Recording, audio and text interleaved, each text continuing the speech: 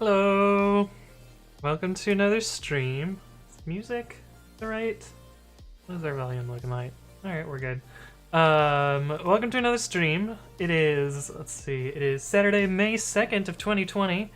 And oh man, we have a bunch of people in chat already. Hey, what's up? TubeWorm says, entertain me. Well, I'll try. We'll see what I can do. Knowledge says, why do you have to start as I'm going to bed? Rip. Yeah. I mean, I tried start early-ish. I don't know. I can probably start earlier if you really want me to. Let's see, because he's a filthy American. Yup. True. Aaron says, yo man, dropping by for a minute. How you doing? Might hang. It depends. I'm doing fine, I guess. You forgot to drop the first A, make it Murica. True, true. Hey, what's up, Geeky Pandy? Hello, hello. Let's see, let's go to the scene. Yeah, so welcome, welcome. The plan for today is to work on some pre-commit stuff. Realized a pretty annoying bug related to how virtualenv does some stuff. The new virtualenv and pre-commit's healthy check doesn't quite work for it, so we'll have to adjust some stuff for that, and venv also has the same problem, so we'll be looking at that as well. Here we are now, entertain us, yeah. Got a new gig yet? No, I'm not planning to enter the job market for a while. I'm gonna try and work on my own thing, and see how that goes. Hey, what's up, is identical? I haven't seen you in a while, welcome back. And D Disser, who says, go blue. Hell yeah, go blue. How'd you know I went to Michigan? Oh, probably because it said umich.edu somewhere. Wouldn't surprise. But anyway, yes, indeed. Some coders stress and jump onto the next thing immediately. I'm taking the other approach like you, apparently. Yeah. Well, we'll see how it goes. Oh yeah, we were gonna do a thing where we try and color these names. Maybe we'll do that too. Maybe I'll get distracted and not actually work on the stuff I wanted to work on, but yeah, that's the way things go. Yeah, let's talk about stuff that I did since last stream, which was on Friday? No, Thursday? I don't know. Oh yeah, I did videos yesterday instead. Hey, what's up, R Redemption? Thank you for the resubscription. 5 months. Wow, that's quite a few. Thank you. Let's see. Oh, this would be everything. Okay, so a new version of libsass got released, and so I bumped the version in libsass Python, which is the binding that I maintain. Interestingly, there was a bug in oh, why didn't I merge that guy's PR? Oh no, should have merged this PR. Maybe there was a problem? Oh. There was a problem. They just didn't take my patch. Such is life, I guess. But yeah, I bumped that to 3.6.4. There's one bug upstream that my tests caught, but their tests did not. And so for now, I've just accepted their slightly broken output. So if there's a Unicode character, it used to work. It used to point directly at the character, but now it points 2 characters beyond the end of the file or end of the line. So there's a slight bug there, but it has to do with this being 3 bytes instead of 1 byte. Smaller problems. Bumped that up. Worked on some stuff in virtualenv. I was trying to reproduce a bug that the maintainer was having only in CI, and I could not reproduce the bug either. So the mystery continues, but fixed some other stuff while I was there. So I noticed that test discovery was non-deterministic. I heard girls don't like it when a guy loses interest in what they... Ooh, a squirrel. Hey, what's up, Knowledge? A squirrel? Where's there a squirrel? But yeah, I just made the tests more deterministic in import time. This affects how xdist does things. Because xdist basically spins up a bunch of processes and then does test discovery in all of them, and if any of them have differing test sets, then it's an error because it assumes that something went horribly wrong. And if they're in the wrong order, they also have that problem. So this, sorting any of your sets in parameterize, which actually That was what all three of these were. So this was a set that I sorted. This is a set that I turned into a tuple, and this is a set that I sorted. And that made the test discovery deterministic. Surprisingly, not an uncommon problem. Or I guess without the double negative, it's a pretty common problem. But yeah, fix that. Oh, this is a funny one. This is actually like a good example of why I prefer if and else in assignments like this, because this error would never happen with the style of if statements that I tend to lean towards. But there's a fun typo here, and so the code just like didn't work because it just always set symlink error to none. But if you would have done code like this, if, you know, just supports symlinks, just dummy this for now, and then definite.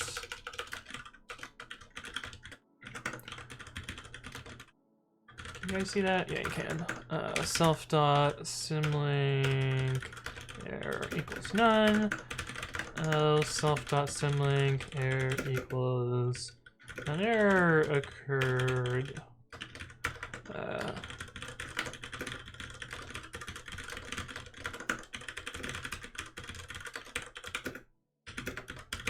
So this is essentially how I would write this code, and you would get an attribute error here, and so you would notice very quickly that it's a problem. But if you put this in the, you know, skewed else, as they like to call it, style, and you know had a typo here, this would always return true, and so that was the bug. So that's why I prefer this style, or one of the reasons I prefer this style. I also think it's easier to read, but you know, that's the way things go. Astoria PC says, went through your VM video, setup done. Nice.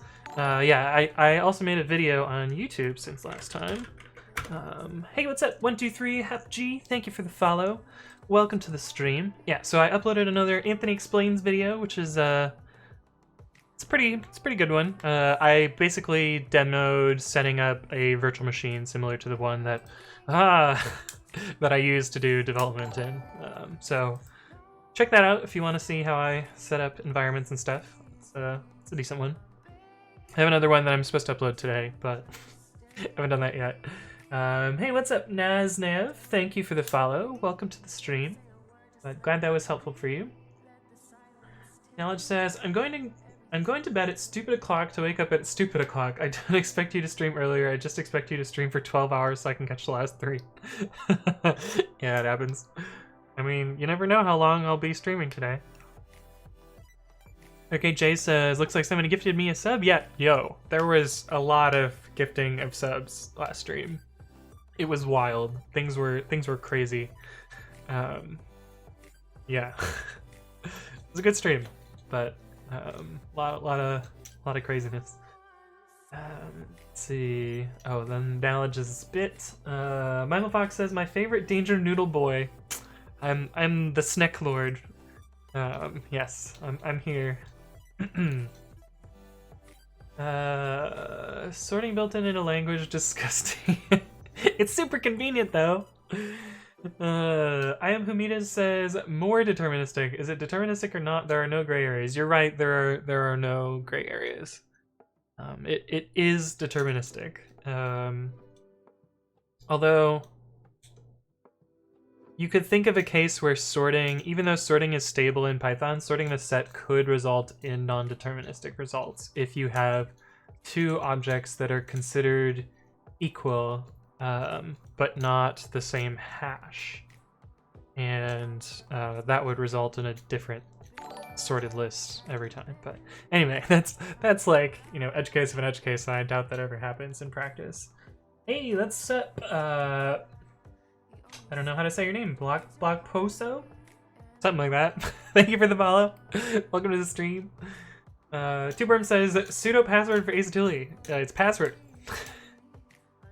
I actually made that my password in the video that I uploaded, but yeah. Hey, Guy Renat Cool. has... Wait, what did it say? What did it say? I missed the TTS. Thank you for the resub. I can do this. Right. Will that show it again? There we go. Cool. Cool! Thank you for the resub. We got a Discord asset from Knowledge who says, look at this view. When I see this view, I get the sense that all is well and everything is going to be okay. Okay, maybe not my exact vibes, but I respect it. Nice. Let's see. Does the VM video contain any good pro tips? I explain all the settings, so there might be some pro tips in there-ish. The Endless Server says, Guten Tag, hello, hello. Oh, what is that emote? It's a hey. Hey emote. Is it Uncle says, is Python itself deterministic? What the? Is that my phone, or is that the front door? What's been my phone? Something just like vibed in my house, and I don't know what's up with that. Hey, what's up, Coding Cactus? Thank you for the follow. Welcome to the stream. Yeah, Python's mostly deterministic. There was a problem with PyC's not being deterministic that I think was fixed recently, so that you can get reproducible builds. But I think it's mostly deterministic. Sets are not. 123AppG says, I'm from Brazil and I recently started programming in Python, but would you recommend another programming language? I don't know. I feel like for starting out, Python is decent. I would definitely try and learn a statically compiled, strongly typed language, just so you get experience in that and that can appreciate types and such. But Python's fine for getting started. Tuber says Go is the best language. Nice. Coding Cactus says, I am a simple coder. I see Python coding, I follow. Nice. Welcome to the stream. Tuber says you should learn Go. I have learned Go. Oh, you're talking to person chat, I see. Gabernat says, I like how Vim has the archenemy Emacs, Go has Rust. I feel like Rust is better. I'm not gonna lie. Hey, what's up, Full Stack Overflow? Thank you for the follow. Full Stack Overflow. I like that. But it's Full Stack Overflow. But also Full Stack Overflow. Yeah, it's good. I like it. Go has no arch enemies except everyone else. Of course, Rust is far superior. Yeah, there we go. The real talk in the chat. Hey, what's up, Stevo Bandito? Hello, hello. Marza says, I just wasted 15 minutes of my life using Python-M VM. It doesn't come with setup tools and wheel sigh. It should come with setup tools. I don't use VM myself, so we'll have to install it. Python 3.8. We'll do 3.9 VM because I know the package for that is not broken, unlike the 3.8 package, which is definitely broken. Debian does weird things where they split the VM module out into a separate module.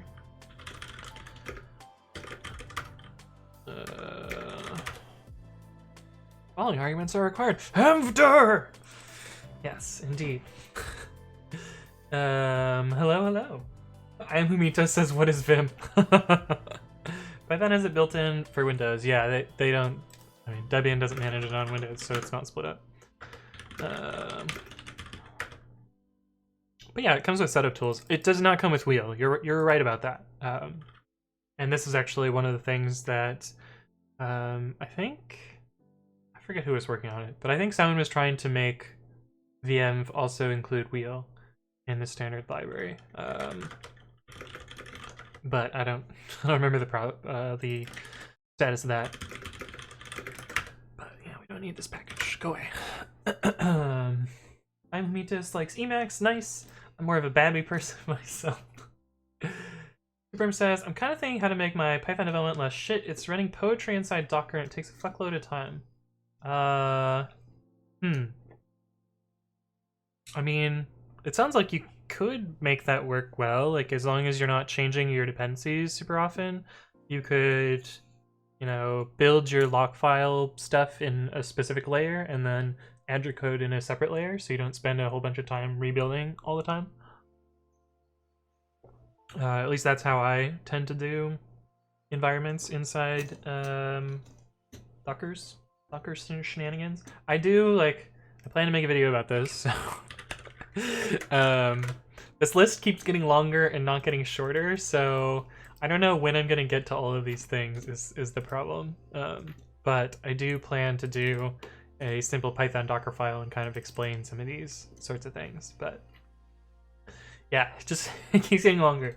But I'm happy to do all these videos because they're fun for me too. D-Dizzler says, Visual Basic is the best language when it comes to Googling the language name and finding only relevant results. That's probably pretty true. I actually started in Visual Basic. That was one of my first programming languages, which is pretty great. Pudding Cactus and Empi both ask, what are you doing today, Anthony? Okay, so we're going to be working on Precommit, which is my linter code formatter. Yeah, ignore this.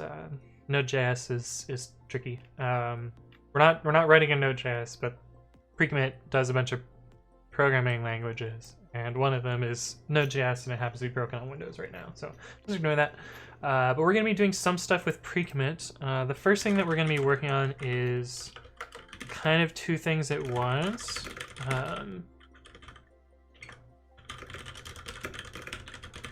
Well, let me... Okay, this won't show the problem, but I'll show the problem once this finishes. Because obviously the install is going to be slow. But one of them is a performance problem, another is a correctness problem, and another we're going to be writing tests for someone else's PR that they don't write Python, so they changed some code but didn't have the ability to write the tests. So I'm going to write the tests for them. Okay, but this is kind of a problem. Well, I mean, it's not that big of a problem, but a half a second to do nothing is kind of annoying. And realistically, we can get it down a lot more than that. Python import precommit.main. So this is kind of like the minimum time we could get it down to, like 140 milliseconds. So we're currently wasting like 430 milliseconds doing nothing. And I know why it's doing nothing, but I'll show you guys. Well, I have an idea on why it's doing nothing. We'll actually profile it and see if I'm right. I usually tend to be right about these things, though. I know it's slow, so we'll see what happens with this. But I'm pretty sure we'll be able to fix this problem and also improve and fix another problem at the same time. So it should be fun. But yeah, that's what we're doing today. Now this has got another meme for me. Andiany. That's a good Anthony knockoff. It's actually kind of funny because I frequently get called Andy, even though like it's definitely not my name. But I don't know. Maybe I look like an Andy to people. But I've even had checks like written to me with the name Andy Satilli on it. Like, cool. Pusheen and Papine. Someone I think they changed it recently, but someone on I was gonna say work Slack, but I don't work there anymore. Someone on Lyft Slack had this as their as their Slack icon, which was pretty funny. But Government says, a fun fact, without wheel, pip install is slower. It is indeed slower. Because it tries to build a package from source and then it will fail because wheel's not around, and then it'll rebuild it again. And it can't cache the wheel, so it's gonna rebuild every single time, which is, kind of awesome. Kanbiko, hey, welcome back, says, I don't even know how you would say that. Leone, something like that. But yes. And the other server says, semi after Windows update, my password gone, and I typed Python, and the fucking Windows store opened up. Why would anyone ever want to open the store from the command line? WTAP. I actually know the person who's responsible for that. I think it definitely improves the situation on first start when you're like first starting with Python, but if you've ever used Python before, it's absolutely not what you want it to do. Also, I'm pretty sure if you type Python 3, which never resolves, that also opens the Windows Store, which like is absolutely fucked. That should absolutely not happen. This is fucking stupid. Because like I do have Python installed. And Python 3 never resolves to anything, but I type this accidentally all the time, and so I open the Windows Store a whole bunch, and that's fucking dumb. That should not be happening. But you know, that's another like time I should grumble on Twitter about. But hey, what's up, Mohammed158? Thank you for the follow. Welcome to the stream. But yeah, it is weird. I get it for Python. I strongly oppose it for Python 3 because that's the way things go, I guess. Parsit says, I forgot how I can make wheel from an installed package. PyWB doesn't have a wheel for Windows. You can do VM bin pip wheel package name. So like random package like ASD pretty. This one I'll actually download a pre-built wheel, but this will wheel this package and it'll put it in your working directory. And you actually probably want -- no deps because you don't really care about the dependencies of the thing. Otherwise, it'll splat everything, all of the packages recursively into your directory, which is a mess. Cooper says, I wish I could easy peasy separate the problem of building apps from all the dependencies from building a Docker image. Basically, I want Java jars. I mean, you can make Java jars with Python. That's the beauty of it all. Unlike node modules, where you kind of need it in the working directory, but that's all different. And Meteor says 400 milliseconds won't change people's lives. Don't worry. It will though. It's like it's much past the like perception threshold for humans, where they'll be like, "Huh, it's pausing and not doing anything. That's kind of weird." As it says, "Holy shit, 5 gigs for build tools on Windows for Python." Wow, that's wild. That's a lot. Oh. For some reason, my skin is super dry right now. It's probably because I haven't gone outside forever. I should probably get some sun at some point. Looking like Andy. Yeah. Yeah, the Bushin thing was good. D-Dister says, is your desktop a VM or bare metal? This is bare metal on Windows, but the Ubuntu desktop is a virtual machine. And I actually recently did a video about me setting it up, so you can check out that video on YouTube, youtube.com/ it says Anthony Writes Code. Anthony Writes Code. That's my fishing channel, right? Hey, what's up, Sukulatum? Hello. Kinbiko says, you quit? No, I did not quit. I was laid off, along with 17% of employees at Lyft. But yeah, I'm not gonna rehash that here today, but I did talk about it in this video here. So if you wanna check out the details, it's in there. I realize the video is pretty long, but I talk about a lot of stuff in there. So I wouldn't blame me if you don't want to watch the whole thing. Hey, what's up, Cybergenic? Hello. Why there's no Python 3 symlink? Because there's no symlinks on Windows. Mohammed says, dude, my internet sucks. Why only 1080p? So I don't actually control the bit rates for Twitch. The way Twitch decides whether your channel gets other bit rates is based on popularity and available encoders. So if there's a lot of people streaming today and I don't have that many viewers, then I won't get the encoders, and so it'll just be stuck at source. And yeah, my source is 1080p. So that's why it's 1080p, which is unfortunate. But oh, thanks. Don't forget to clean the wheel in the pre-commit folder. Gotcha. Already did it. Government says, I find pep517.build to be better than pip wheel -- node dubs. Yeah, see, while I'm old, I've I have not adapted yet to the 517 world. Cooper says, let me moisturize you, Andy and E. Andy and E. No, when I go and fill up my water, I'll probably put on some lotion. Put some lotion on the skin, you know. There are symlinks on Windows, kind of, but not always, and not by default. You have to enable them. Cybergenic says, "What's your opinion on PHP?" So one of the first programming languages I actually wrote in was PHP, and I largely credit my sticking with programming to the PHP docs, because they were actually like pretty amazing, and like, you know, always had purpose-built examples and like community contributed content, and like the PHP docs are amazing. The language design, I have some thoughts on that. Hey, what's up? Jan Pon Thong, thank you for the follow. Welcome to the stream. But yeah.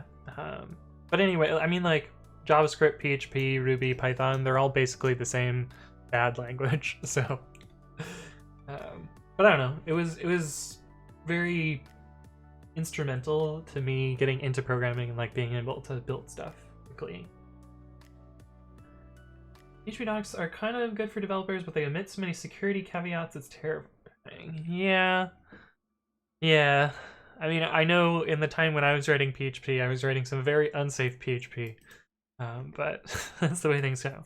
Anyway, so I guess let's start with the easiest one to do first, which is going to be this pull request that... Oh, actually, I forgot to even talk about that. Yeah, don't worry about it. Whatever. We don't need to do more recap. Recap's no fun. No one wants to watch recap.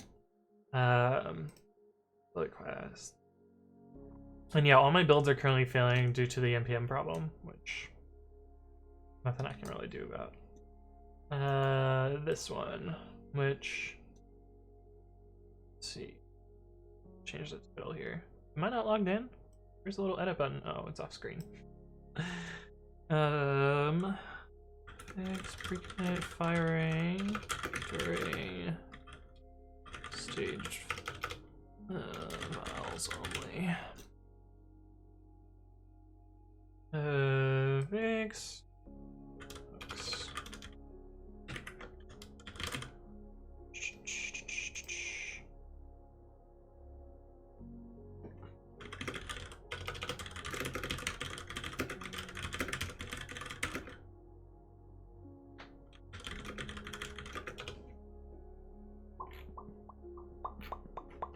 But anyway, we're gonna check out this guy's patch and then write a test for it.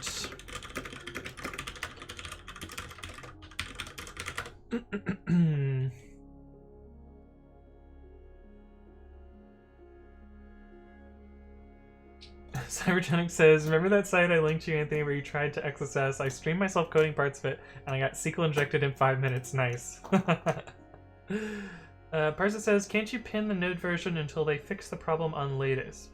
Probably, but I haven't even debugged it yet. So I might also debug it later and see like where the problem comes from and then try and fix it, but yeah. Cybergenic says, in one day I learned about sanitizing inputs and prepared statements. That was fun. Yo, prepared statements are so good. They're one of my favorite, like, you know, tech things that I learned way too late is prepared statements.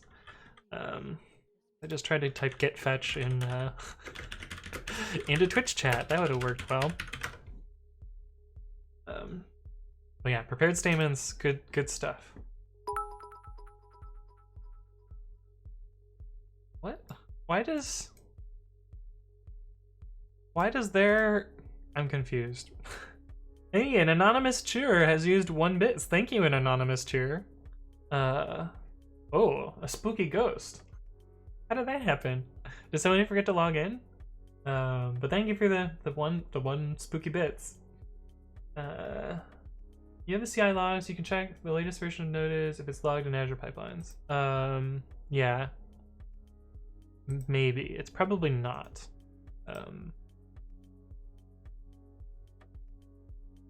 And it's only on Windows, which is the other great part. It works fine on other platforms, so it's just Windows. Okay. But yeah, I don't think that there's enough information because it's only failing. It's only failing at. Oh, it's failing at install time. But yeah, we missed the logs from the environment setup, so yeah, not quite working.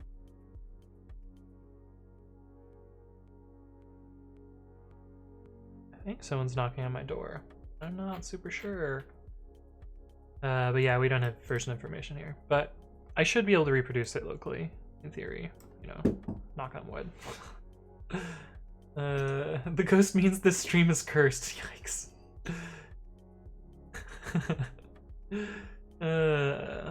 Hamito says, have you tried a similar format like the stream but doing pair programming or multi-programming with the audience? I have not yet, but I would be open to trying it. It sounds like it'd be fun, but I would need to find somebody to pair with. I'm confused why there's new tags here. This seems wrong. Are those my tags? Are those their tags? I'm gonna have to like delete those if they're not from mine. Like maybe they forked. That's really old tags too. 1.2.1. There was no 1.2.1. What are you? Alright, now I'm curious. What has this person done?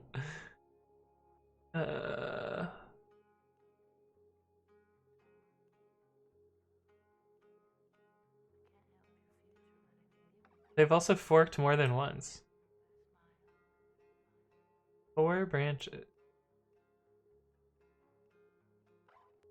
This is from today. Or yesterday.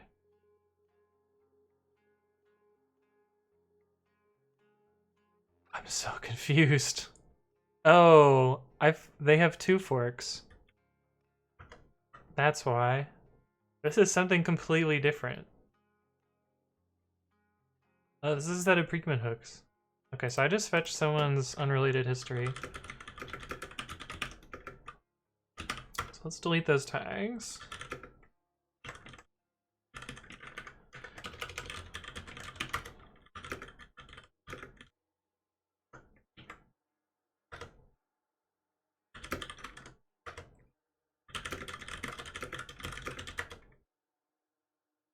Okay. I confused myself there. That was an interesting one. Anyway.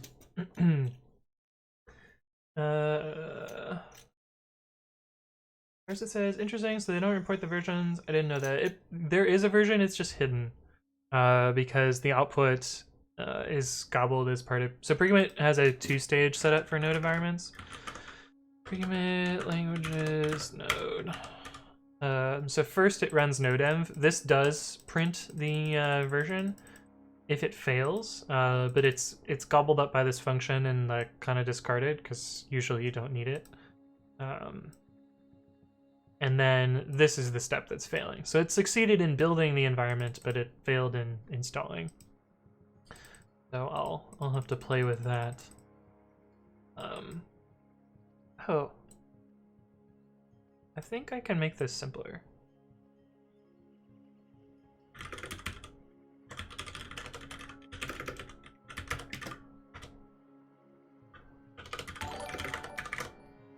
Yeah, I think we can make this a French string. Hey, we can French string that. I say simpler, but I don't know, raw strings are not always simple. Hey, what's up, Levinson2504? Thank you for the follow. Welcome to the stream. I wonder why... Well, I bet it was string concat before. What is that creepy emote, Mindful Fox? Cursed stream. Levinson2504 says, my company is unaware, I have no idea how Git works, and just randomly create branches and commits. It sounds like most programmers. Persa says, here we go, quick fix is on the way. Hey, thank you for the bit, Gabby Burnett. A good old Shamrock one. Yeah, French string.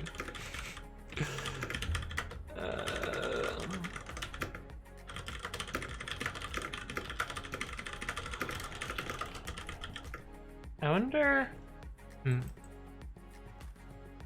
I wonder if I should make PyUpgrade do this. Because that seems kind of cool. Or make some code formatter that does this.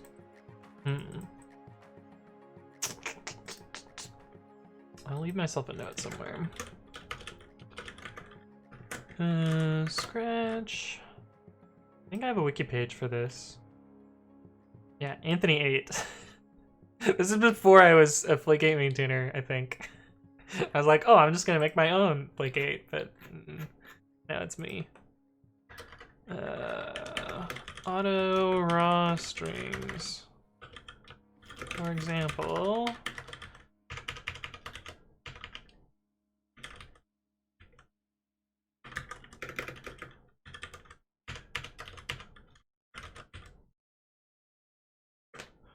I don't know.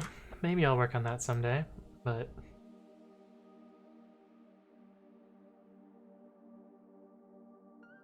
Okay, someone is definitely knocking at my door now. So I'm gonna be right back and check on what they're doing. So I'll see you guys in a sec.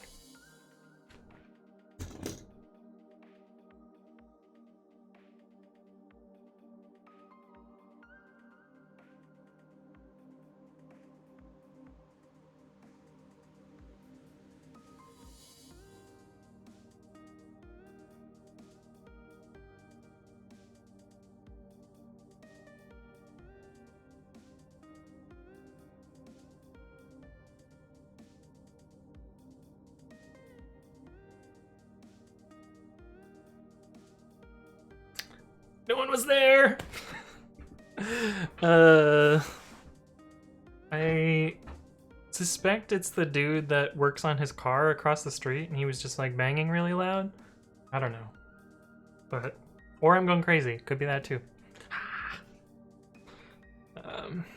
But we're back now.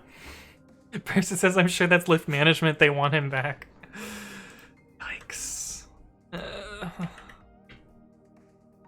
Yay, French strings. That's a banger, yeah. Who's not going crazy these days?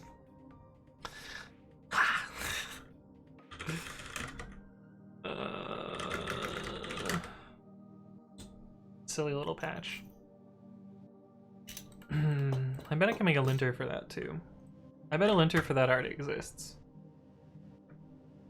There's probably something for that in whatever that giant ass Flake8 plugin is. We make probably has something for this. But anyway, let's actually check out this dude's branch. Get branch. This one.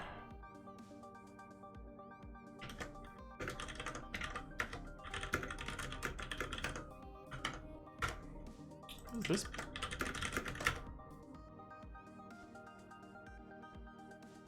Oh. It's like, that's not my code. How do I... Like this? Yeah. So it's like, what? Okay, get rebase dash I origin master. I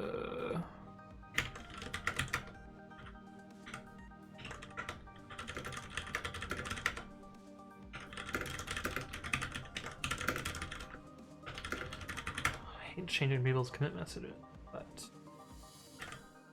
going to do that anyway. Did I make this PR? Yay, French strings!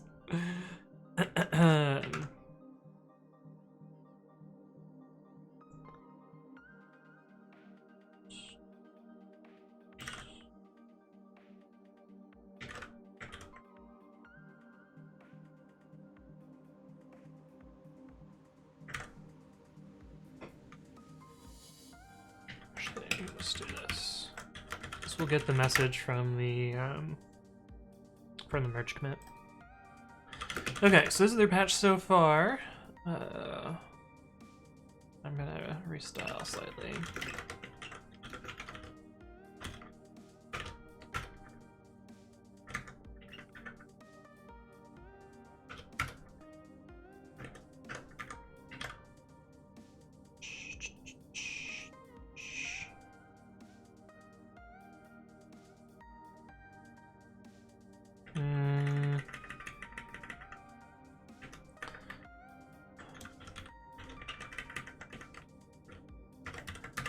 And bool is not really super necessary. Just do.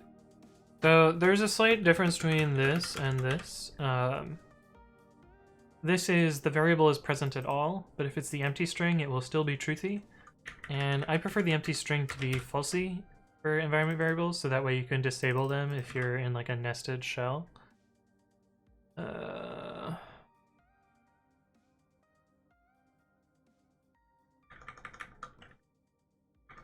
Comment is a little bit wordy.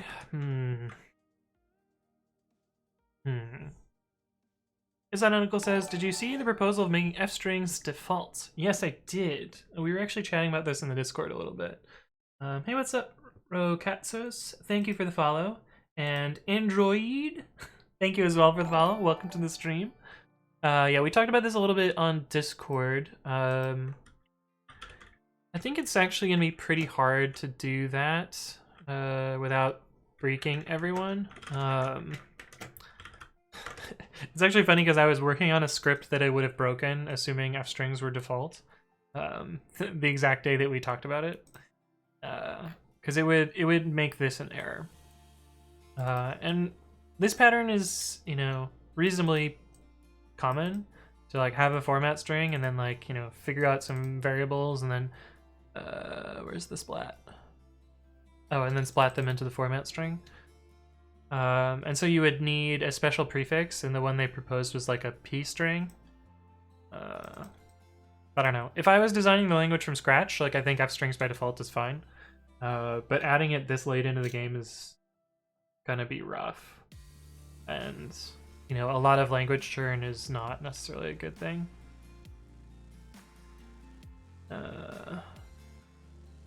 F-string default was probably the most divisive topic at the language summit. Usually a sign it will not go through. Yeah. Yeah, that tends to be how it goes. I did see this. This is some black magic fuckery. Also, I want to say that I did this with screws before and it works the same way. When would that have been? A long time ago. Oh, probably when we were building the house that I moved into when I was like 14. Right before I hacked Gmail, you know? But yeah, some black magic fuckery right there.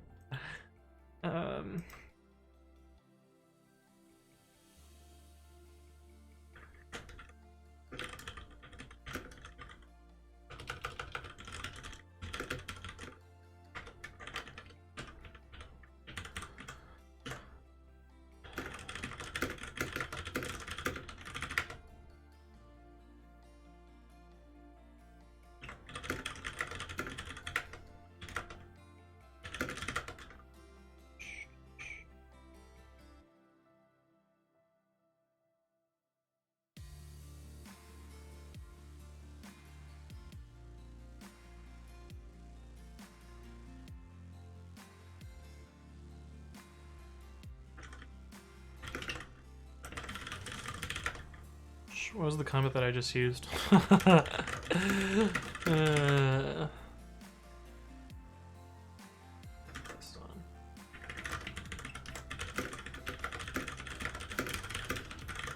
Okay, so this is the patch. So I'm gonna write a test that fails for this first and then make it succeed.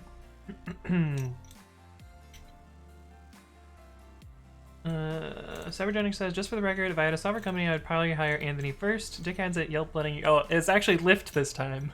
I quit from Yelp. But yeah, Lyft let me go. This video was actually reversed. Are you serious? No. It's fake? It's in reverse?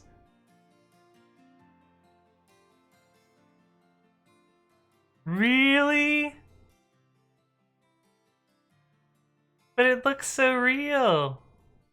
Oh my goodness.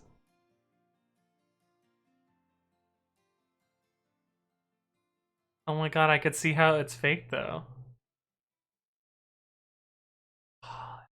So much. Is it actually reversed? Oh, would you need nails sorted? Maybe just grab one. Yeah. Yo, I get confused about Lyft and Yelp all the time still. They're 4-letter words. They both have a Y in them. They both have, you know, cutesy logos. They're both Python shops. They're both in San Francisco. I worked at both of them. It's rough. It's rough. But yeah, anyway. So we're gonna make a failing test for this. I think I'm actually gonna need to make 2 failing tests due to the way that this works. Because I'm gonna need coverage for this. Because I don't think I'm gonna be able to cover this code nicely. But we can do... How am I gonna do this?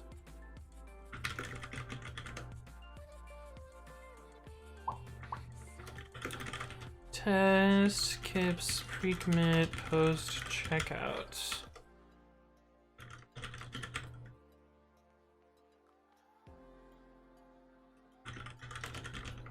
What is patchter?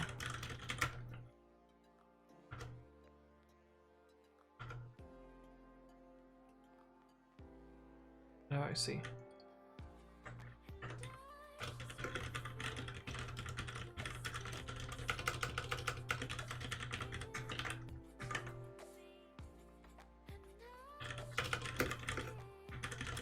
So basically what we're going to do is we're going to add a failing post checkout hook to this Get repository, and then we're going to call this function and make sure that it doesn't crash. Because right now it's going to crash. It was debunked on Twitter. Fripp.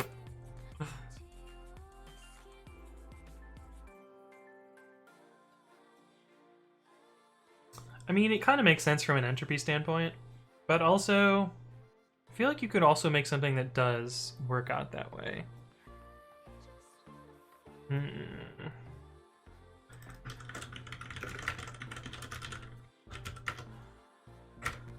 This is the thing that I want. Repo root config.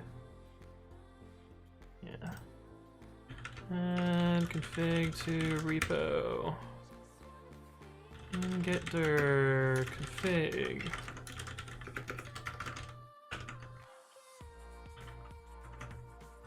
Repo local hooks.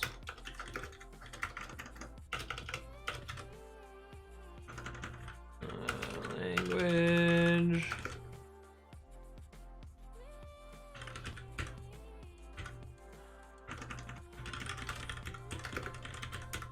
I think this will always fail.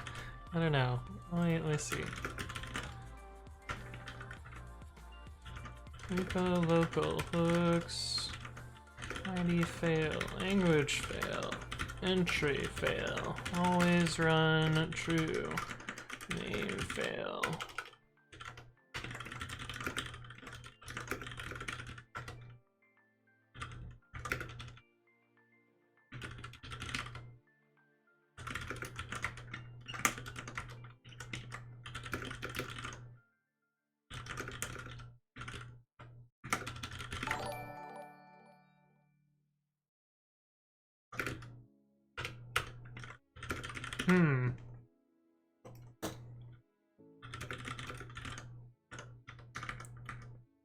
Hey, what's up? Cash Flush, thank you for the follow. Welcome to the stream. Really? Oh, because it doesn't know the difference between no files and... Okay, this is what I expect. That's good.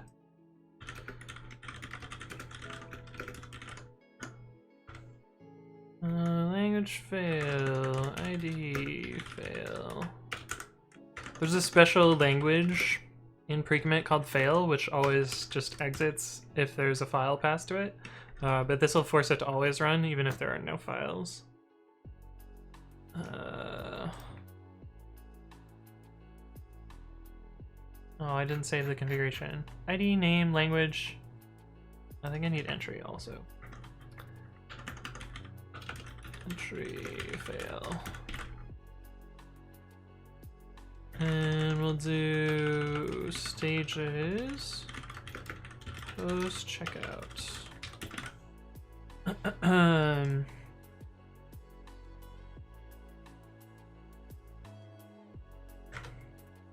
Python in 2033. Oh, I saw this with IE9 hacks in the middle of it.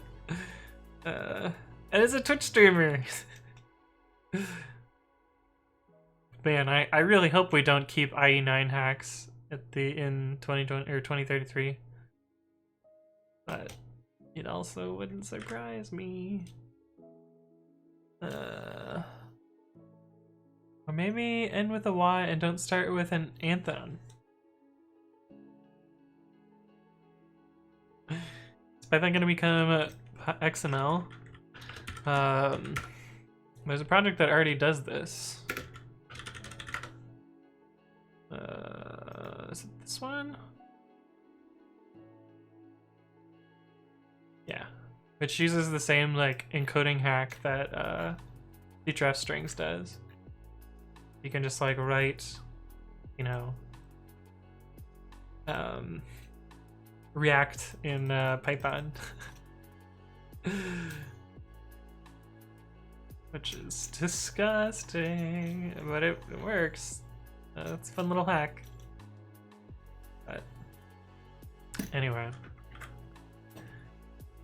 it's one of Guido's little pet projects that he no longer maintains. Alex Seku says it's a new Prime show upload. Oh. Given enough time, everything becomes XML. True. One big fail config. Yup. Hey, what's up, GM Knight? Hello, hello. Another meme for me? I have horse-like reflexes. Don't you mean cat-like kicks you right in the face?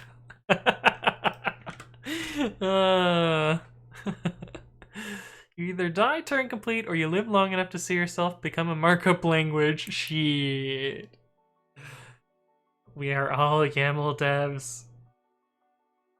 Android says, Python syntax is weird. I prefer the missing curly brace and semicolons. Yo, I love semicolons and curly braces. I'm with you there.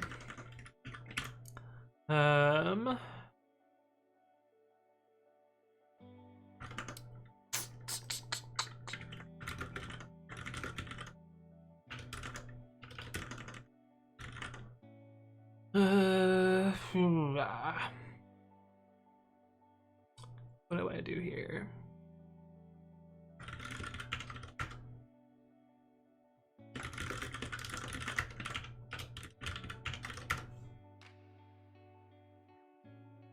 Oh, we need all sorts of stuff in this test. Store.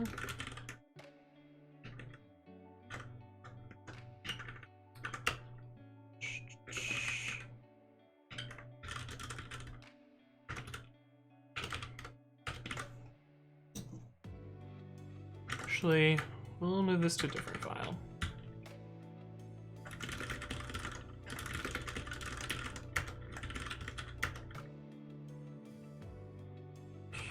It makes a lot more sense here. Oh no, trailing white space. Where did you come from? Oh, probably because I copied and pasted from the terminal. Test skips, post, checkout, unstaged changes.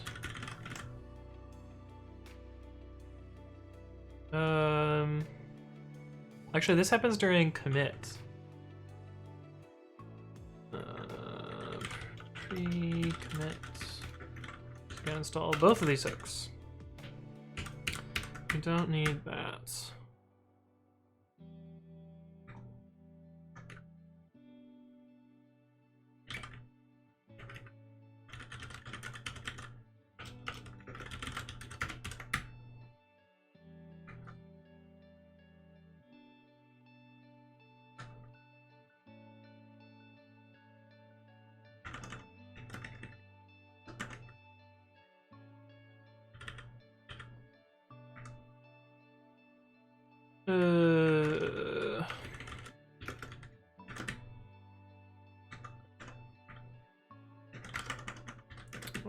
One more indent. We'll just add another. I think we can actually leave that. We'll see. We'll find out what it does.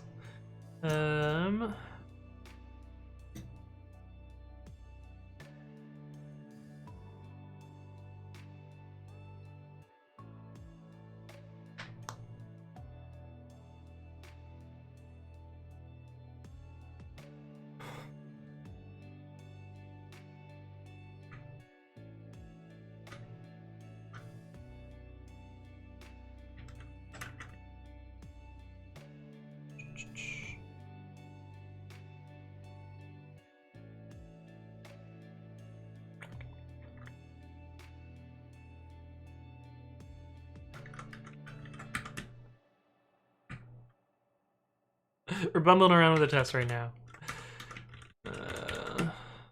Oh.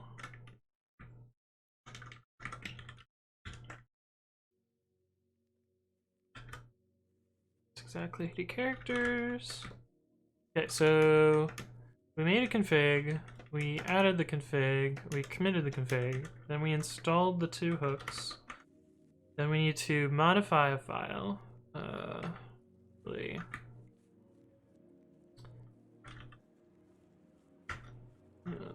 think we actually want to do this.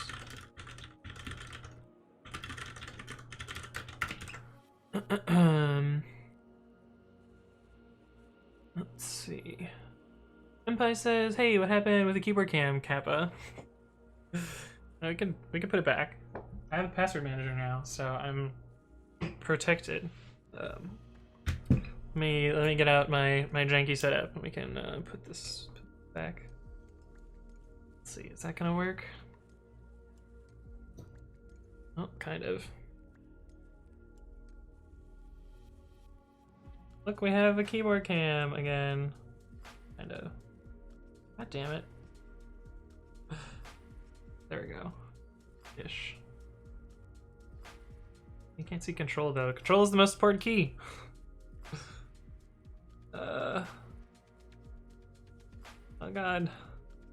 Yeah, there we go. Now you can't see this half the keyboard. It's fine, whatever. It's close enough.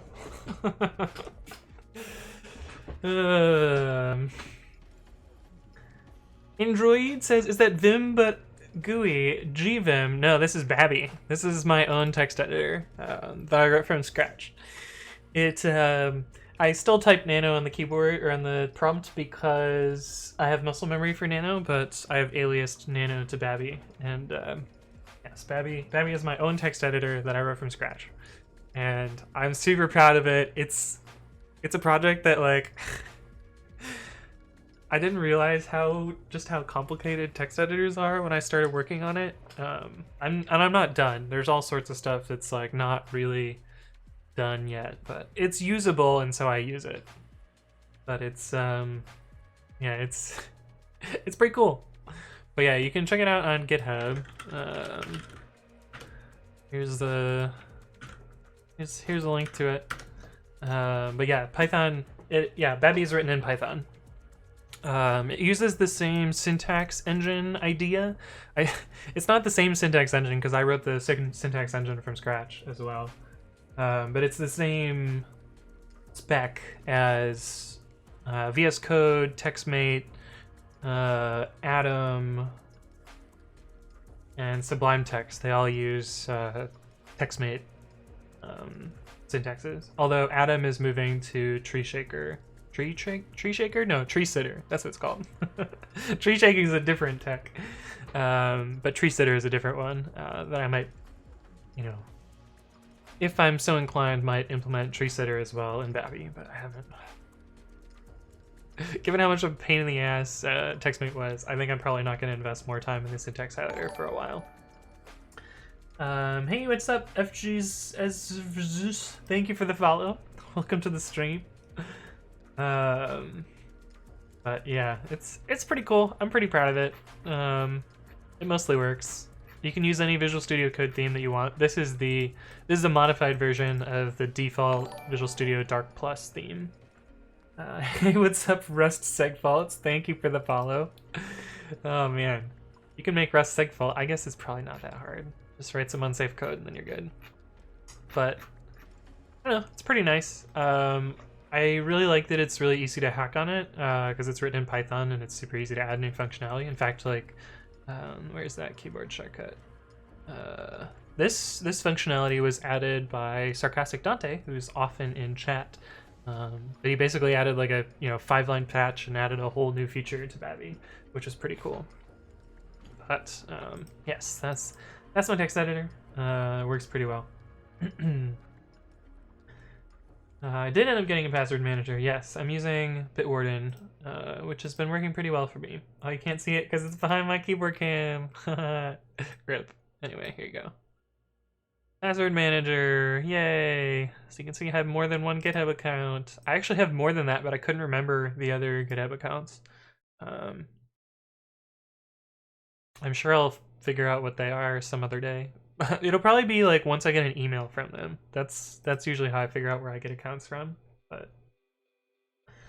yes, I do have a password manager now. Hey, what's up, Mario Deval? Thank you for the follow. Oh, it's probably Mario Edeval. That would make way more sense than Marioid.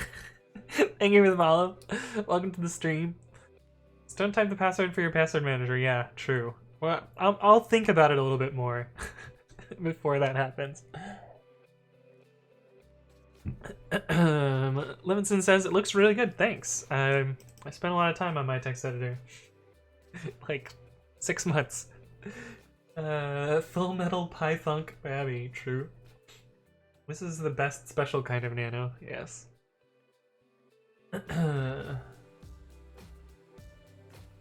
Knowledge says it's not living with the problem, it's dealing with the constant anxiety that one form you signed up for in 2006 will be breached and now your Facebook will get hacked because of it. See, I still used unique passwords. I didn't reuse passwords, but I was the password manager. And so that was the rough part. But now I don't have to remember all of them, which is good. Mario asks, is there something special about Babby?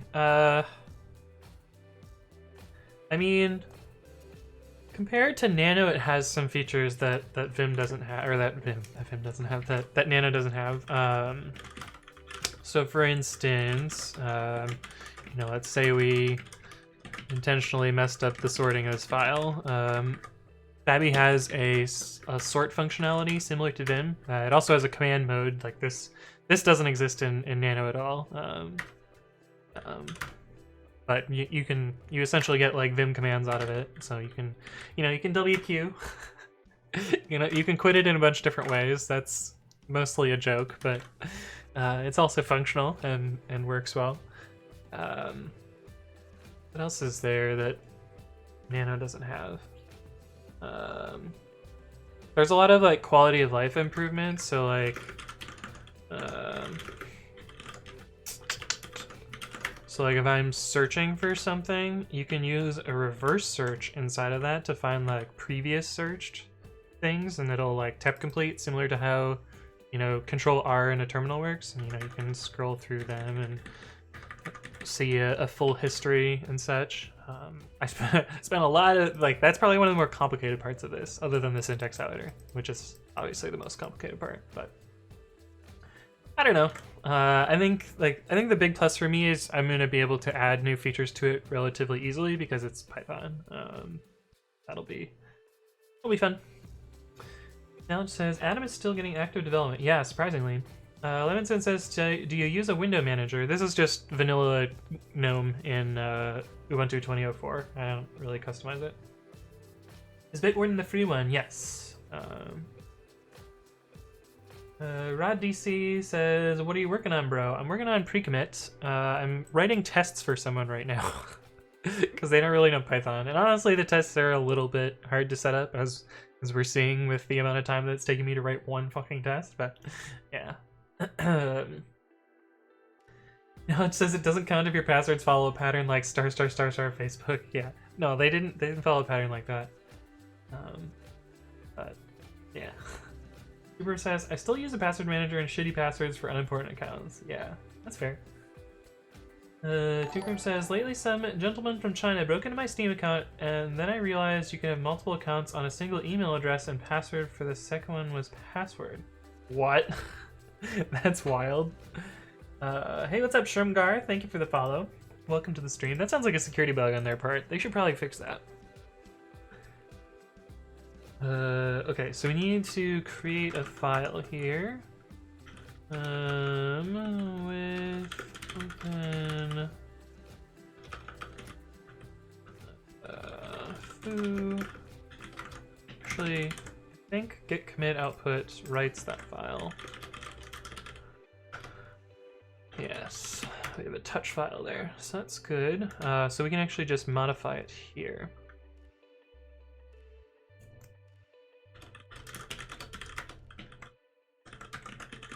Does this add it? It does. So we want to not use that touch file. We want to use a different touch file.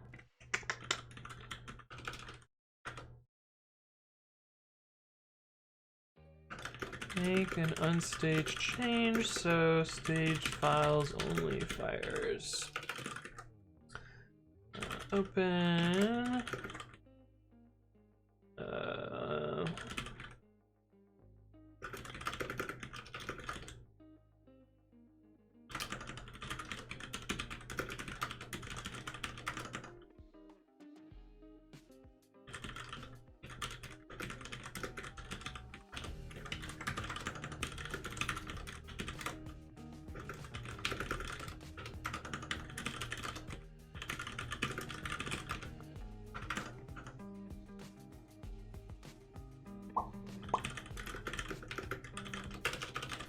Commit output temporary factory.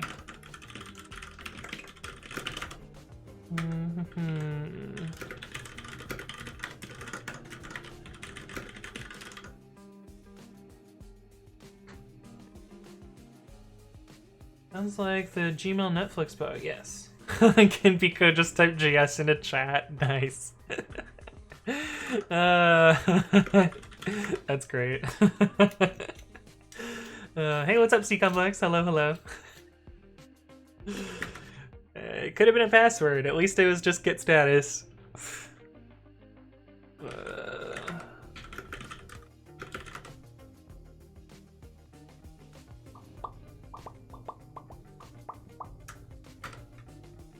Oh, weird. Figment didn't fire at all there.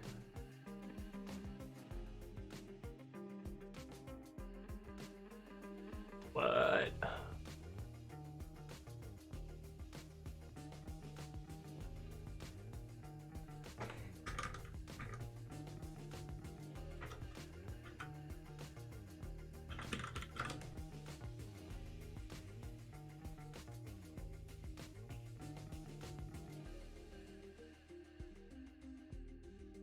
Am's confused.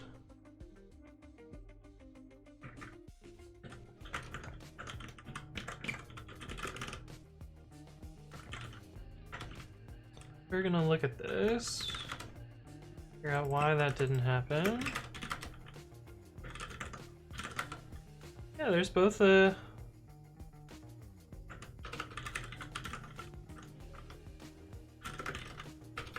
Oh.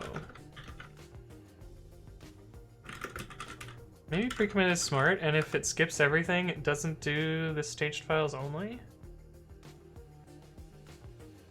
I don't remember programming that. Pre-commit command, run.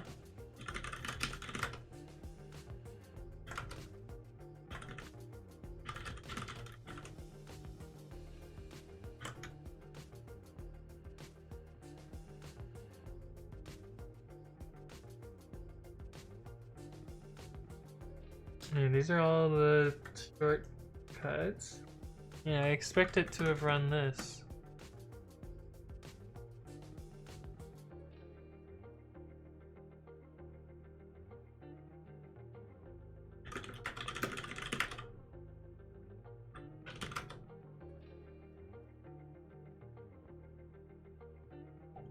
What? What happened there? Why? I don't know why this file is staged. Or was committed. It was not unstaged.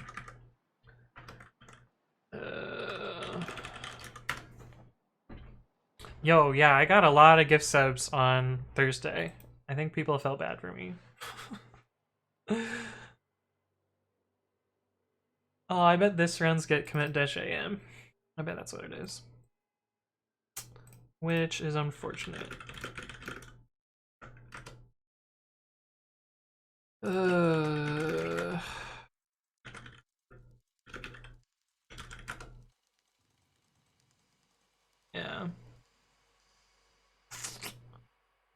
Yep, it does use -a.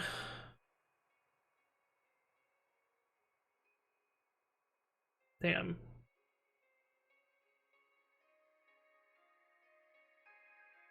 Do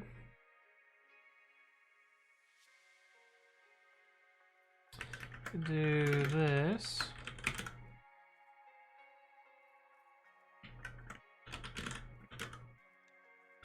This is becoming keyword arg hell.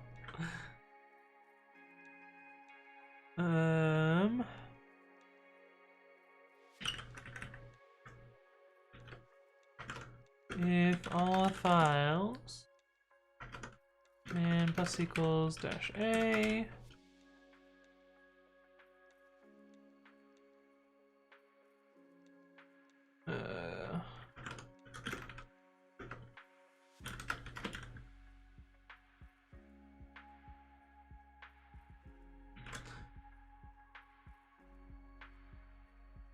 and then we could do all files equals false. Ugh, this is so ugly. I hate this.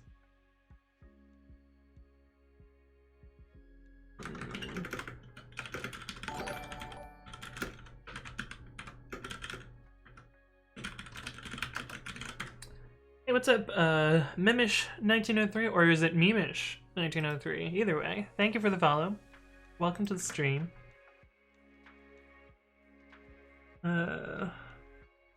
C-Complex says, maybe pre-commit is smart. This feels like the ultimate battle, Anthony versus his former self. No, it's because I did a like slightly smart but also slightly dumb thing in the tests, so it's kind of my fault.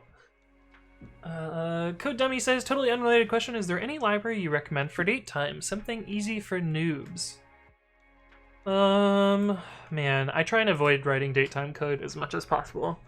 That said, if you don't care about time zones and you're entirely working with naive date times, which I would not recommend, you can usually get away with just the standard library. But if you're working with time zones, you'll want to use PyTZ, which is like the de facto standard thing for using time zones in Python. And then what is the one for parsing? There's a library that's super popular for parsing date times. It's top IPI packages, probably in the top ones. No, it's not that one. Dateutil. Is that the one with the parser? What is isodate? I should know this package. The parser for just ISO 8601. Oh, that's useful. Oh no, it says easy install. No! It also says setup py install. Yikes. But this is the one that I was thinking of. Dateutil is kind of the de facto standard for third-party packages that deal with dates and times. There's actually going to be time zones in the standard library pretty soon, which is exciting. But yeah.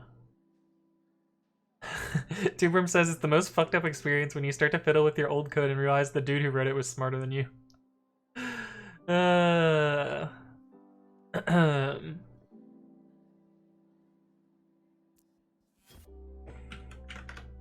Make pre-commit faster on Windows. See this discussion. What's slow about it?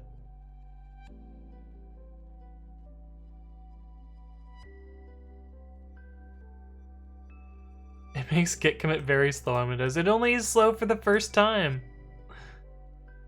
Ah. But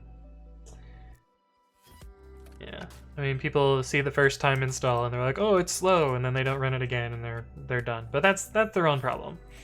I'm not trying to fix those people. Run it twice. It'll be faster the second time. Ugh. It's tiring.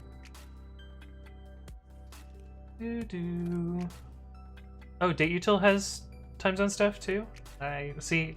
It shows how little I know about date times, how often I work with them. Oh, yeah. 3.9 stuff. Yeah, that's what I was talking about. Hey, what's up, Ethan Timing? Hello, hello. And Sarcastic Dante, welcome. I was talking about you earlier. And your Babby feature. Doesn't require easy install, just outdated documentation. Yeah, I know. The fact that it mentions it at all, though, is arguably a bug, because it means people will find it and use it.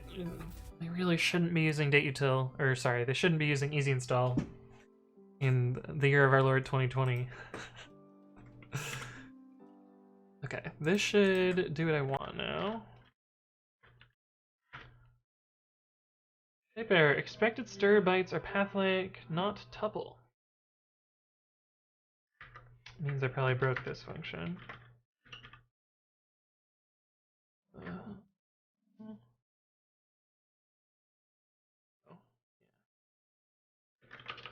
Indeed, I did.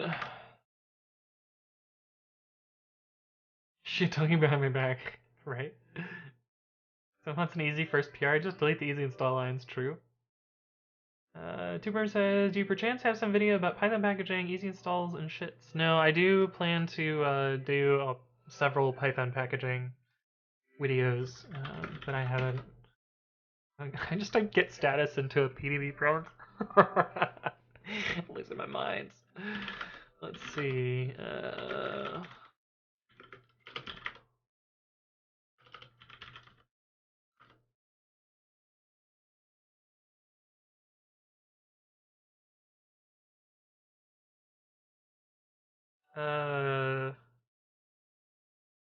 What? That is not at all what I expected. Unstaged files. Why did it stash and unstash twice? Why did it do it so many times?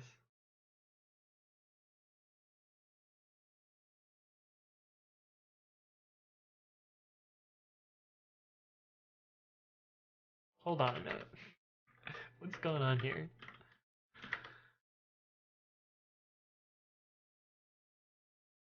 Does committing fire the checkout hook? I thought that was what we were fixing here.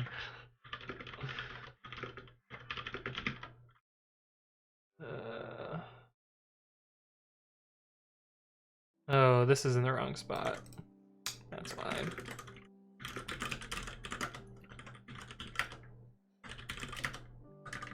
This, yeah, this is in the wrong spot. This should be here.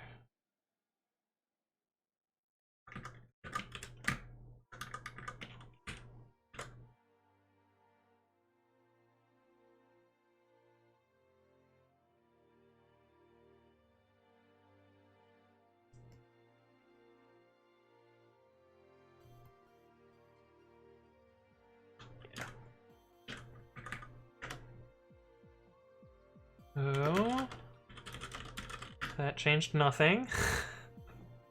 Why did that change nothing? Oh, wait, no, I did move the code.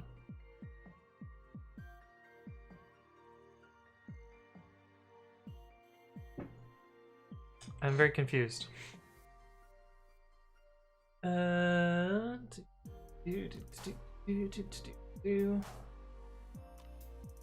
I find myself deeply confused by this clusterfuck. Yeah, packaging can be confusing. I feel like I have a pretty good handle on it. I don't feel too overwhelmed by it, so maybe that puts me in a good spot to explain it.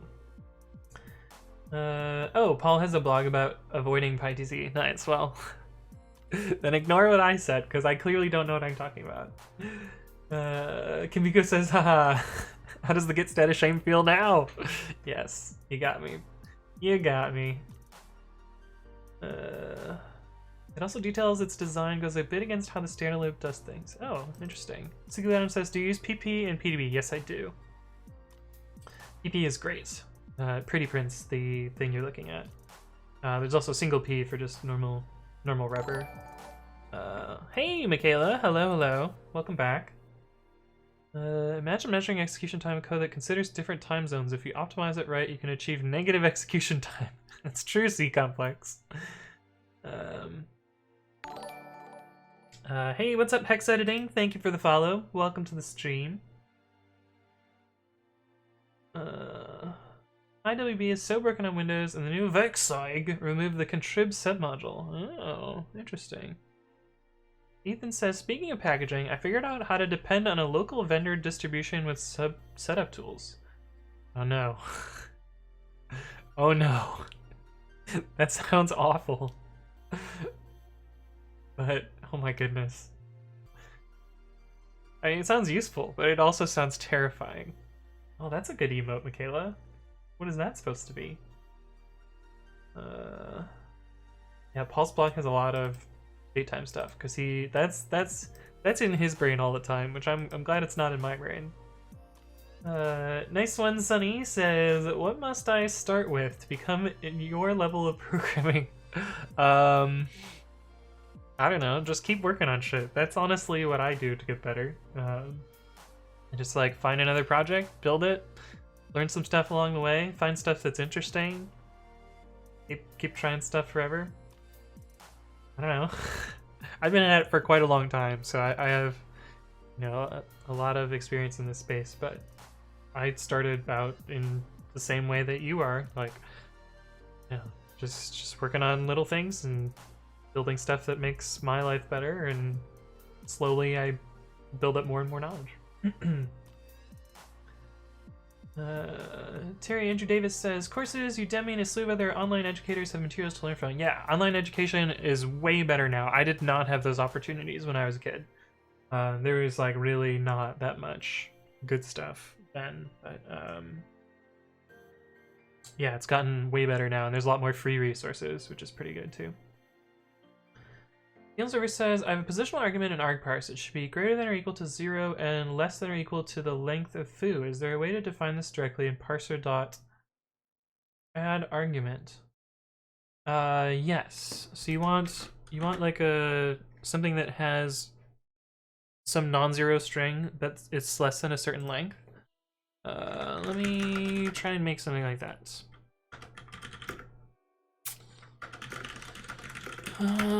From the import argparse. Oops. Exit main.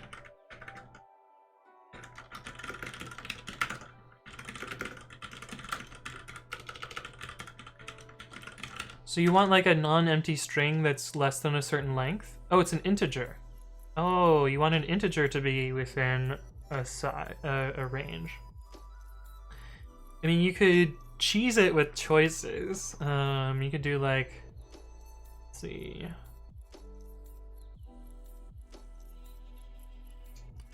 Does choices work before or after it? I don't know, we'll find out.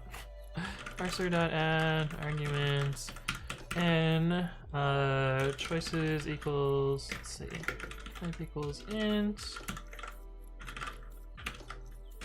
if this works.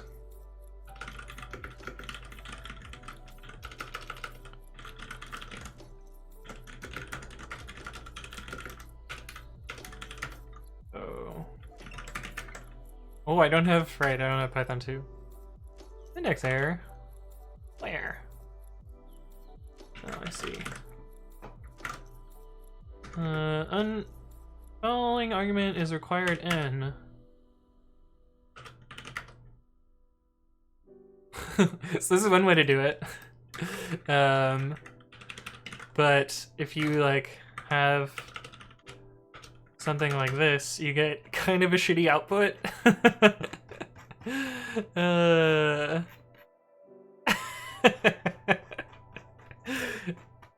So maybe that's not the best way to do this.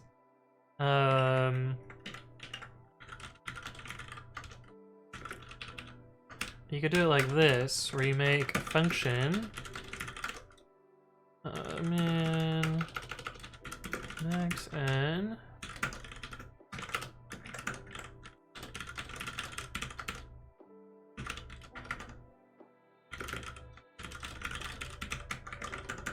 If, let's see, try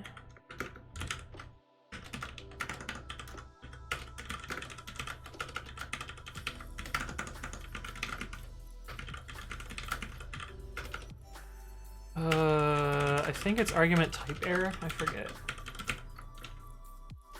Expected an integer dot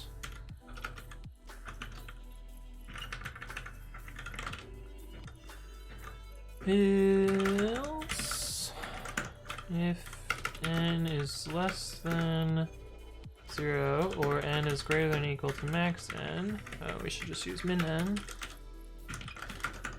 Raise argparse.argument type error. Expected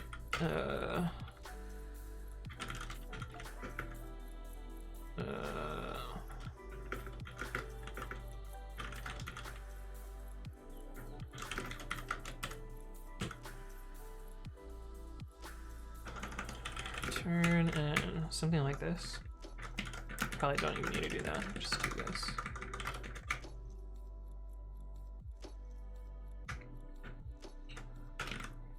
This actually looks a lot like a decorator, even though it's not a decorator. Oh.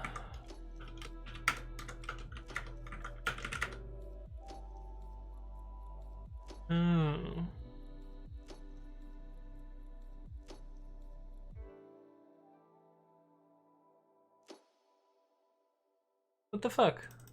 Why? Oh, this is probably value error, not type error. There we go.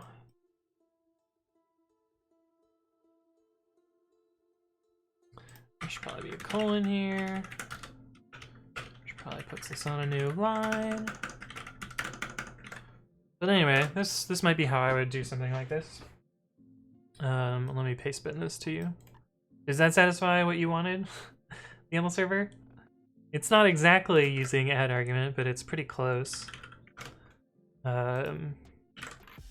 It's extending using argparse types, custom types. Invalid value wat, yeah. The trick is to at file colon. Oh my god, no. No, Ethan, no. Yikes. Nice and Sunny says, do you believe college name, like which school you attended to, matters in the world of IT and software engineering? So I went to the University of Michigan, and that's the tricky thing with college educations, especially in software engineering, is they are not necessarily required. You can, you know, self-apply yourself and like learn all this stuff without going through an education. There are some things that are difficult to get out of self-learning and applied learning. Mostly like theoretical portions of computer science are kind of, you know, not something you'll learn if you're just building stuff.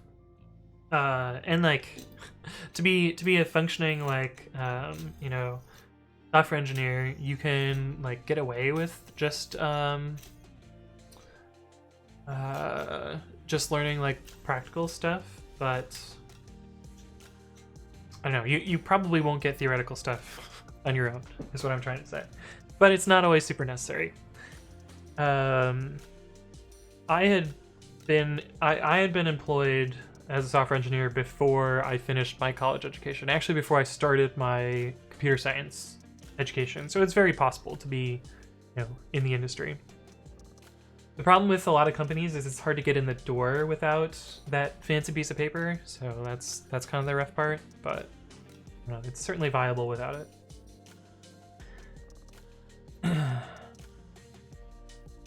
I want to use the action API. So you can do it with just type, as we showed here. The action API is way more complicated. You don't want to do that. C-Complex says, to become Anthony 2.0, just start out by writing a post-commit hook framework and a new editor named Vavu.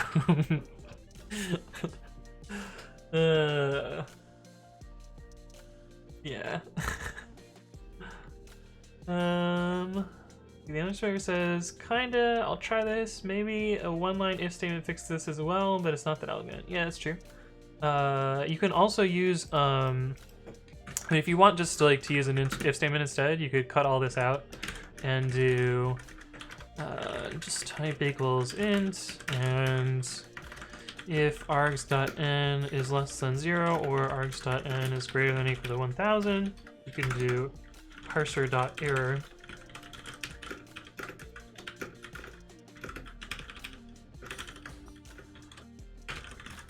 you can do this. So you can call parser.error directly. And if you don't have a colon here,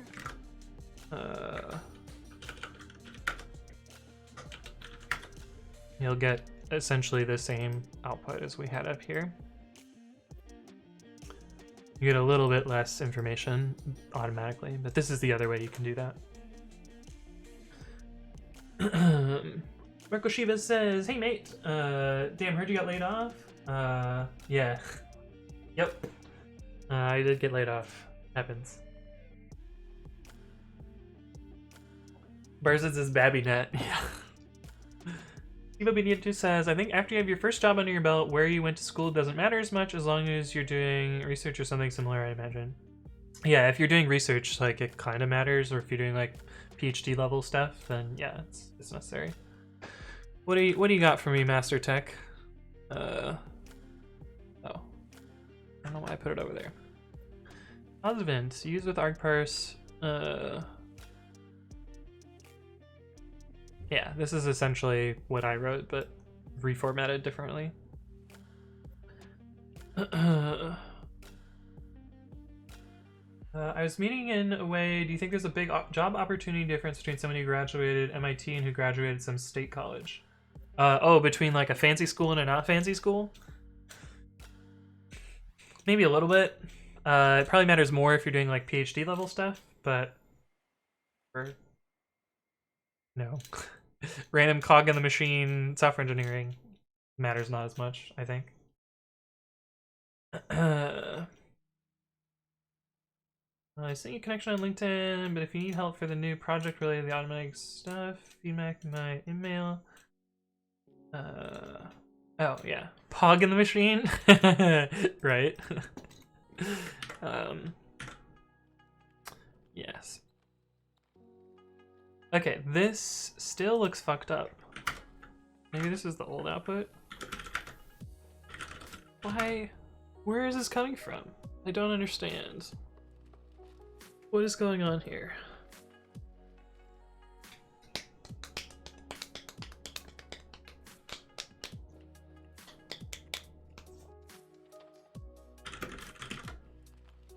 I did it again. I did it again. Damn it.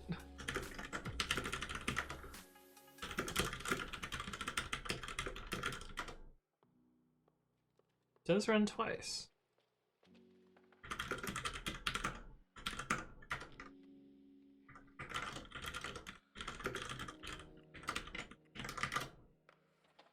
Oh.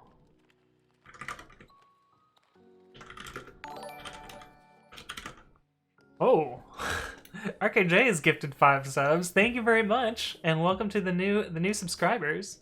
We got GM Knight and Oshalgen and Bix Plays and Batiskov and Pragma99. Hello, hello. Thank you, RKJ. So many gift subs. Oh my god. What's going on? Oh, I'm tripping over cables. My room is a goddamn mess right now. I have cables everywhere and electronics everywhere and laptops everywhere and chargers, and I keep tripping over stuff, but oh man. I thought I'd pay that one forward. Nice. The only service says, what I'm trying to do is I import a dictionary of dictionaries with credentials to run the script. The argument decides which credentials to use. I want to be able to add more credentials without having to change the main file. Also, I want to raise an error as early as possible before other stuff failed. Yeah, you should be able to use stuff that you import in your argument parser. Work fine. Nice one, Sunny says, what's the company that you really wish you could work for? That's a fun question. My current goal is to build my own company and see how that goes.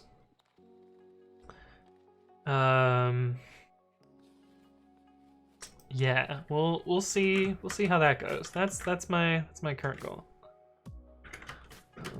True.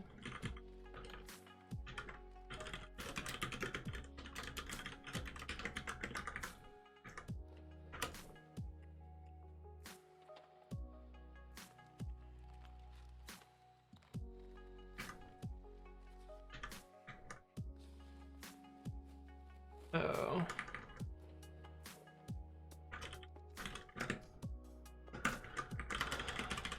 Trying to figure out whether your post commit is getting called from pre-commit itself. No, it's post checkout is called after it. It's weird. It's very weird. I mean, I guess it probably makes sense.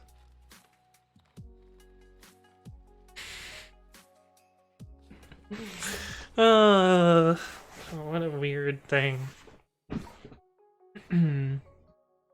But yeah. Play says, what the hell, not cool, I was trying to lurk. Uber PogChamp. No, I'm not gonna work at Uber. Damn, should have asked less stupid questions in chat. How do I apply now? Tubrim says, are you hiring? I don't even have anything built yet. Well, when I have something built, we'll talk some more. So the company is Anthony Wright's code TM. Yeah. We're very not profitable.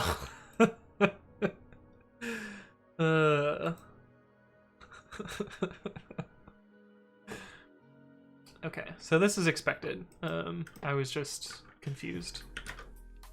But yeah, that should be able to write search ret c is equal to 0, which is good. Oh, but post checkout, this is running. Why did this hook not run?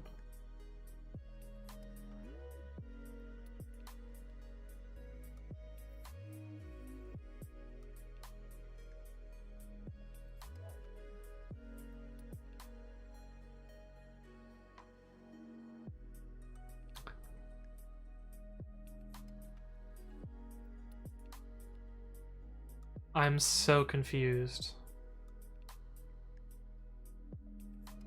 Oh, this is post commit. God damn it.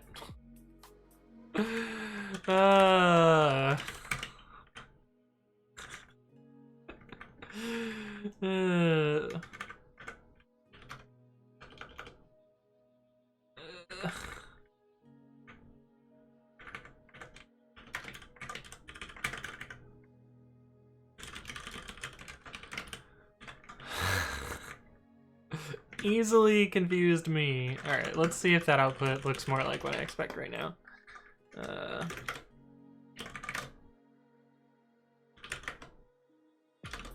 should be only one stash. Yes. Okay, that looks good. Okay, so that test is passing after their fix. So I'm gonna undo their fix and see if this test still... It should fail. Yes, status.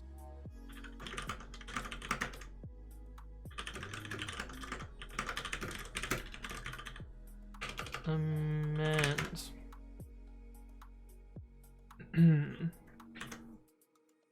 Anthony checks code, yeah. RKJ says, would you consider working in research software? I don't know what that means. Babby TM. GDH says, hey, you're online again, long time. I mean, I stream all the time. I just haven't seen you in a while. But welcome back. It's good to see you. Anthony writes code TM, and then in fine print, Anthony may not write all code. Steve Minjito says, you're not profitable. Sounds like every other new FANG tech company. The VC will stop by to hand over the $40 million check in a little while. Yeah, if only, right? I could do with $40 million right about now. Hey, what's up, Van Pep? Thank you for the follow. Welcome to the stream. I do use the arrow keys. Like a noob. Now you can all see me using the arrow keys. You see my hand shift over there and and touch that. Oh my god, this guy's domain is itsallbroken.com.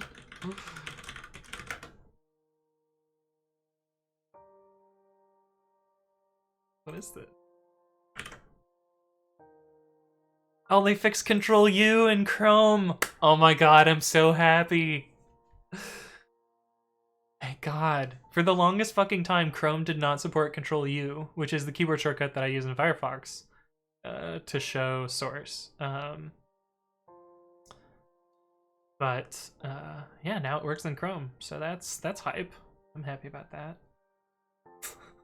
Okay, I don't understand this webpage. There's either some joke that I don't get or I don't know. But Apparently this dude owns that website. Get show, get apply, reverse. Okay, so this should undo their patch, and that test should now fail. And it does. And if we look at the failure...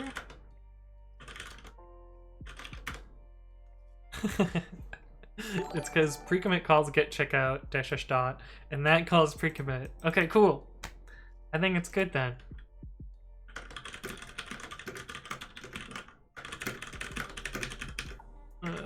Yeah, diff. Hey, what's up, Mr. Hello? Mr. Hilo? 987, thank you for the follow. Welcome to the stream. Anthony steals code. Wow. Why would I steal code? I don't steal code. It says... Why is this not working for me?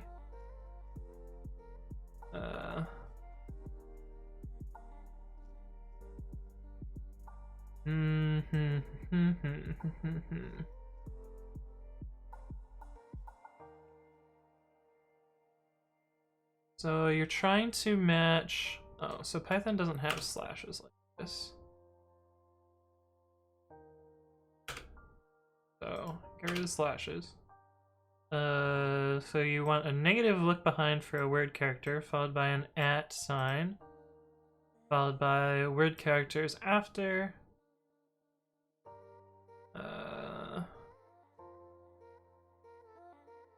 Or X in matches.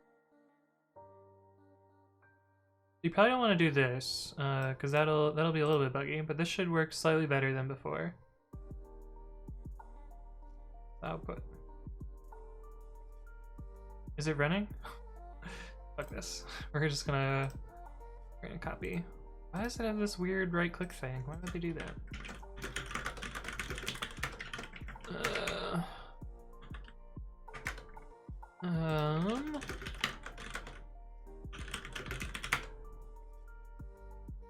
Oh, we need to actually run this. That's why when I ran it didn't do anything. Okay, so now it at least matches things. Python doesn't have slashes like JavaScript does for regexes. Regexes are just strings. And to be slightly better, this should be a raw string because there's a backslash here. So it still works. This is problematic though. Now we should do print. Print results.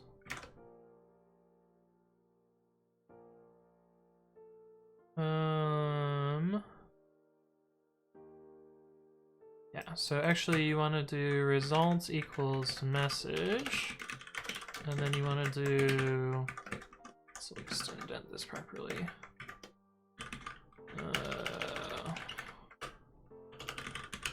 I should make, if you highlight something and then type text, it should replace the text. Maybe I'll do that some other day. But this will do all of your replacements. So this is what would happen now. The problem is if you have text like this, so you're trying to exclude stuff that's like foo at what, and you'll notice this naively will replace what out of the middle of the string, even though it didn't match this regex up here. So you can see we got just foo.com here because we replaced out at what. And so what you would want to do is you would want to use re.sub instead of this.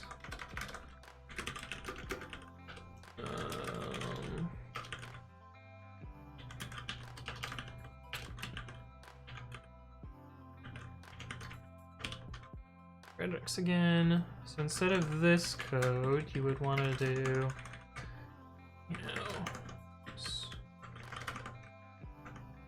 names, and you would probably take message as a parameter here.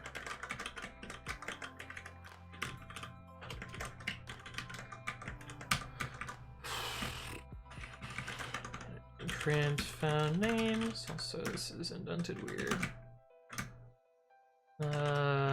But then you would want to substitute all those out, so you would use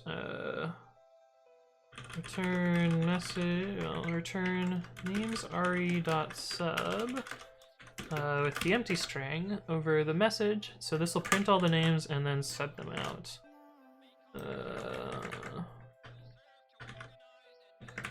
I was inconsistent in my variable naming.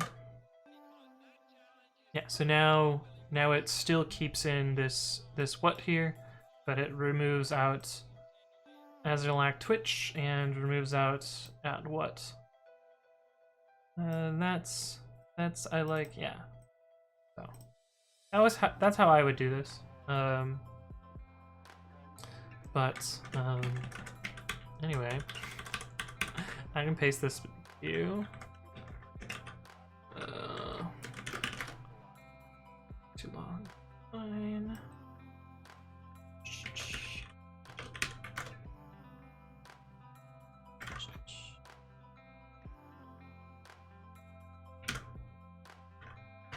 Hopefully that'll be helpful.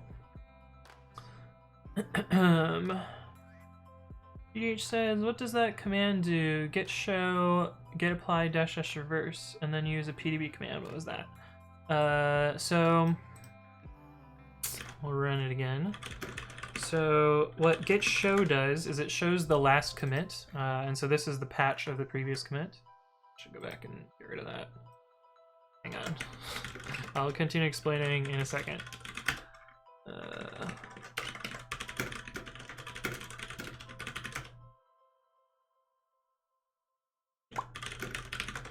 Okay, so get show shows the previous commit. So this is the patch that happened there.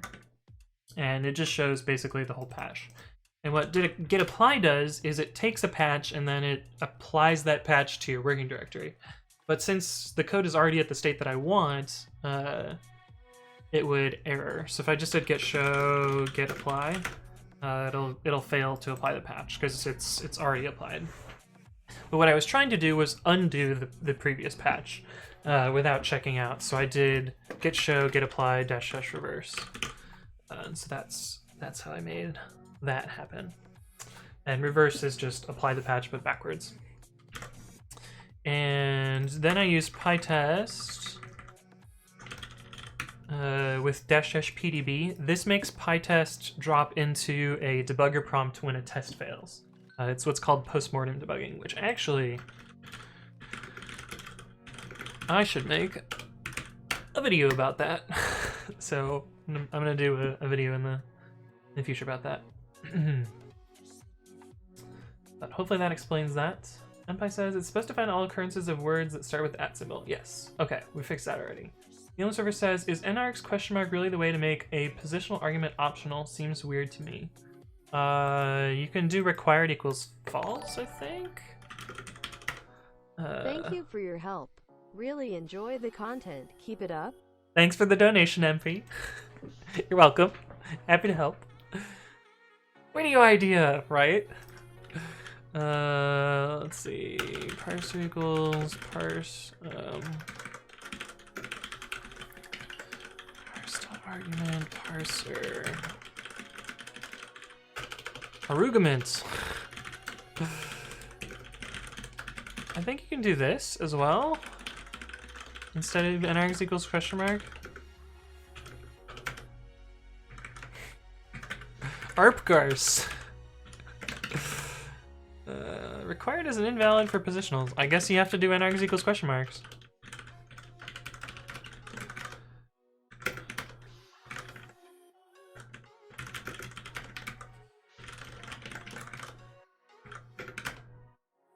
Yeah, I don't know.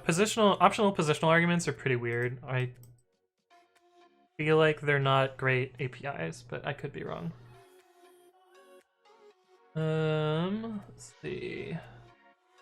m/pytest of acytilia. Yeah, so pytest makes temporary directories automatically. That's what this directory is, and that's, you know, it doesn't actually clean them up, which is kind of annoying. Oh, maybe it does clean them up now. Huh. Okay, maybe we fixed that. It used to not clean them up, but yeah, it makes automatically numbered directories in Tempter, and this is the username of the current running person. If I run this in talks on Windows, it'll actually be pytest of unknown because there isn't a way, well, There is a way to detect the user ID without environment variables, but CPython doesn't do that, so there's a bug there. Nice one, Sunny says, what do you think about GeoHots, the guy who hacked iPhone and pretty well-known figure that created a self-driving device? I don't know much about him. I know he streams on Twitch, but like I haven't watched his stream, so I'm not gonna form an opinion on a person I don't really know. GH says, Anthony Codes, you work at Yelp, right? No, I used to work at Yelp in between 2012 and 2017. I currently don't work anywhere because I was laid off from Lyft on Wednesday. So I work nowhere. I work for me. Captain Awesome says, do you wear wigs? No. This is real hair here. No, don't wear wigs. I have probably worn a wig once or twice just for like, you know, like costumes or something, but no, it's real hair. What a weird question, Captain Awesome. Hey, what's up, Mr. Holiday TV? Thank you for the follow. Welcome to the stream. Hey, what's up, Hayden? Look, it's Antony writes program. Me. I do write the program. GDH says, couldn't you just do git reset dash hard head tilde 1? Maybe? No, I could not because I had other changes in my working directory. And reset hard, I believe, would have blown these away. I don't know. I know how it works, so at least I knew the command that I was running would work, and so I know there's probably like 6 other ways to do it because it's Git and like Git's shitty and has 10 ways to do everything. But I don't know. Shrugs. Arugament, yeah. Just as badly spelled as aluminium. True. Kevin Burnett says, video idea why os.path rocks over pathlib or not. Oh, you mean why I don't like pathlib? I could video idea that. Why Azatile dislikes pathlib. Why I'm wrong, basically. I feel like I should just have a series of videos of like, I know I'm wrong, but...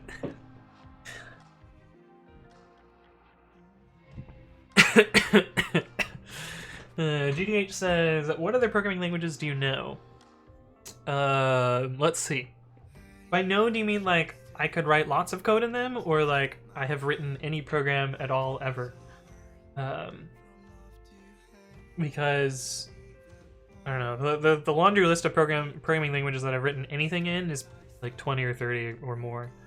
But the ones that I would say I'm like confident in are Python, C, C++, Java, Kotlin, JavaScript, Go, several flavors of SQL if you want to include SQL as a programming language, Visual Basic, C#, Bash if you include that as a programming language. What else? I mean CSS and JavaScript if you want to include that.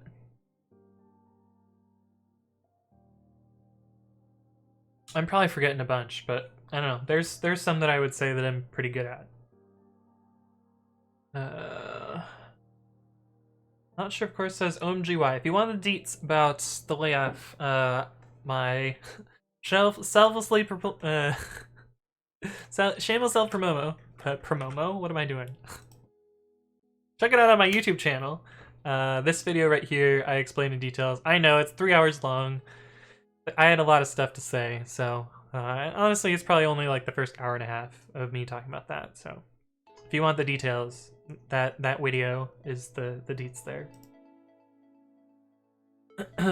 This Wednesday, Corona. Yeah, I mean, Lyft is not doing super well during all these stay-at-home dealios because people aren't going in cars anywhere. Surprise, surprise. Mile Fox says, which companies are you interested in? I'm gonna try and not look for work for a while. I'm gonna try and build my own thing and see how that goes. And yeah, we'll see eventually. Mr. Holiday TV says, hashtag team laid off. Oh, you got laid off too? That's unfortunate. Sorry Sorry, friend. It's the way things go sometimes, though. Go work at Netflix like Vape Juice Jordan. I did apply to Netflix a couple years ago. Yeah. Larry Logo says, "Ah, yes, you're an entrepreneur now." Fancy. Hey, what's up, Yoav? Hello, hello. Welcome to the stream. Dasha Soft. Yeah, maybe I could have done Dasha Soft. Maybe that would have worked. Binding Pry. You really not from a much smaller company doing business travel. Ah, yeah. Business travel's not doing so well right now. C Complex says, but you haven't been too happy with your job anyway, right? Yes, just for a while-ish, yes. Mostly due to the same politics that directly related to the layoff, I guess. But you know. Hey, Blinding Pride, thank you for the follow. Welcome to the stream. Memphis says, good luck, have fun. Yeah. We'll see how it goes. The sharing economy is taking a major hit. Yeah. Is it Analytical says Pathlib for the win. Yeah, I know. It's like super unpopular opinion on my part to not like Pathlib. I feel like they're like the TLDR is the slash operator really rubs me the wrong way. But also the people that are like will come to your repository, do nothing productive but rewrite all your code using pathlib, and then like be like, but why? It's better. You should use it because it's better, and then like don't actually have concrete reasons. That's the biggest reason for me. It's also why I'm hesitant about PyProject.toml too, but that one I care much less about. The pathlib one, like I think parts of the code are uglier. And the slash is just super magical. But that's my TLDR. Ethan says, I like the vast majority of the Pathlib API. Some of it is meh. Yeah. Also, honestly, if you want to get me hooked on Pathlib, give me a changedir method, and then I'll shut the fuck up and I'll use it for everything. If you get chdir as a method on Pathlib, as a context manager method, not just a method, a context manager. You get a changedir context manager, I will shut the fuck up about Pathlib and I will use it for everything. That's it. That one API would push me over the edge. Anthony writes C#, yeah. Hey, what's up, JL? Hello, welcome back. That's the languages you're comfortable in. Java or Go? Yes, I would be able to do either of those, yes. Nice one. Sunny says, how long did it take you to become fluent in all those languages? Again, like, I wouldn't say I'm fluent, and a lot of languages change over time, but I would be comfortable writing code in them, more or less. And honestly, learning programming languages isn't that hard once you've learned one or two, especially if, like, one or two of those that you learn is, like, you know, harder, I guess, to learn. Like, learning C++ set me up really well for writing Java and writing C# and writing, you know, JavaScript in a way.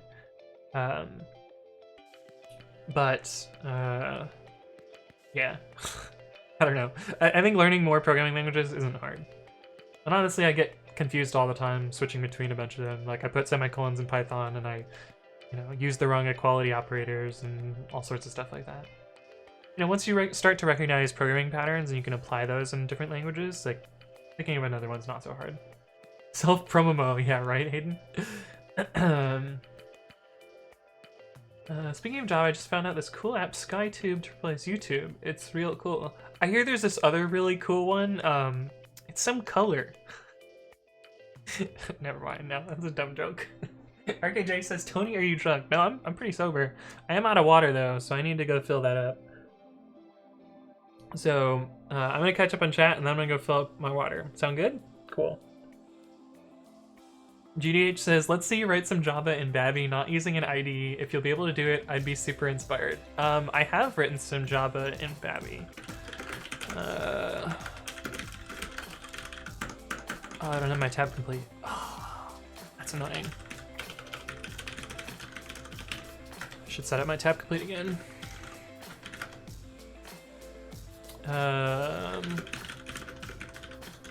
Did I do it here? Yeah. So this is some Java that I wrote entirely in the terminal. Abby doesn't have syntax heading for Java yet. I need to add that, but this was written all by hand in the terminal without an IDE. It's not that much code though, but it is Java. Actually, I'm pretty sure I wrote this drunk. Right? Didn't I do this one drunk? It's in the README. I still haven't finished Advent of Code. I love how more than 50%, oh, it's slightly less than 50%. Almost 50% of its repo is SQL. Java drunk, yeah, I did do this drunk. So I had to drink a lot in order to write Java in the terminal.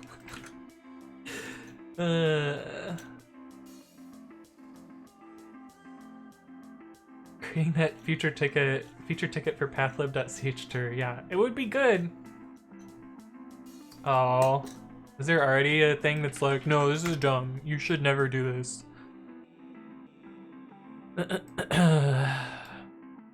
Rejected. Assholes. I mean, chdir isn't thread safe, so we should just delete os.chdir. The subprocess popen has a CW parameter. Who gives a fuck about subprocess? What? Why is this relevant?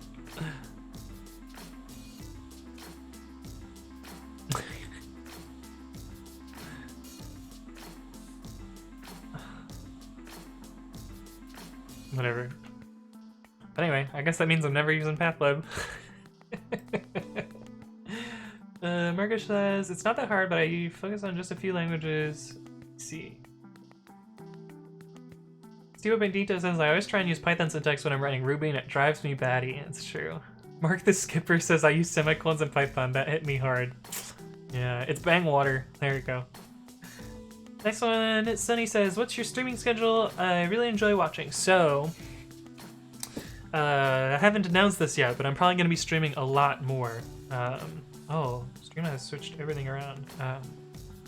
So normally I stream on Saturdays at 11 a.m. Pacific, but I'm going to start streaming probably that same time slot every day. But probably maybe only like half of weekdays. I don't know. I haven't figured it out yet, but I'm going to be streaming a lot more now that I'm not employed and will be working on my own stuff. But yeah, I'll figure that out as it goes, because like I don't want to like sign up for stream every day all the time always. But we'll see. Let's see, dropped packets, that's on your end. I don't have any drop frames. That's what I was looking at out of the corner of my eye from Streamlabs. My drop frames is 0. Write something now in Java in the terminal. No, I gotta finish what I'm working on. It's been like 2 hours and I've barely written one test. Just delete OS, pathlib, or we riot. I feel like if somebody commented that chdir is not thread safe, maybe it could be reopened. Maybe. I'm not gonna do it though. C-Complex says, I have a feature request. Can you include a right justified layout for Babby to have more fun while coding drunk? How would that even work? We could do backward Babby. So just see how hard that would be to do.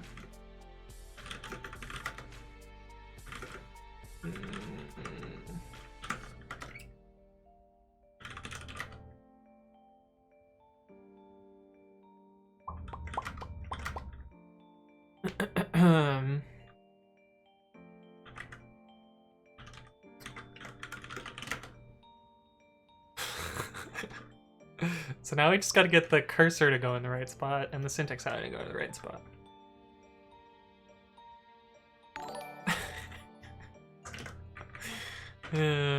Oh.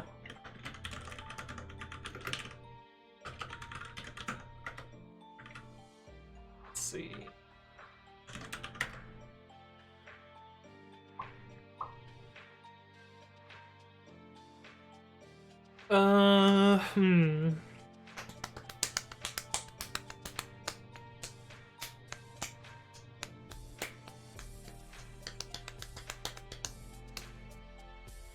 How would this work? Hey, what's up, Teo Gusso? Thank you for the follow. Welcome to the stream. I think this needs to be cursive, no, margin calls minus hex. Okay, that fixes the syntax highlighting. Now we just need to get the cursor position right.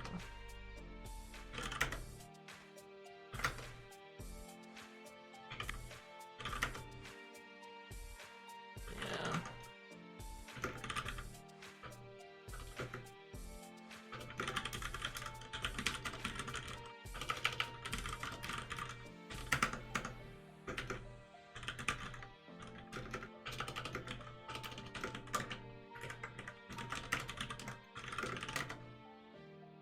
Oh, really?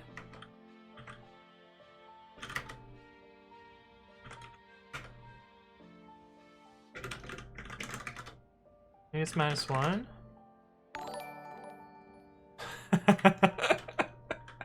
Alright. It works. The arrow keys are backwards. From Babby import star. Except I spelled import wrong. Oh god, it's so hard to do this. But anyway. There's a patch for it. Backwards.patch. That wasn't so hard. Hey, what's up, Redstone LP2? Thank you for the follow. Welcome to the stream.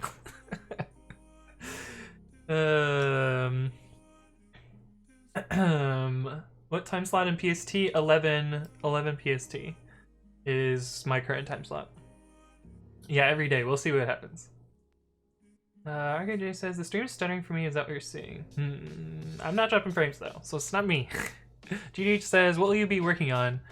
I'll be working on a CI tool thing that I'm planning to build, which is basically pre-commit plus a bunch of cool features. See what happens with that. Do it in something not Python? It's probably gonna be Python. Alright, I gotta fill up my water. I'm not caught up on chat, but I will catch up on chat when I get back. So I'll see you guys in a sec.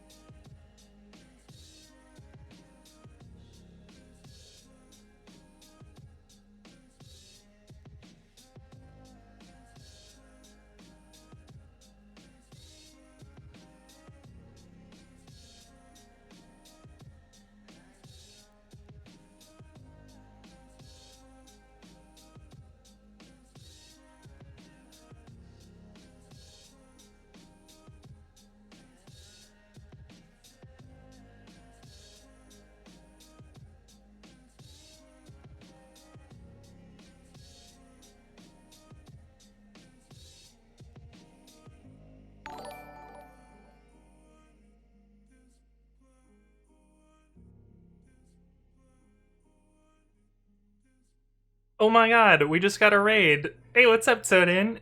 Soding, who has a raid of 122. What?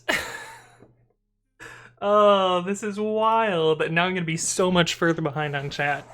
Hello, guys. How's it going? Hello.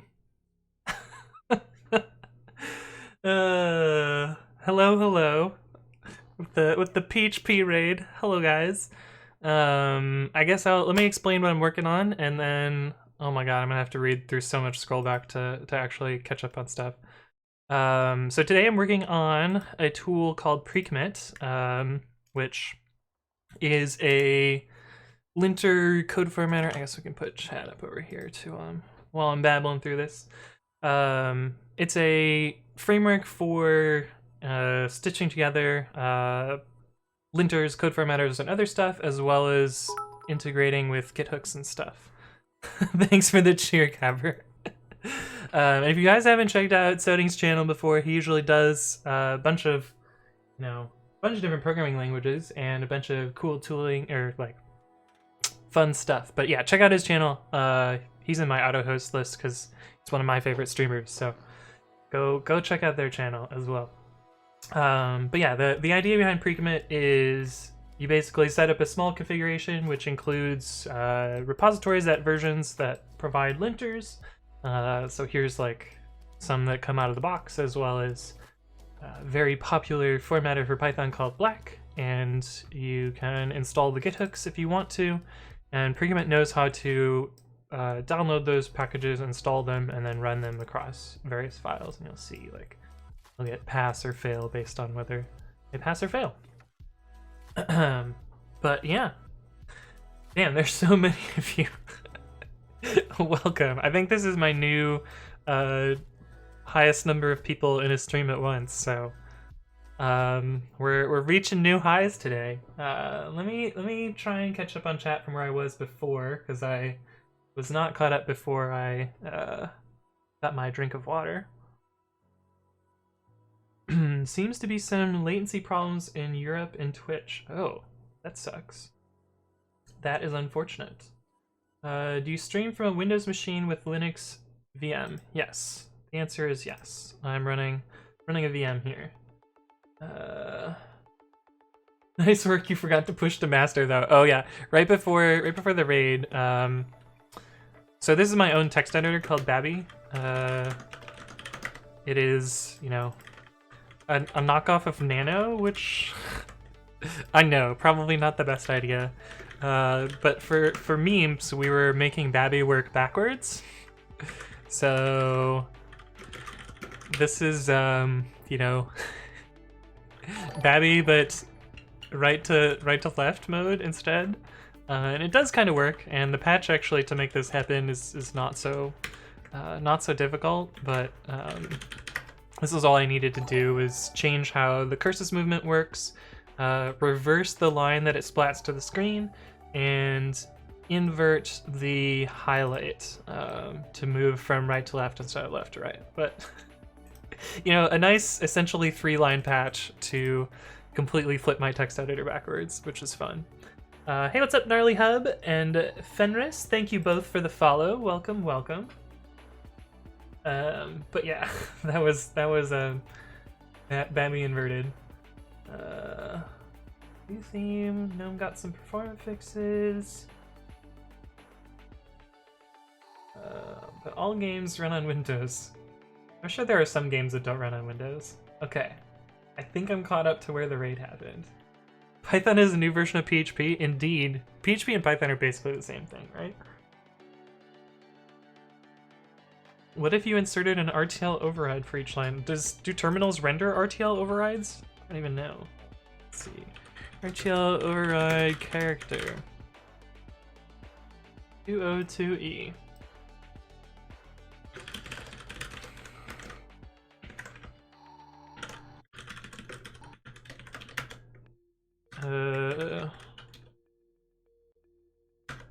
It seems that my terminal does not render the RTL override character, unfortunately.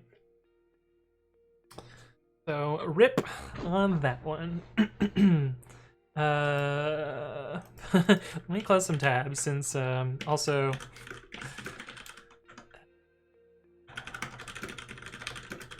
let's get rid of this patch so I don't confuse myself later. But right now we're fixing someone's pull request by adding a test, and I think I actually finished it. Yeah, because we validated that it worked, and then that it failed, then we undid their patch. I'll just... They can take credit for my test, whatever, it's fine. Oh... 111.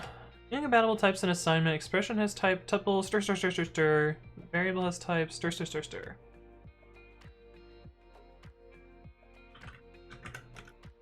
What if we just do this?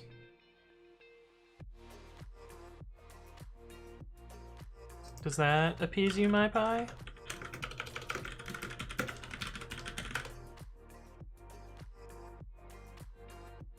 Why is it reinstalling? What is going on right now? Oh, I know why. Because this is the virtual env Python. Okay. That works. I didn't add a comma there. Cool.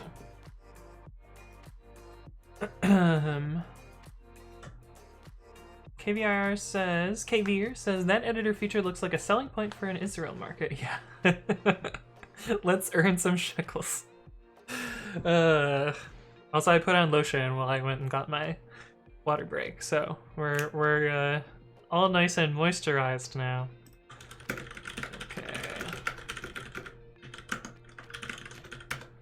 All right, so that fixes that guy's patch.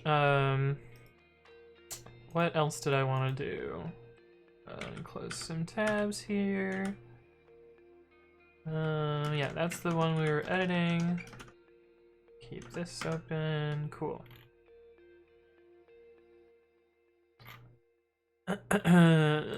Resolve. Resolve. Added a test. Thanks again. Music has stopped. Continue. Make sure this looks good. I changed their comments, move the code around.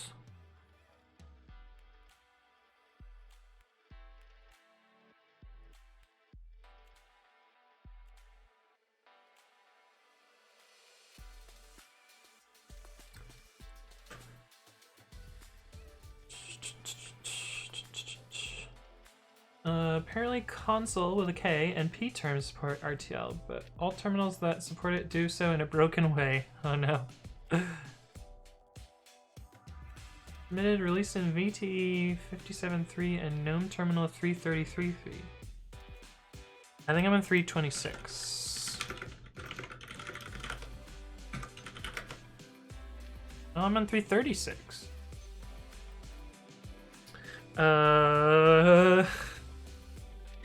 I don't know then.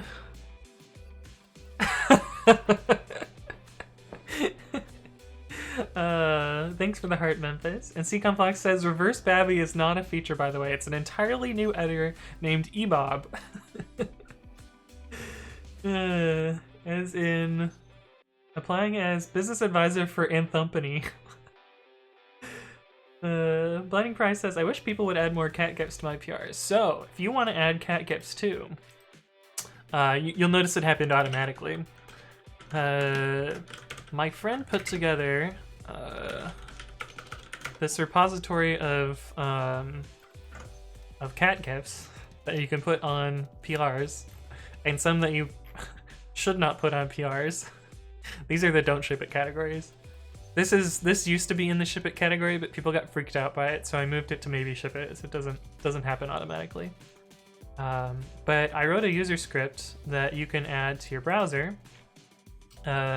which ionutility.com. Yes, okay. It's like better make sure I actually own this domain. But it makes it so when you click the approve button on a GitHub pull request, it puts a random a random cat gif into the box. But you too can give people cat gifs. But yeah, that's that. Meow. Python Gunbot says, you mentioned a script for setting up a new virtual machine. When that installs stuff for you, is that uploaded somewhere? Yes, and I'm actually gonna make a video about that because enough people asked. But this is my my setup, my configuration management, which is what it's called. But yeah, I'll be making a video about that. I'll probably record that tomorrow, if I have time. And then, you know, a new YouTube video. But yeah, hopefully that'll be up by whenever I'm done with it. No promises though. I don't want to sign myself up for something that might not happen. So no promises that it will get finished. But I'll try and make that happen. Right. This is bothering me. Work on this. Someone reply to this? Okay, cool. I absolutely fucking hate this new notifications view. It is so hard to manage and so tedious. Like, this one, I replied and closed it, and it still shows up in this stupid view. And so you have to go here and click done. Like, ugh. Grinds my gears. And this one, I merged. Like, of course it's done. I fucking merged it. Useless. And this one, I'm pretty sure I'm waiting. Yeah. But, you know, angry old man yells at clouds. This is probably, yeah, the node thing again, so. We can merge this. I'll give him a cat first, or maybe a doggo, or maybe a Pikachu. Depends on what we end up with today. Ah, I got the little babby kitty. Meow! But yeah, we'll merge even though it's failing.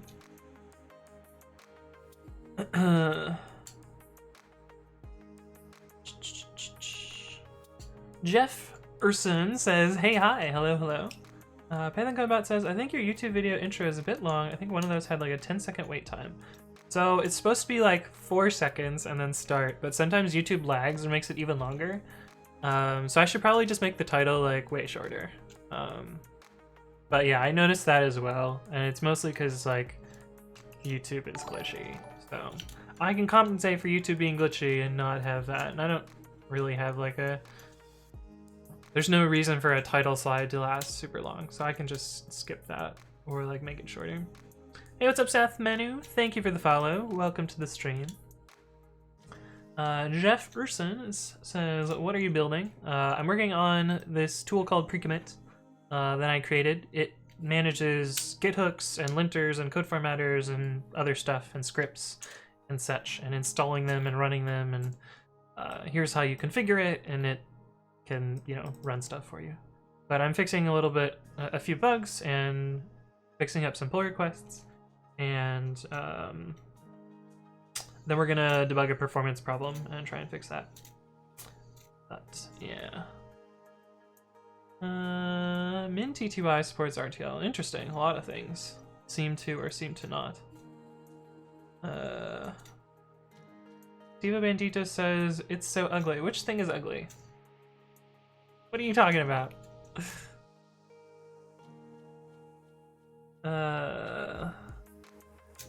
Ethan says, can you share the patch for Babby? Yes. Yes, I can.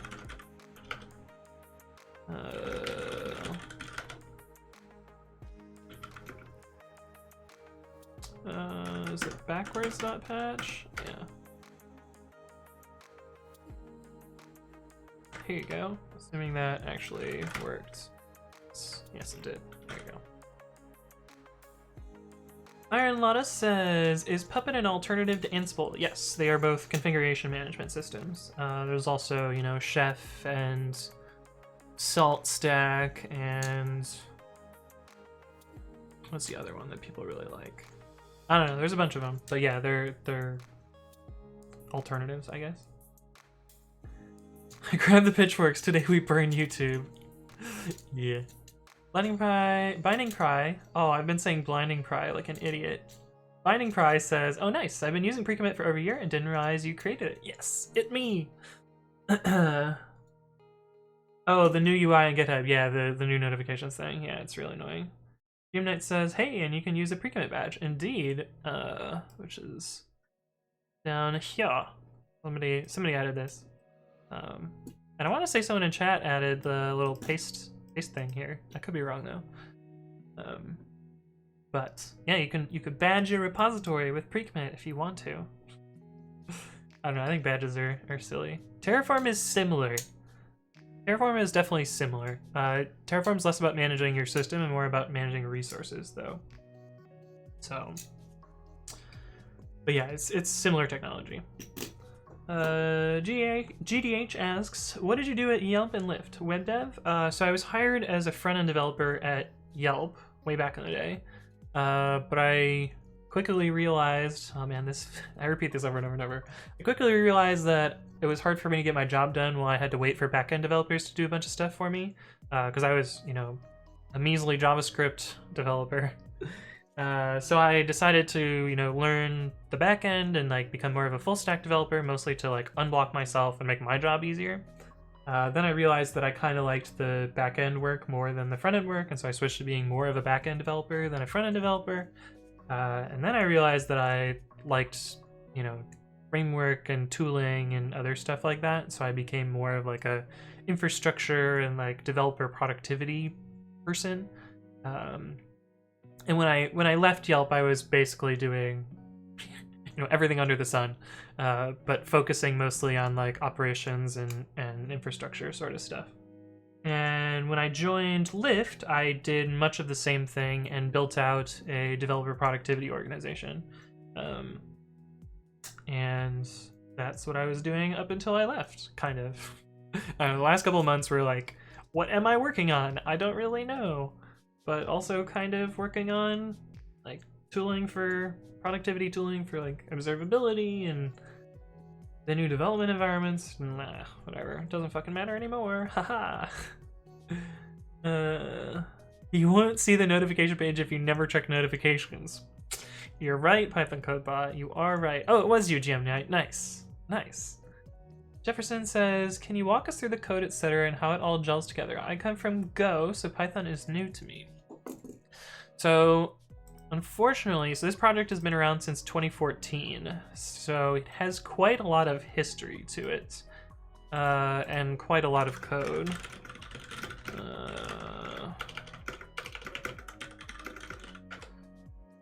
Oh, it's only 5,000 lines. Not so bad.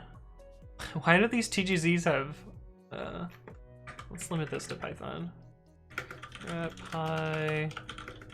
That's actually way less code than I thought it was. I thought it'd be way more than 5,000 lines. 5,200 lines? Not so bad. How many lines does Babby have? Babby is almost as complicated as pre-commit. Oh, that's so wild to me. What?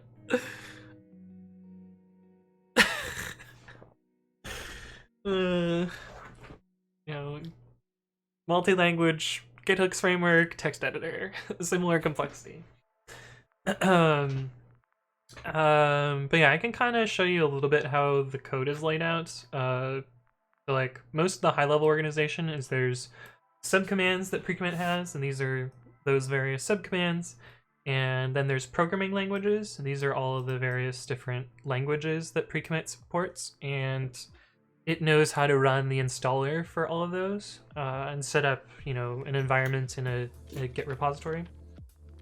And then most of Git's hooked together with this, main entry point, which calls out to these various commands, and then this is the main one that gets used by pretty much everything, and it knows how to, find the repositories, clone them, then tell the language to run them, essentially.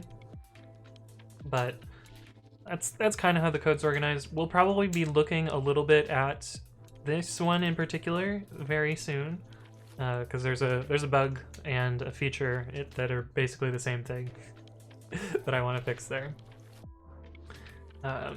But yeah, you can find the code on GitHub if you want to check it out, and you can start on GitHub too if you want to.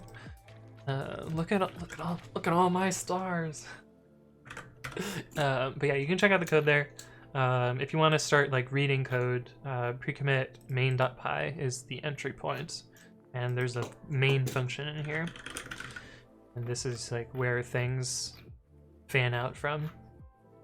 But this is like the actual execution point where it picks the command and runs the subcommand. But yeah. Oh, facecam covers stars. Yeah, well, you'll just have to take my word for it. You can see it here. 4200. Marco Shiva says Terraform is about automating creation of resources on public clouds and also private clouds. It doesn't have to be cloud, and it doesn't have to be, you know, external resources, but that is like its primary use. GH says, do you like to read code? How do you read it? Doesn't it get tedious reading in the terminal? I mean, I do some reading of code on GitHub, but also, you know, most of my reading is in the terminal. I feel like it's fine. It's not like I print it out. I had a coworker at my first job that would print out code, which, like, I mean, more power to him, but it was just like, why? You have, I mean, I guess screen strain is a legit thing, but it felt, Decomplex says, stop underestimating Babby. GH is upgrading to Ubuntu 20 now, nice. Iron Lana says, Babby means pig in Indonesian, and, I don't know what the other word is. Is it, I'm hoping it's like pig, like, you know, like farm animal, and not pig, like, demeaning insults, because otherwise it would be, you know, unfortunate. Print out code? Yeah. Hey, what's up, Koenig? Hello. Jefferson says, thank you for taking your time to go over the code. I'd love to contribute, but Python is not my forte. I mean, we had somebody who, I mean, this patch here was written by somebody who doesn't write Python, and, you know, I had to finish it, but they were able to find the part that was broken and fix it. Oh, I still haven't finished it. Damn it, right? This is the thing about the coverage. Oh, but also, that's the Windows one, so we know that's broken. This is probably just the coverage, yeah. Gotta write a test for that. So I'll do that in a sec once I catch up on chat. BRB need to print out this PR so I can review it with my red pen. Yeah, like print, like like inkjet printer. Taking it home to study the printed code, right? Opie says, when my glasses got bent, I had huge issues reading code. I can only go 30 minutes at a time. Oh, that happens. RKJ says, in before, oh, it's the drop song.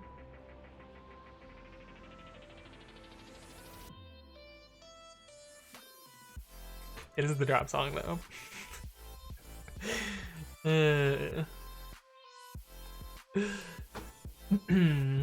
Printer go brrr. Yep. That happened a lot on a job that didn't use source control. I don't know what I would do without version control in the modern day, you know?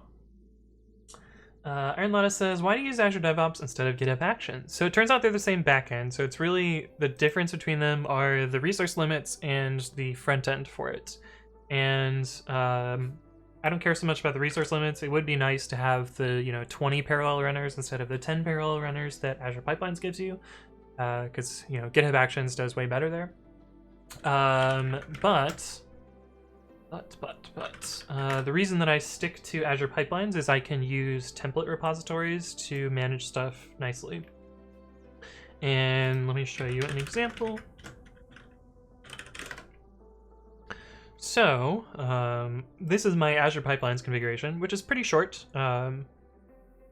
This is an inclusion to my template repository, and then to declare my jobs, it's really just, you know, 5 lines of code, and I can reuse this same template repository in all of my repositories and its version, so I can bump it, upgrade it, downgrade it, etc., and make sure that, like, you know, I have version configuration instead of just like a giant blob of YAML in every single one of my repositories. And like this one line here actually expands out to a tested piece of configuration. So like, this is all expanded from just that one single line of code. And this one, this, you know, 4 lines of code here gets expanded out to like, I think around 100 some odd lines.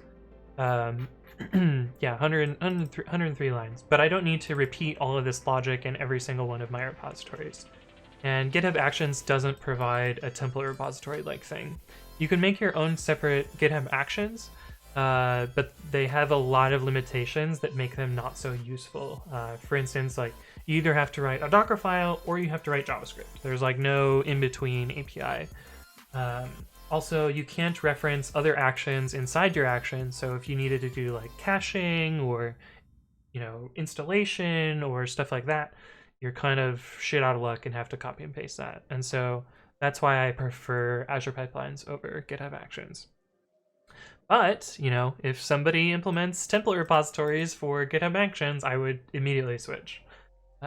Because otherwise they're equivalent services. They provide the same like operating system image.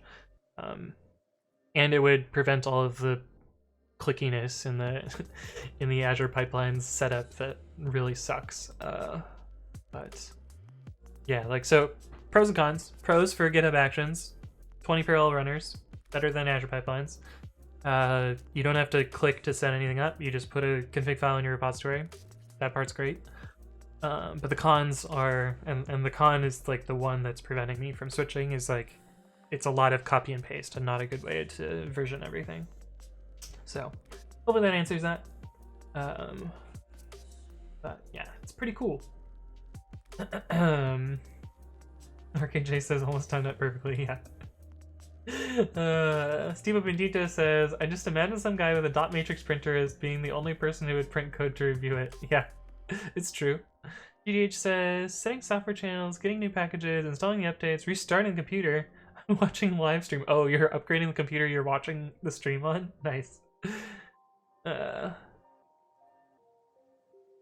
Jefferson says, dude, your readme on GitHub is only 5 lines. You need to sell the framework a little bit. You mean for pre-commit? So the thing is, like, I don't want to duplicate the work that the website does, and like the website does a lot. So I don't know, the readme here is mostly just like, please go to the website. But yeah, otherwise, I mean, it's trying to keep it nice and short. Hey, Gabber with the 100 bits, thank you very much. And Iron Lada with the follow. Welcome to the stream, even though I've seen you in chat. So, welcome to the followers. Oh yeah, that was the ding. I just read the dings too quickly. Azure also allows you to do artifact upload, which you might use to merge code coverage across platforms. Oh yeah, true.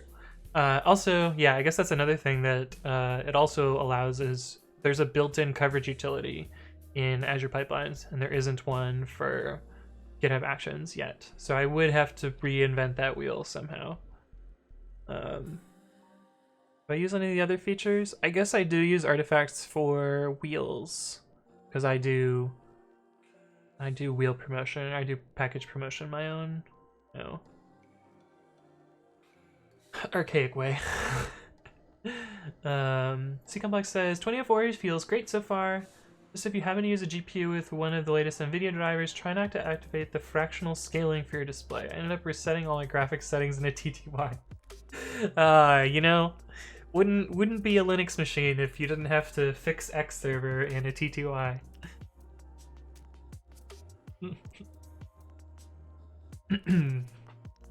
Did I say pipline? Did I say pipeline? Pipline?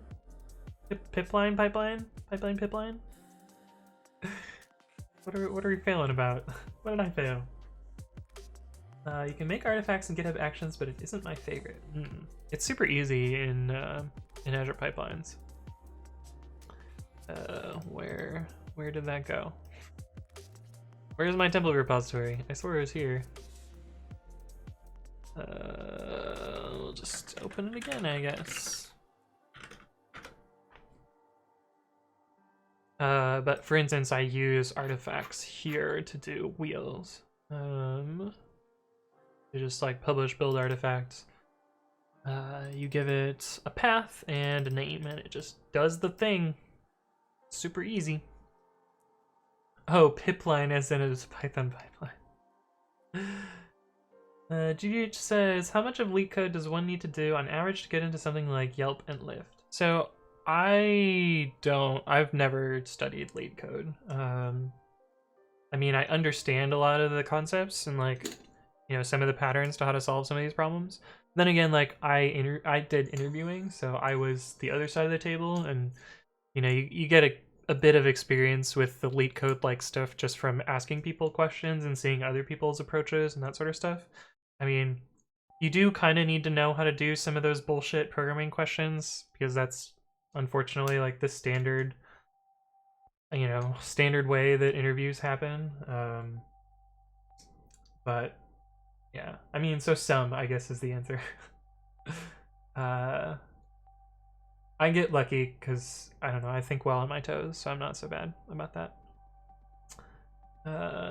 Nisani says, hi Anthony, I recently read this article about development environments at tech companies, and a friend speculated that Lyft is company E. Do you think this is accurate?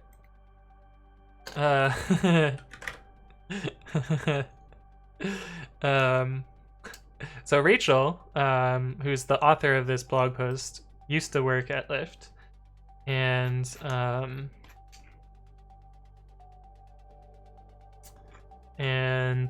let's see. Company A has you write your code on your Mac laptop, then you start up a large. This no, this is Lyft.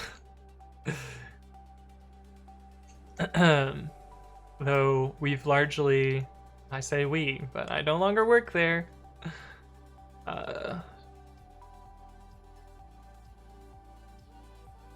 Yeah.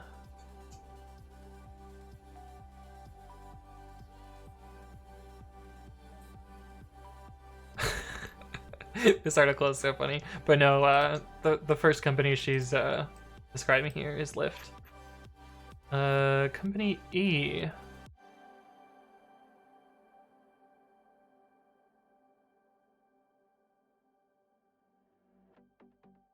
This sounds like Yelp before I left.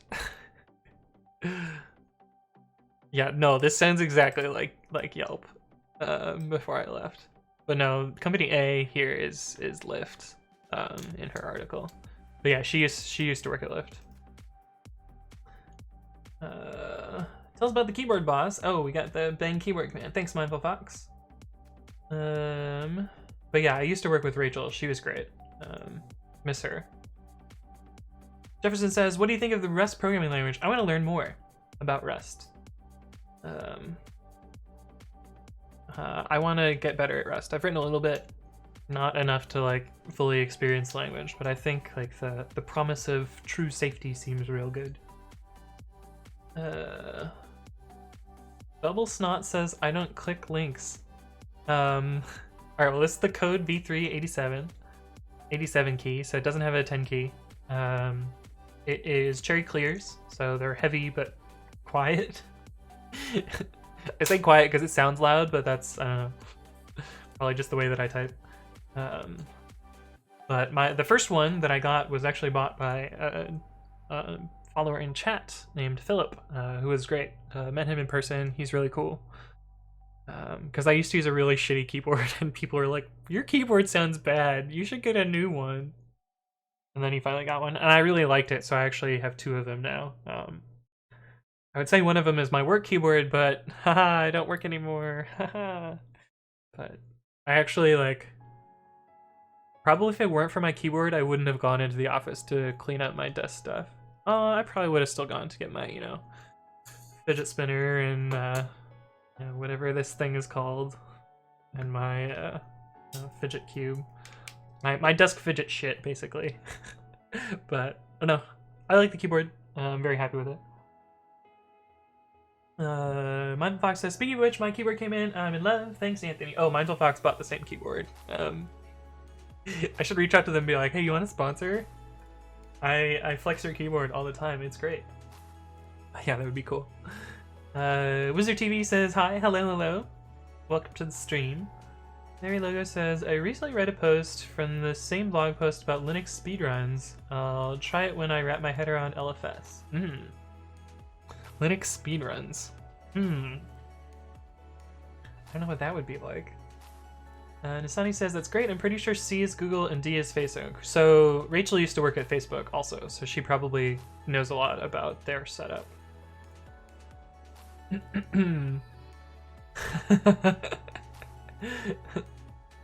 Yelp is the digital mafia.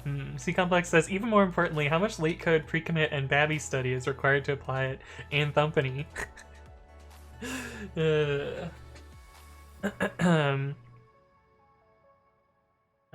Bubblesnot says, ever tried a 40%?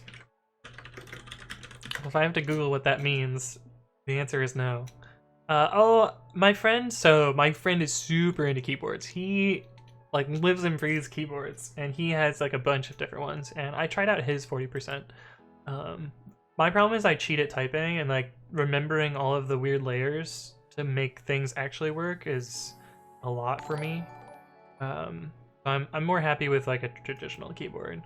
I'm not that hardcore. I'm not cool enough to use a 40% keyboard. Hey, what's up, Bubblesnot? Thank you for the follow. Companion cube? No, it's so there was a Kickstarter. This is like the actual cube from the Kickstarter. It has flat thumbing surface. It has a clicky rotary ball. It has these little ear things. It has a switch. The switch is my favorite part, but it's really clicky and loud. It has like a joystick sort of thing. I don't really like this side. I don't really use that much. Then it has 5 buttons. The middle one is not pushable. This one is clicky. This one is clicky. This one is not clicky, but you can push it in. And then it has this spinny thing on it. I really like the spinny thing, but I don't know. I fidget a lot, so like I need all these things on my desk or I go insane. I also like flip pens too. I actually have a whole I have a whole like box of exactly the same type of pen. So like this is, and in high school these were referred to as, oh no, one's falling apart. These were referred to as Satilli pens because I would always have one of these on me, and I spend a lot of time, doing pen twirling and such. So it's a thing. It's a very me thing. Like writing utensils are almost obsolete in the modern world, but I still carry a pen everywhere because I twirl pens, and yeah. It's a bit silly, but it is a part of my existence, I guess. Let's see. Binding Prey says, what are your thoughts about work from home as opposed to going into the office? I mean, if you can be productive at home, like I can be productive at home, then like work from home seems great.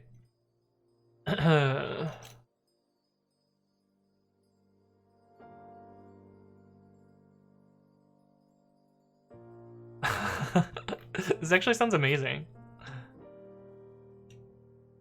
Speedrun a Linux machine. I don't know how you would do it while like normalizing hardware. You'd probably have to normalize hardware.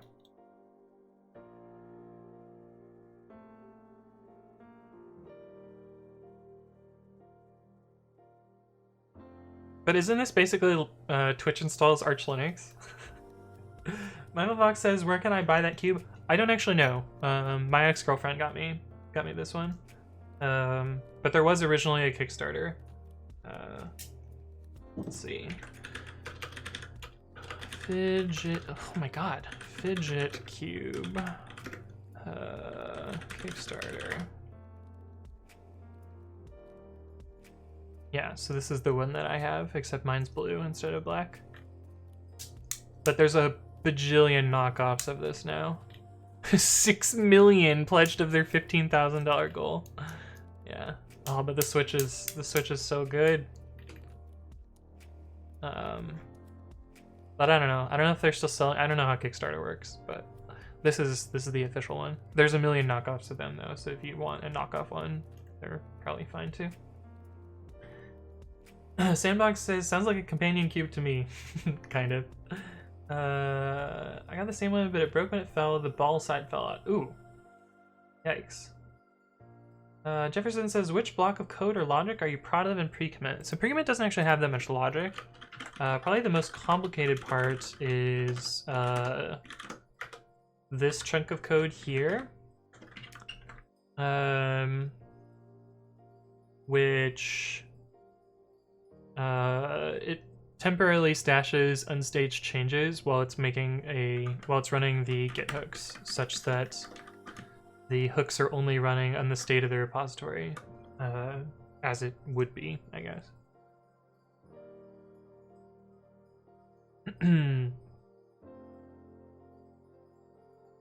Will soon be on sale at Ant Company. Yeah. Cyberdenic says, I do the same thing with a yo-yo. Nice. So I used to collect yo-yos as a kid. I was very into yo-yos. I used to collect fucking everything as a kid. I was like, that was my jam, was just collecting things. I had a collection of collections, even. If you wanna go there. AntSingLabs.com, nice. Hey, what's up, Gordy Yudi, who says hello. Hello, how's it going? When is it considered hoarding? Yo, I was definitely a hoarder as a child. I'm trying to avoid that as an adult, but you know, I definitely go through my hoard and purge cycles. I'm currently, what am I hoarding right now? I don't know, other than shiny Pokemon, I don't know that I'm hoarding anything at the moment. I guess electronics. Which reminds me, I need to finish my electronics project, which I haven't finished yet. Anyway, let's finish this patch. There's a line of code that we didn't cover, so we need to make sure that line is covered. It is 332 in run.py. Recommit commands run 332. We just need a test here, probably.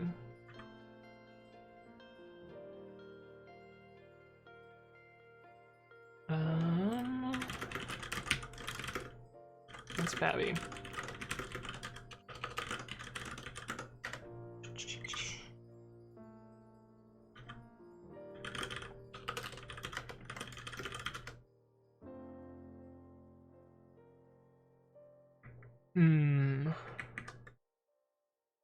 So I think we can get away with just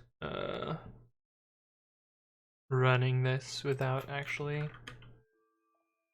So dev test skipped without any setup, store.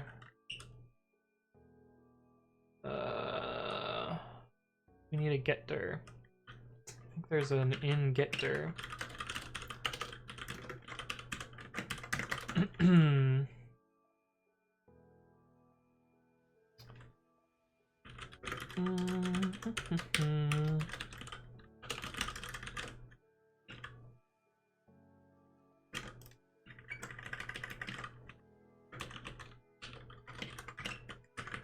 This needs to be a tuple, if I recall correctly.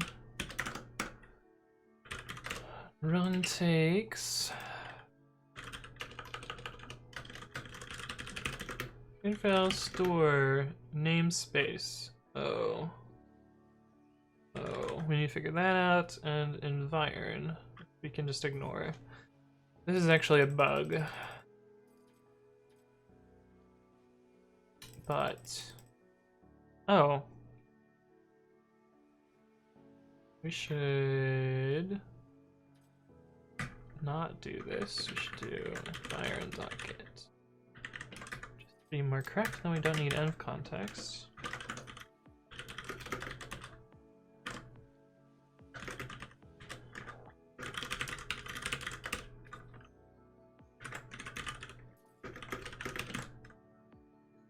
Yeah, we need to figure out the args though.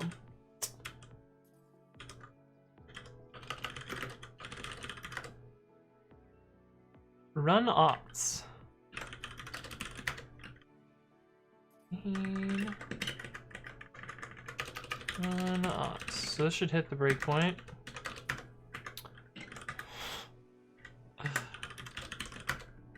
Assuming I don't typo here.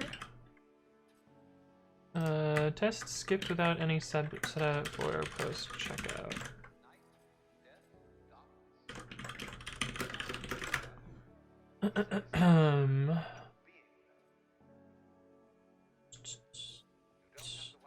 When is it considered hoarding? Einstein says, it's so weird to see someone use Nano or a Nano-based editor. So it's not actually Nano, it's Babby. It's my own text editor. It is inspired from Nano, but not actually Nano. Because I can't seem to get RTL to work in Babby. Probably because Curses doesn't support it. Unknown key. Oh, because it's not a printable character. Babby doesn't let you type printable characters. Or non-printable characters. That's kind of funny. That's kind of funny. Hey, what's up, Markino7200? Thank you for the follow. Welcome, welcome. Gordy Yudi says, why can't you use Babby to test Babby? I do use Babby to test Babby. When I'm developing on Babby, I use Babby as well.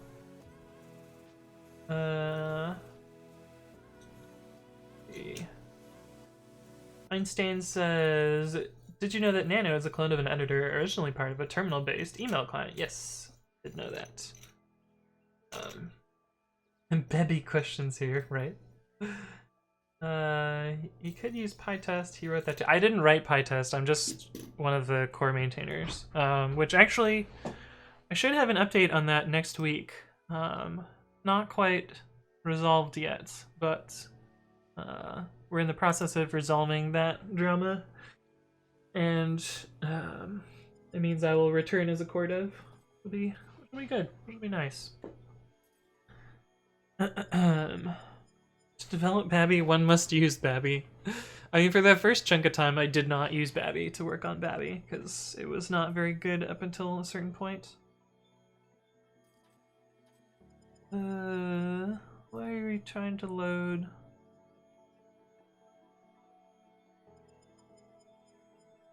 Where's the actual stack trace here? Oh, here we go. Load config on 355. 355. Oh. Should not have gotten to there. It should have stopped up here. Oh, hook stage needs to be post commit.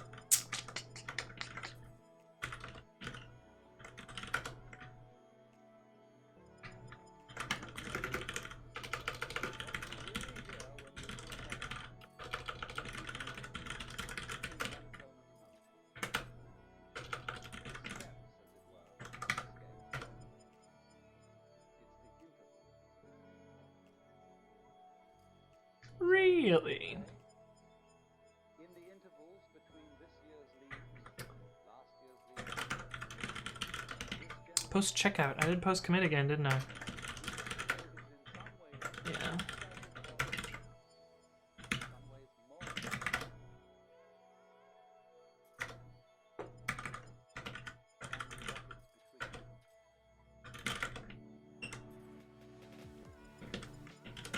That's the right point. Cool, so that adds that coverage.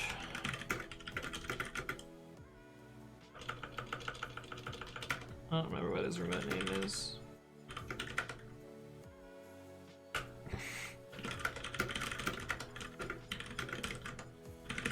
Okay, so that should fix that now. Hey, what's up, Knackler? Hello, hello. Underwood 2 says, Python, great, it made Blender. I would like to... What the fuck? What the fuck, Underwood 2? What is going on? What a weird thing to say. We're gonna ignore that. GDH says, can you review my pull request? What did you do?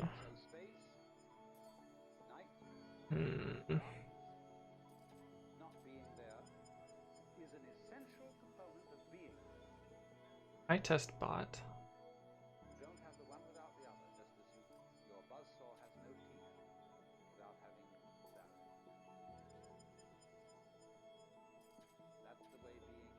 Oh, this is the release code.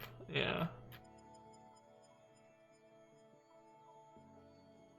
It looks like the other 3 core devs have looked at it, so I'll let them handle it for you. What's this one? Oh. Oh, this is you. I asked for this change. But it looks like Blue Tech is also looking at this.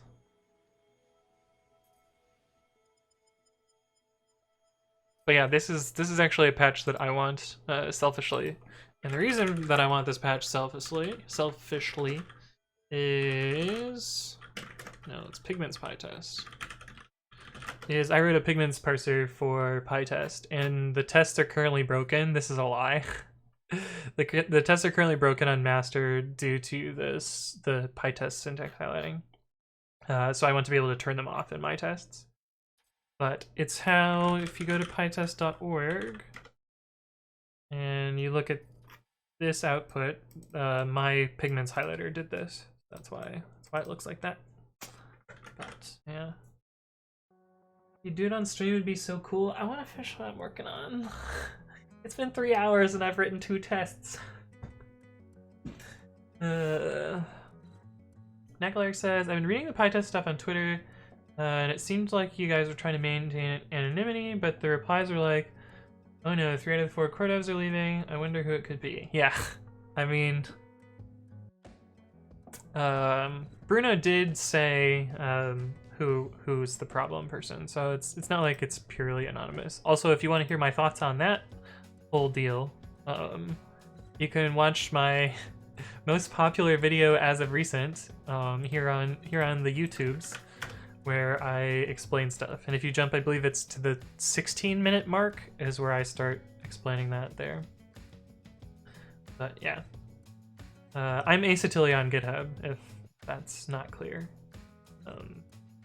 But I have a separate persona for my for my YouTube and Twitch stuff.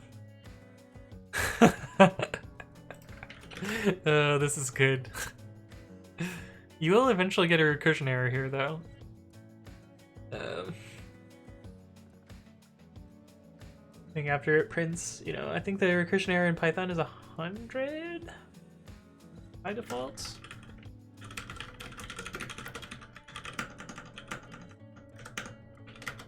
Thousand. Okay. 1,000 would be much more reasonable. Corey says, Tony. Yeah, 1,000 makes way more sense. I have a different persona on YouTube and Twitch. Insert hacker Anthony. It's true. It's true. We could summon hacker Anthony. My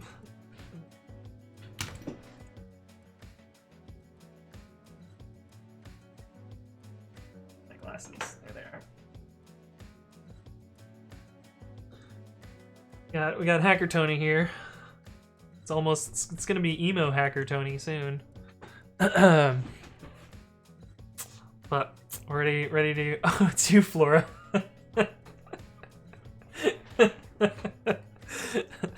Hello.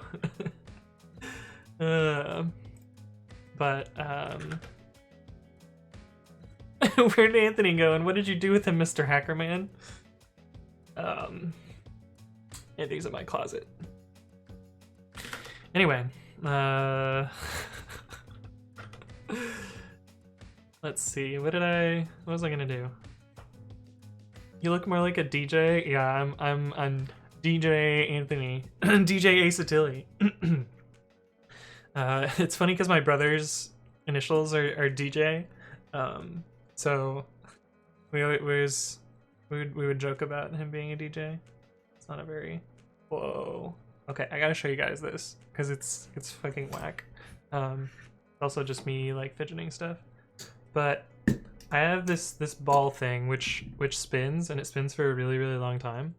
But for no reason at all, I balanced my 2 fidget spinners on it, and then you can spin the ball with the fidget spinners on top. It probably looks better at a side angle. You guys see that? Kind of? I don't know, anyway. Can you tell I have ADHD? Oh, now this is all messed up again. Damn it.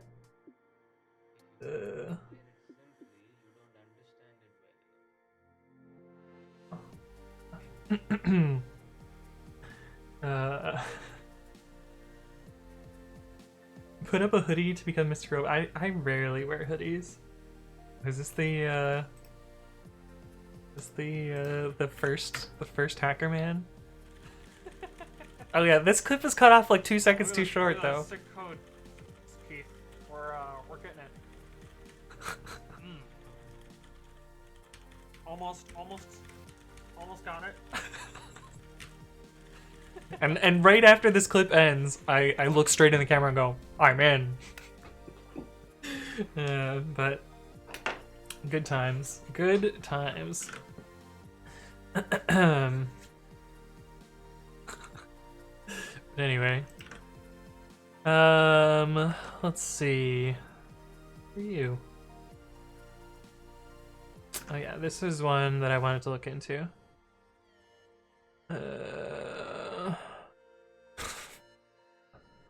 Nope, it's not any help. Oh, is this the same dude? Okay, I was like, this, he must have changed his photo. I like how he puts his Bitcoin address in his GitHub profile.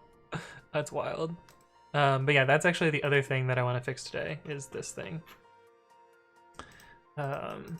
Should be easy to, well, it should be hard to fix, but it should fix two things at the same time. But anyway, let's start working on that.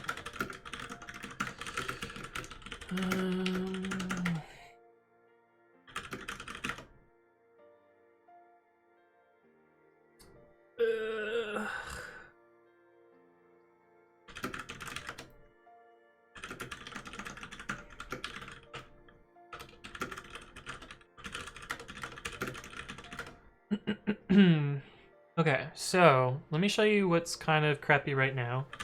So there's no changes right now, and if we do pre-commit run,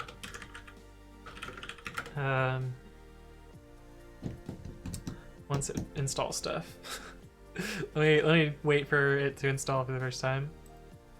It'll be faster after it's run its first install.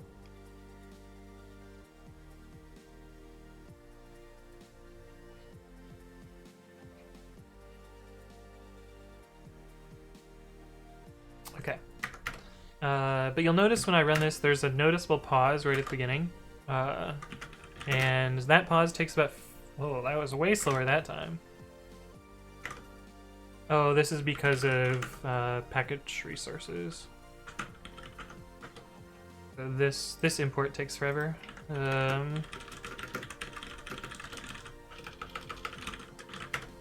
But even with this package resources import taking, 100 odd seconds, it's pausing for 500 milliseconds at the beginning of stuff, and that's what I want to fix today. I have a hunch that it is that it's this little bit of code in here. Yeah, this set of imports right here is what's causing it to be slow. And I suspect that I can replace this code with a smarter bit of code here. But I want to show that that's the slow part first, and then we'll work on trying to fix it. And while I'm fixing this at the same time, I'll also try and fix that other person's bug. So I'll show you both of the problems, and then we'll try and fix it. Or at least I'll try and reproduce that other guy's problem first. Okay, so we're gonna run some C profiling tools. This is the profile visualizer that I usually use. And if we do Python, actually, let's remove the setup tools stuff from this, just to make it slightly faster and slightly less annoying, I guess. Let's see, Python-m C profile-o log.pstats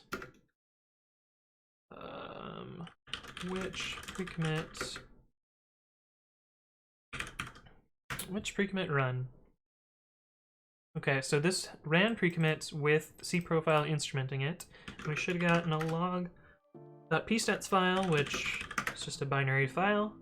And if we run gprof to dot log dot pstats and then dot log dot svg, and then if we open up log dot svg, so this converted the pstats file into a dot, which is a graphing visualization text format, and then dot can convert a dot file into a bunch of different formats, but I converted it into SVG because that's the one I picked. And then you can see this is the profile in the browser. And I don't care so much about the import time stuff, so I'm gonna filter it down to just the main function. This is the stuff that's fixable. So 20% of the time is just import, which kind of sucks, but there's not really much I can do about that. And I believe I do that with -z this thing. It should just be this main function on the top. Cool. And then we can look at the performance, and I believe this brightly colored line will eventually lead to the healthy function. Yes, so we're spending 69% of our time in healthy. Nice. And so we can do better there. We don't need to waste, 400 milliseconds per run checking whether things are healthy or not. That's one of the problems. The other problem I'm gonna write a Docker file for to reproduce.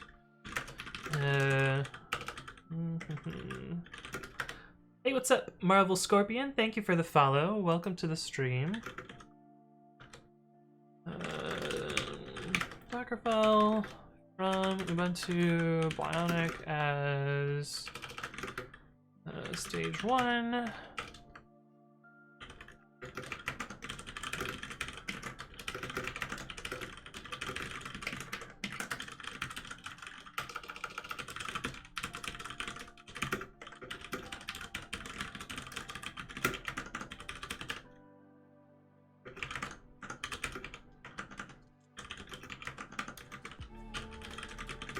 Oh, and cool Babby feature that Nano doesn't have is I can sort just those lines.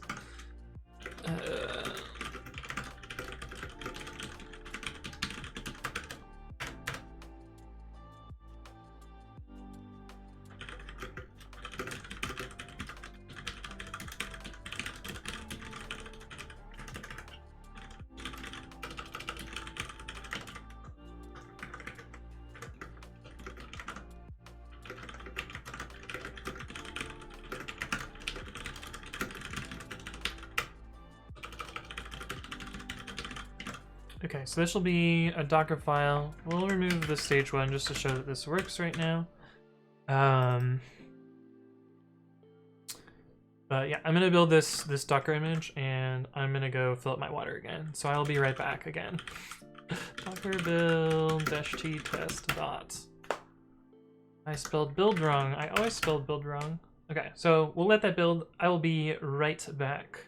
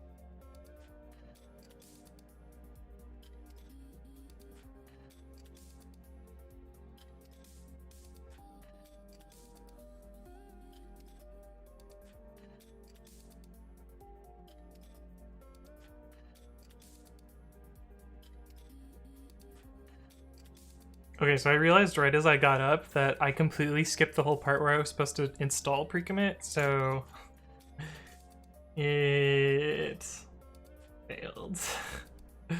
But that's fine. We'll do that. Whereas it says, "Yay, hacker hat! I know why he wears it. His headset hurts. Mine too." Oh, I only wear the hat for the bit. only for the jokes. Yeah, my headset actually feels fine. Let's fix this Docker file. You do path equals path run virtual VM. Actually,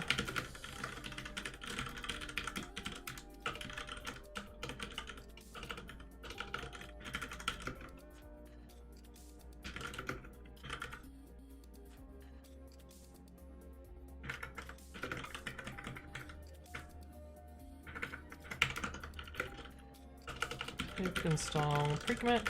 So that should get us a virtual env. This should work now.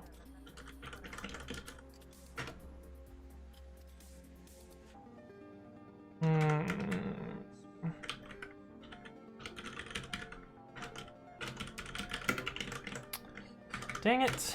I always forget Python 3 distutils. Ugh.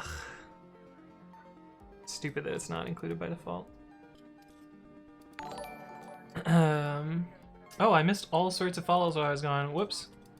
And Dan Claudio Pop has just subscribed. Thank you for the subscription. And Marvel Scorpion and Icarus HQ and Longtime Lurker. Thank you all for the follows. Sorry, I missed that. Your faceboard and keyboard cams are covering up what you're typing. Oh, rip. Well, I'll do that on this other screen then. You didn't miss much. I was just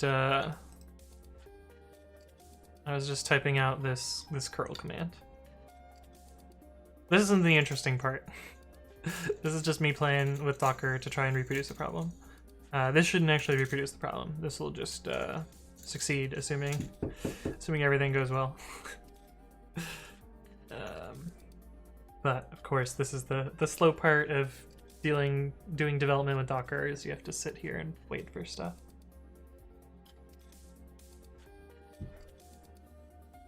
And hopefully when we're done, we'll be able to swap out this line for installing from the local repository and show that it's fixed. I don't know how I'm going to unit test this, but we'll at least have two kind of like macro tests to show that things are better when we're done.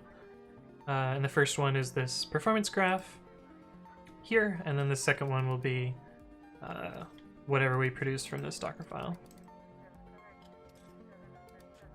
Be almost done building. Okay, that looks good. It's old virtual env because I haven't upgraded my little curl script yet for new virtual env. It's good. So all of the hooks. Dan Claudio Pop says using pre-commit and talks at work, so thank you. Yeah, I'm I'm glad you're using them. Pre-commit's my baby, so definitely appreciate any of the positive words there. And yeah, I also maintain talks, although Gabby Burnett does more of the work on there than I do. Warpaint says, any particular reason you're using your own get virtualenv.py instead of python 3-mvm? Well, for starters, python 3-mvm.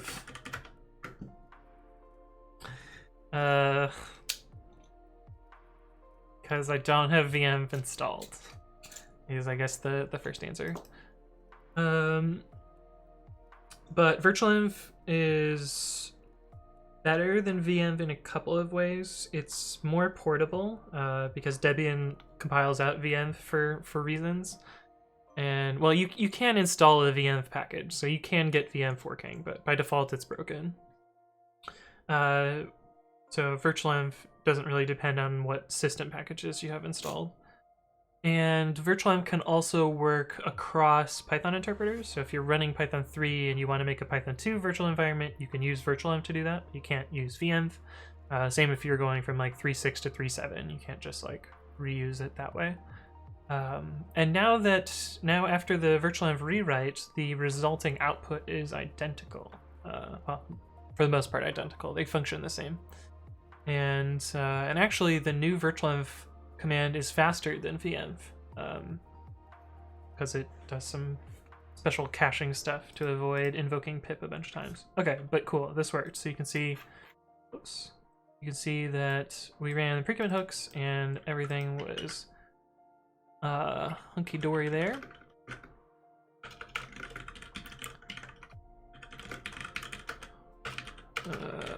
We're gonna be simulating an upgrade here from focal as final.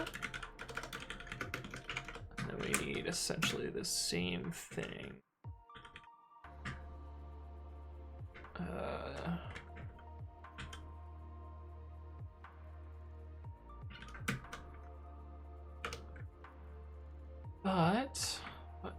But make that venv. We can just do from let's see, copy. I don't remember the syntax for this. I think it's from builder.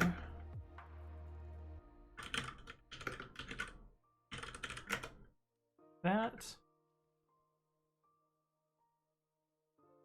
Yeah, we also want to copy from builder root's home directory.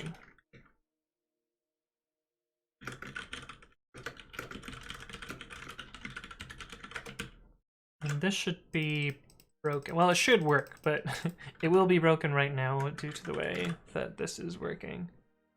Basically what I'm doing is simulating like starting on Bionic, running pre-commit, then upgrading your operating system, and then keeping the cache directories around from the previous ones. Should probably be more specific here.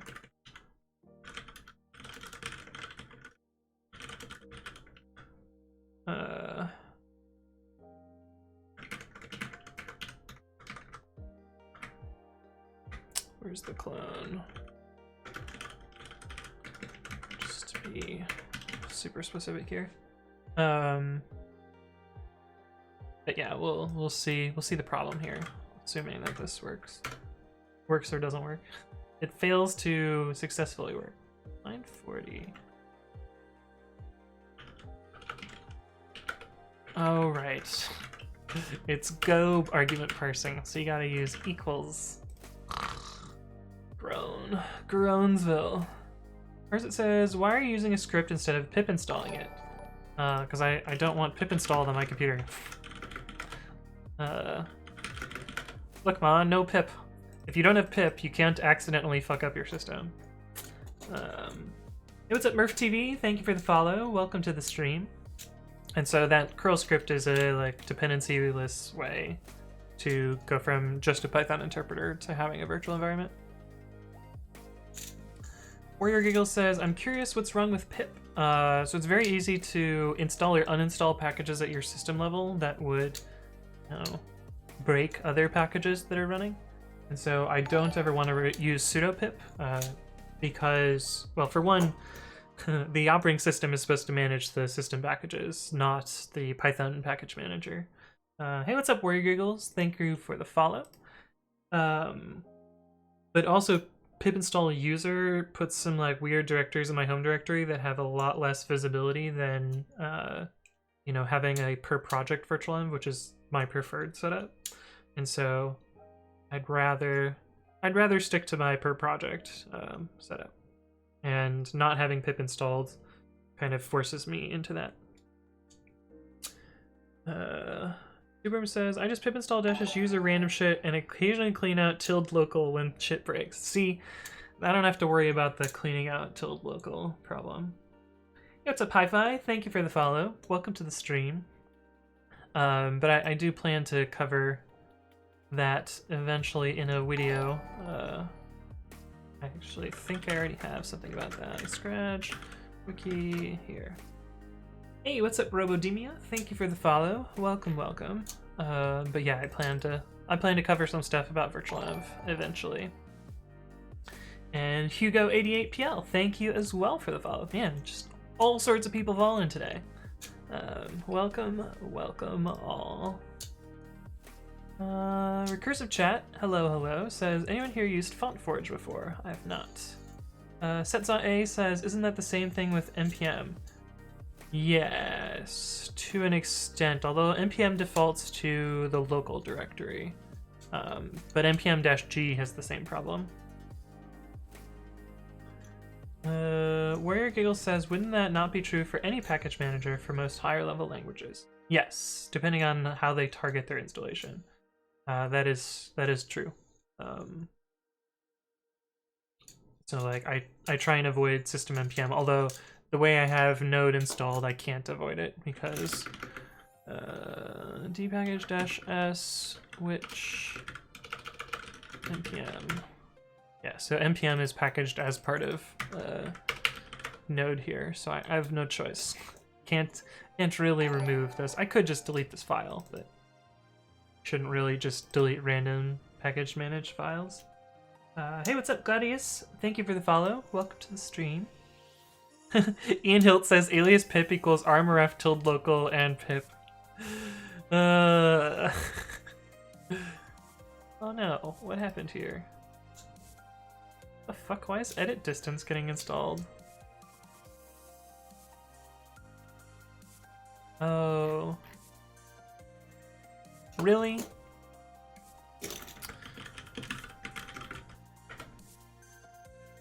This doesn't have a wheel for Python 3.8 yet.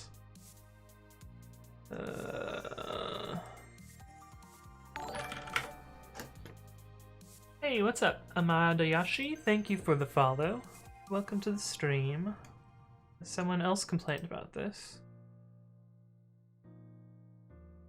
Yes, someone else has complained about this.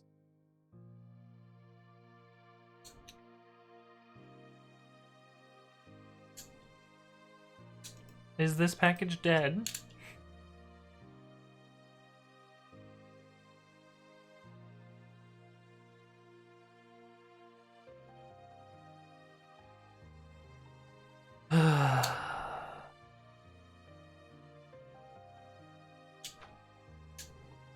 What is this? Oh, what am I even looking at? 2019, October. That's not too far ago.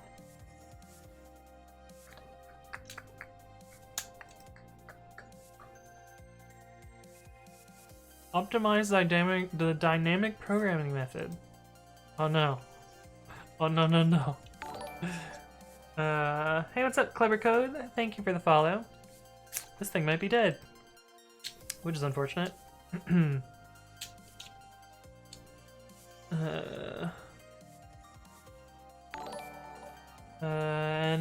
Letnm, thank you as well for the follow. Yeah, it's been a while since a commit has happened here, so it's possible that it's dead. I wonder how hard it would be to convert it to use ABI 3. Oh.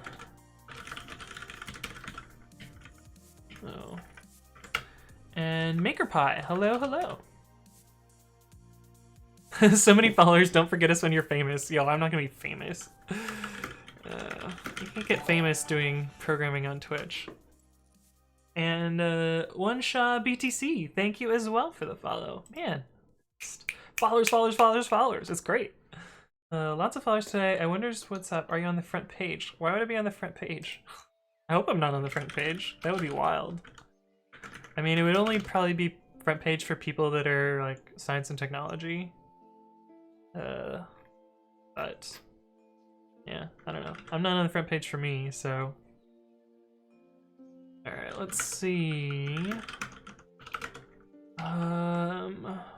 What are the settings here? I recently did minimal API for libsass Python, so I can look at the code that I did for that. Minimal Here we go. Define macros.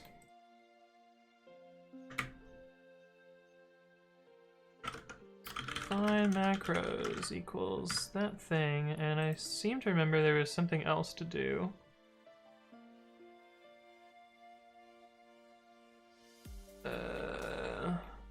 Yes, this thing.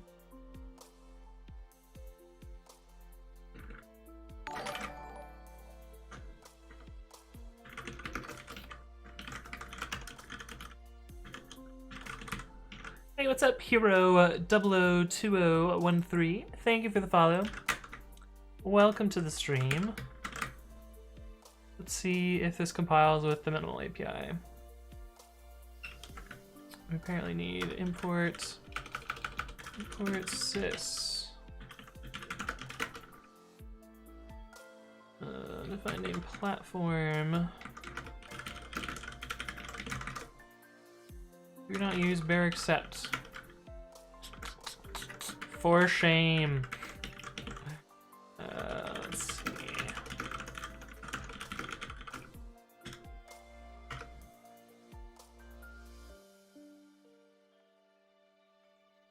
Okay.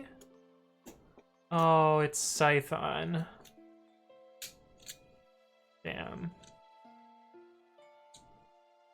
Well, that's not gonna work. I didn't realize it was Python. Does Python not have Python ABI 3 support?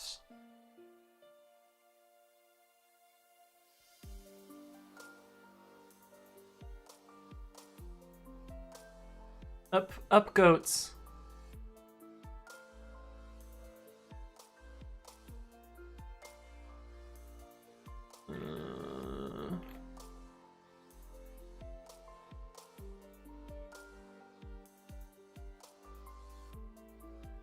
Oh, there's a Python limited API as well.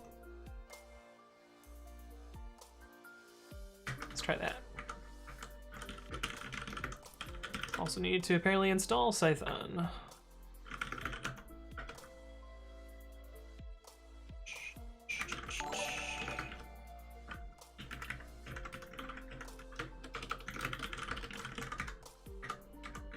Try that. Hey, what's up, Edgar Ortega? Thank you for the follow. Welcome to the stream. That looks like fewer errors. No, not fewer errors. Oh well, we tried. But anyway, I don't know why I'm dancing around this when we can just install GCC and rebuild this again. But yeah. Anyway. It'll build from source and probably succeed there.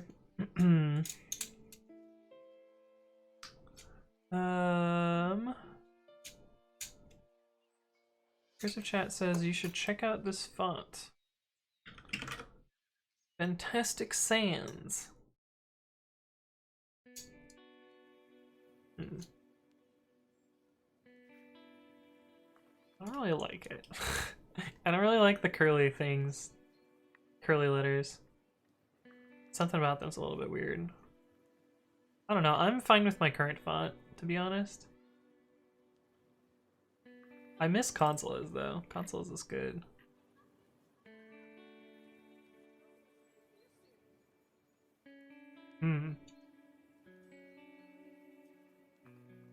Open font license. I didn't know that was a thing.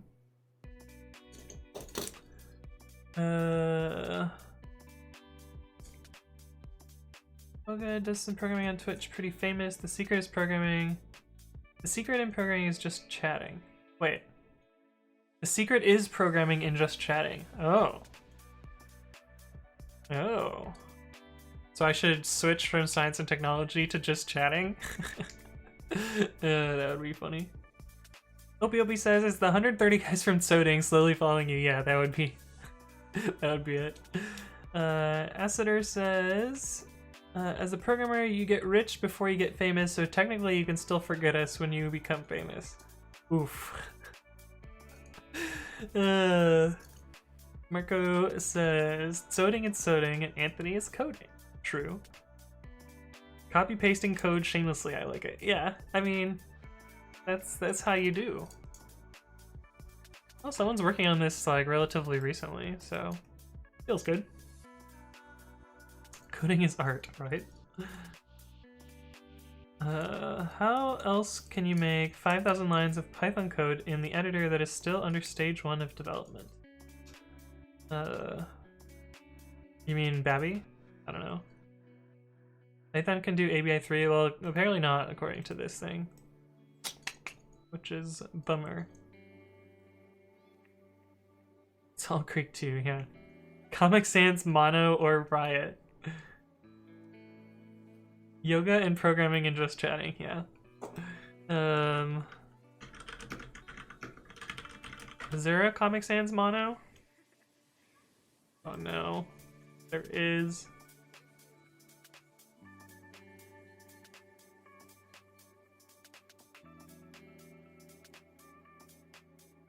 Oh my god. Holy shit. They all look hand drawn. That's amazing. Do it? Oh.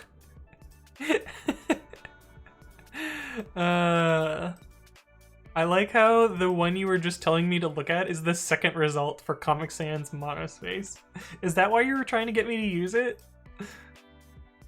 Alright, let's see if we can download this. And maybe we'll set it up just for the lulz. What the fuck is family packages? Oh, I have to pay for this? What? I should just quit my job. Well, I don't have a job. I was gonna say I should quit my job and make fonts. That's no longer a funny joke. Oh well. Okay, is this finished yet? I need a C++ compiler, apparently. Not just a C compiler. Build that again.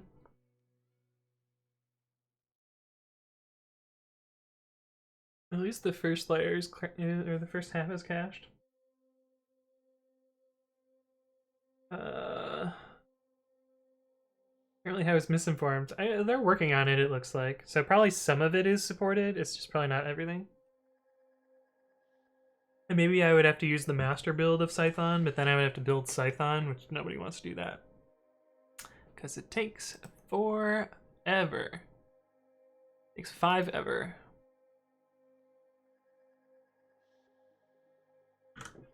We have a question on here.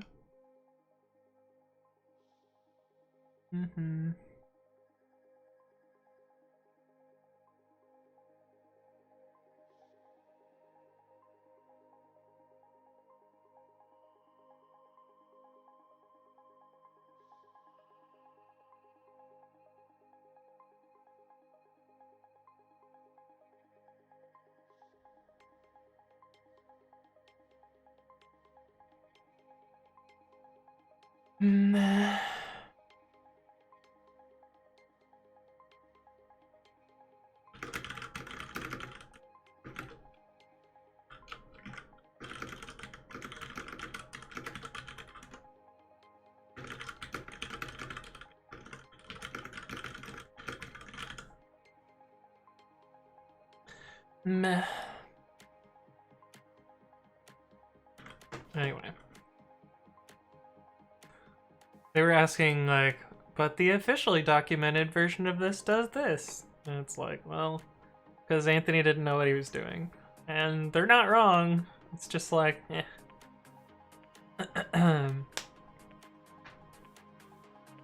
Unidroid says, developing iteratively with Docker is such a pain. It's not so bad.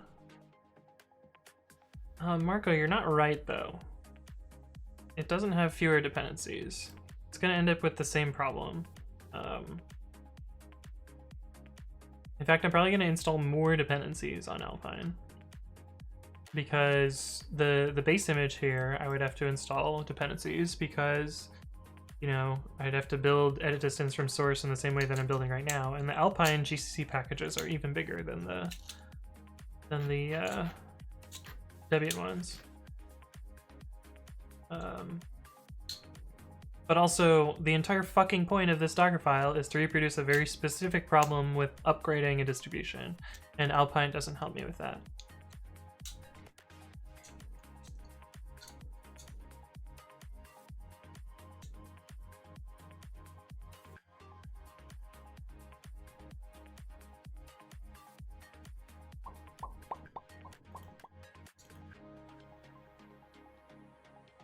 Yeah, GitHub is a bug. Sometimes you click on that and it's like, we lost everything.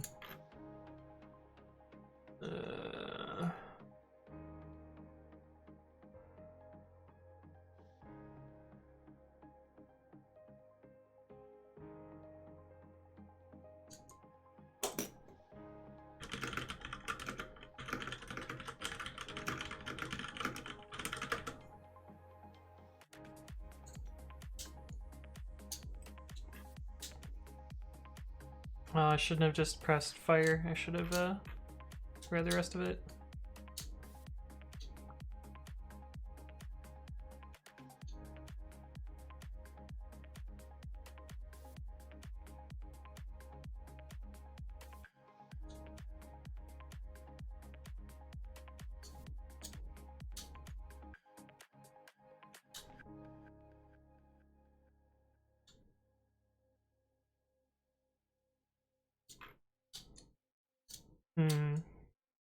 Other than that, it looks fine.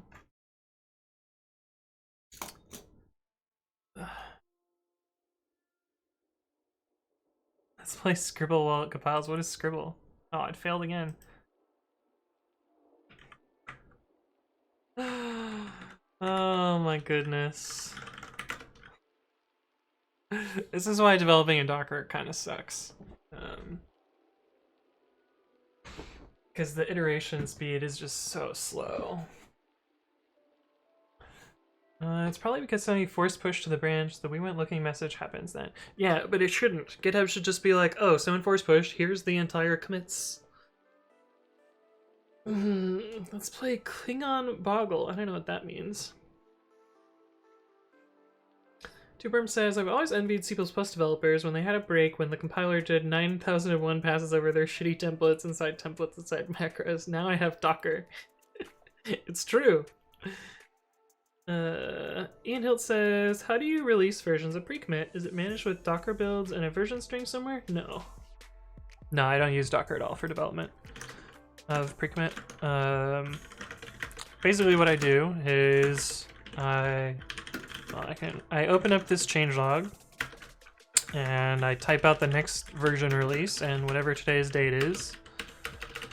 And then I make a section for features and for fixes, and occasionally there's a misc, and occasionally there's a updating. This is for like breaking changes. And then I go through git log first parents, one line decorate. This shows me all of the patches since the previous version. So in this case, I would be looking at, you know, these 1, 2, 3 patches here. And then I click on these and I go to GitHub and figure out what they changed and stuff. And then I, you know, incorporate those into the changelog.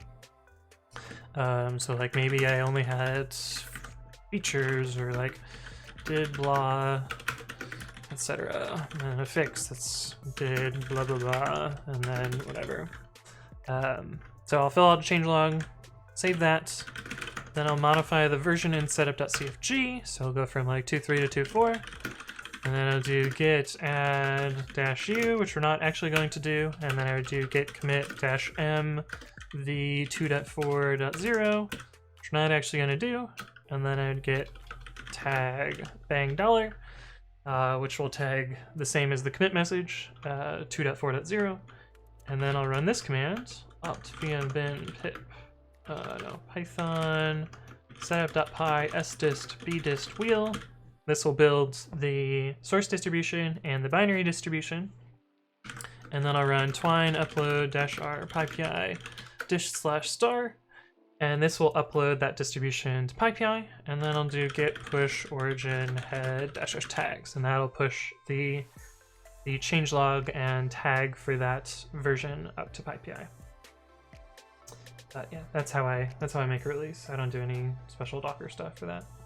The only reason I'm using Docker today is because we're trying to reproduce a bug that involves upgrading the operating system, and so Docker is an easy way to do that. Someone paints on the screen, others try to guess the painting. Oh, like kind of like Jackbox sort of deal.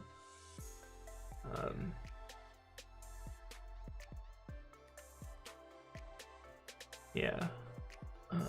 Sorry, I'm just clicking through my email to see if there's anything else I can look at right now. This is the one we're trying to fix. Oh, that one I wrote the patch for them. Oh, did that succeed? That. Yeah, look, this one was green. So sometimes the Node.js thing works. It's flaky, which is the worst type of failures. Done.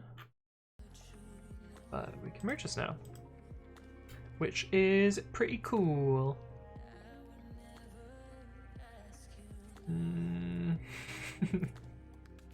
I forgot about my French strings PR. Yay, French strings! That's such a bad pull request title. But yeah, this is the weird node segfault thing where it exits with this giant integer code. Let's see if we Google this number, if anything comes up. Oh. It does come up.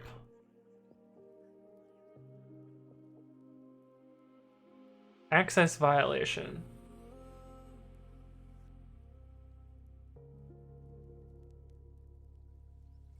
Oh boy. So, yeah. So Node has an access violation, which is pretty good. First, it knows this code. Nice. So you've worked on Windows and written some shitty C code, I see. No, I'm kidding.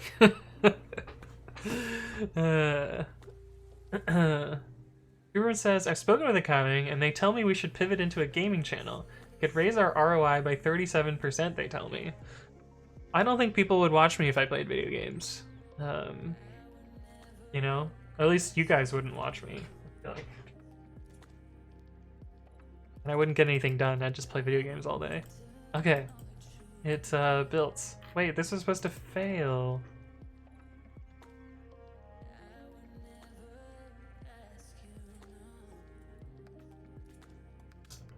What?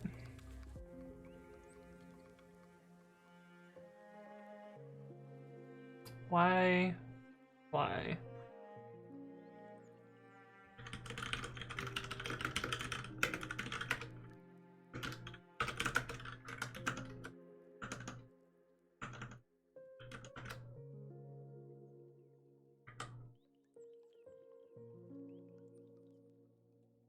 Really?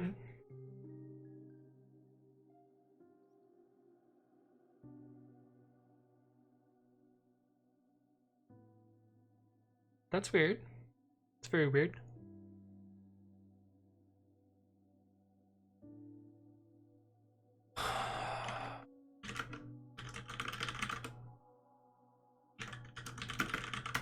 That's not what I expected.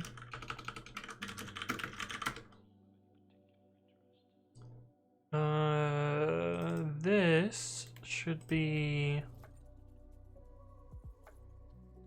Oh, I don't know which one is build stage 1. Let's see. It'll be above all this install crap.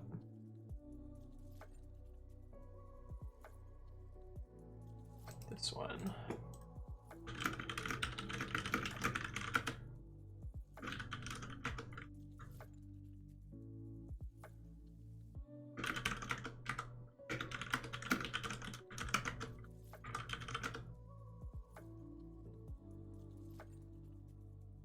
We should have copied all of that over.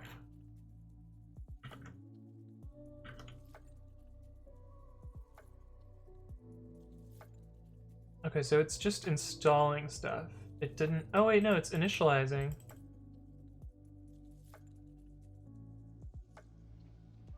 That means it's recloning.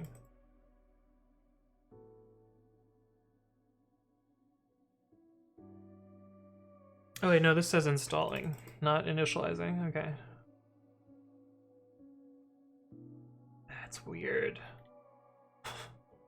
I'm having trouble reproducing this bug. Yay! You mean coding is not a game? True. You don't get any coding done either. Yikes. I mean, that would be more of a switch to the just chatting category, you know? Marco says, I'm tired. I had a 3-hour session with my team on doing a project definition for our education project startup that's related to COVID-19. Fun. I'm tired. I've done 4 hours of streaming. Is this for issue 1427? Let me check. I don't remember the number. Yes, it is for 1427. It is indeed. Okay,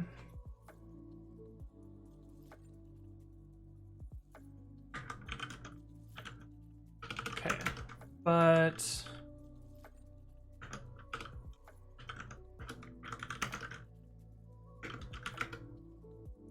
oh, I see. That's maybe why. Yeah, because this symlink will be broken. That's why that'll be that way. Okay, I understand better now. If I do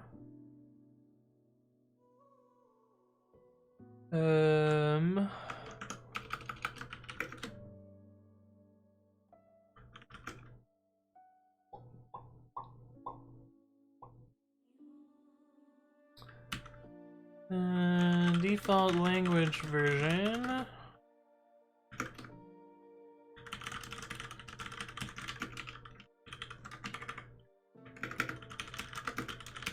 think this will change this. Ricochet says that's more tiring sometimes than doing a coding solo. And when I code in a team, to me it's actually fun. This is fun. I fucking love this. This is like my favorite thing to do is to stream for you guys. It is just exhausting though. It's a lot of work to you know, pay attention to all this stuff for an extended period of time and, you know, try and be engaging, explain what's going on, try and splat my brain out, you know, try and keep my keyboard in the right spot. All this stuff's kind of difficult. It's pretty tricky, but I do enjoy it, and that's the important part. Warpaint says we appreciate it though. Yes, thank you. I'm glad you appreciate it. It can be because says I'm too introverted for this shit. No, you're like pretty spot on there. Not posting your passwords all over the internet. Yeah, that's the other one too. Damn, it's still,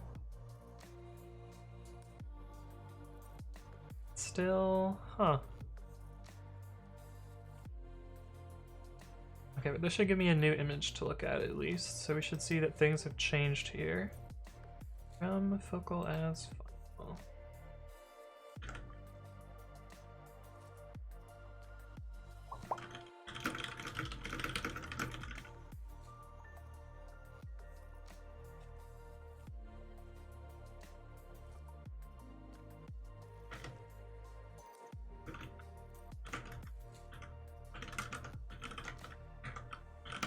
It's 69.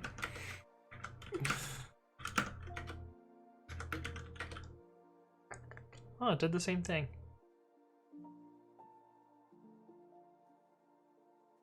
That is weird. That is very weird. I don't know what's up with that.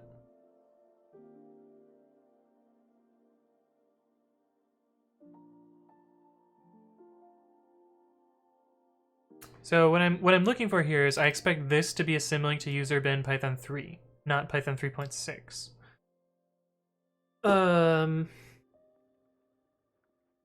I could fake it to make this happen. I could delete Python 3.6. What I'm saying.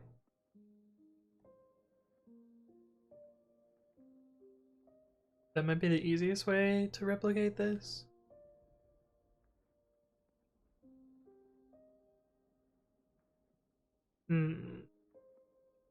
Let's try that. Yeah, because this is still working.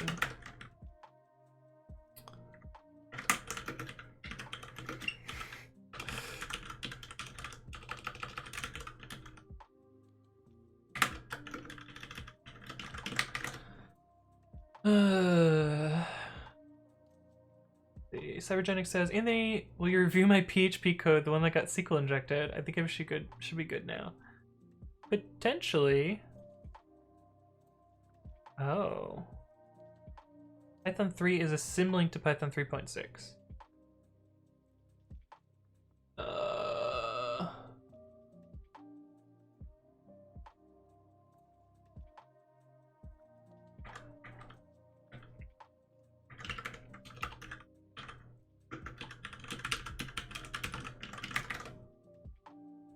We'll see. Yeah, I mean, you can send your code. I haven't written PHP in a really, really long time, so I don't know that I'm gonna be super good at it. But I could read it. Parsit says, so you know the reason why the bug happens, you know how to fix it, but you can't reproduce it. Yes, indeed. Update alternatives gets called in the background on Debian distros for Python choice? Not really. Kind of.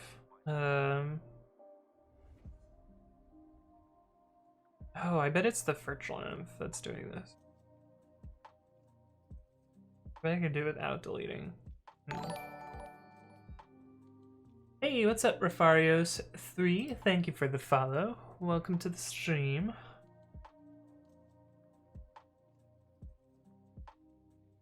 Does virtualenv make a copy of the Python links? It doesn't make a copy of the links. It makes links to the links.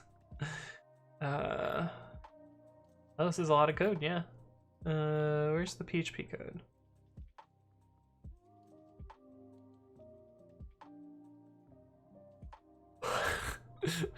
Good thing this is commented out.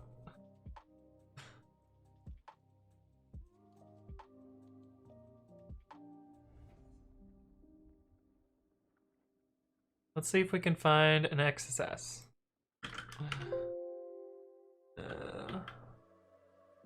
You use short tags? No. That at least narrows things down a little bit.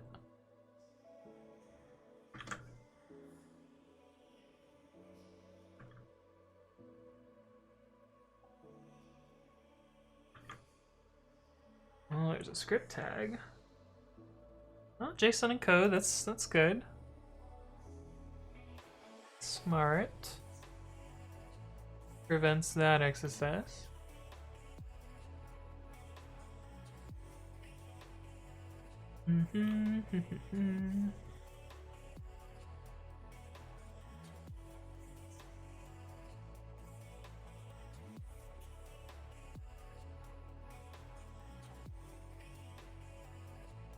So that one probably doesn't have any XSS.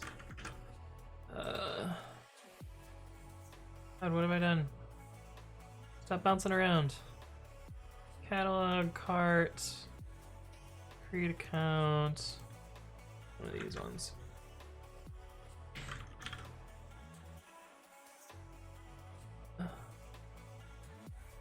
Assume that these are just variables that come from your database. You probably can't do much there. Oh, is there a quantity though? I bet we could fuck up the quantity.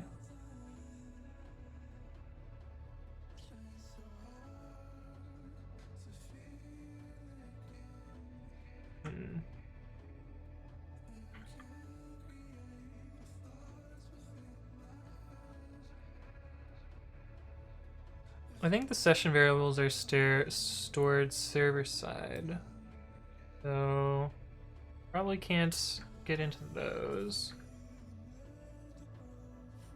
I'm just looking for ways to break this. That's probably fine.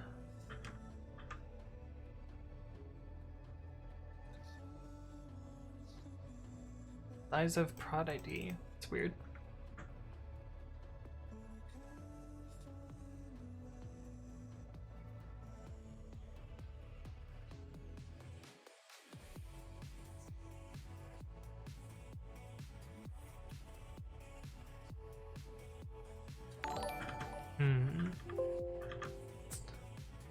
Hey, what's up, Ivan? Thank you for the follow. Welcome to the stream. What do you think this is? Ah! We did it! Okay, this is the bug. This is the bug that I was trying to reproduce. So we can reproduce it now, which is great. Which is exceptional. Oh, thank God. Losing my damn mind. I don't know how someone would configure their system in this way, but we at least figured it out-ish.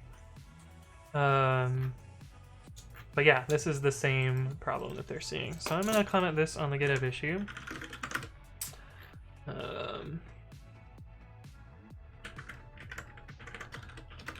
Couldn't figure out how to...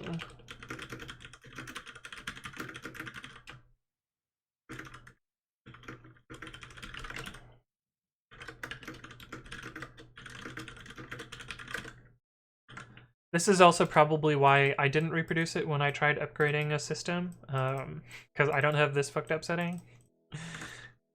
Assuming that theirs is messed up in a similar way.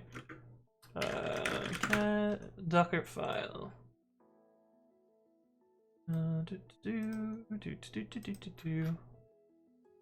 Let's make a smaller reproduction.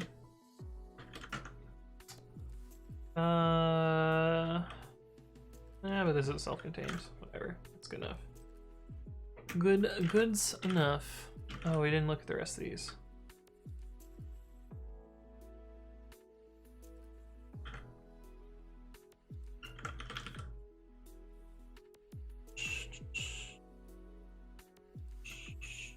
Assuming the products are coming from a UR database and not user-generating content, that's probably fine. I've been able to reproduce this in Docker, but only after doing a strange thing to the system Python. But in theory, it seems possible to end up in this case in some other way. Dicker file. Yeah, there we go.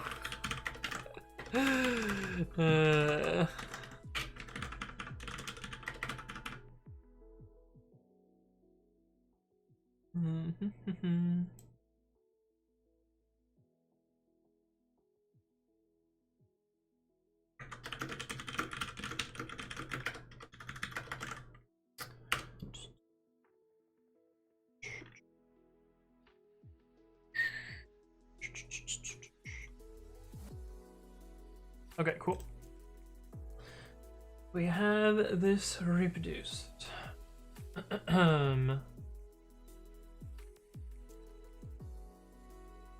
Repair the issue, fix the virtual, fix it with virtual? No, not virtual's fault. It's probably my code's fault. Then look at edit user, it's not done. Whoops. Sorry.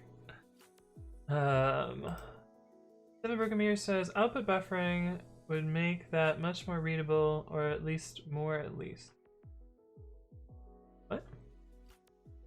What are you talking about? What are you referring to, Broken Mirrors? If you look at the site itself, you'll see why output prodigy. Oh, okay. Why does it do this? It's even more aggressive when something failed. What? What is wrong with your terminal? Your terminal is buggy. Is my guess. Or is this in VS Code? It might be that VS Code is buggy. That's so funny. At least you can see like very obviously what things are colored or not. But if you look at the escape sequences that are printed there,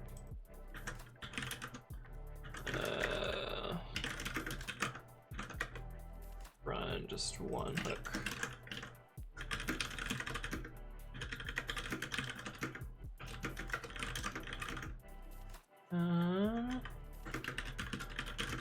Color equals force to text dump? Sure. Color equals not forced. Always. If we take a look at this. Oh, it's really hard to see it here. But, this here, you can see 033, which is the escape character, followed by a square bracket, followed by M. This is the end color escape sequence. And then the new line is after it. If the new line is included, it'll do what you see. Hey, what's up, Marcos Brolkin? Thank you for the follow. Welcome to the stream. So if you see, like, Echo... 43M?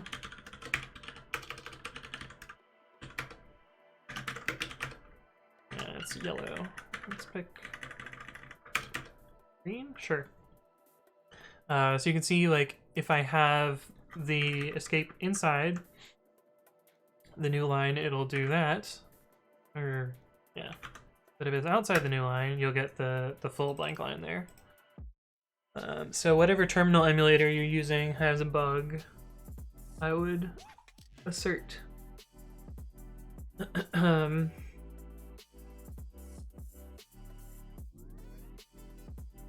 Oh, yeah. Echoing HTML and PHP. I see. Yeah. Imagine being a shell with no utils. Feels PowerShell. That's true. Drink coffee at 12 a.m. or not? I mean, you do you, man. I don't drink coffee, so I don't play those games. Where is the thing that tells me how wide this is? There it is. Does it not do that for the left side? Oh, it does. Didn't see it. Oh well.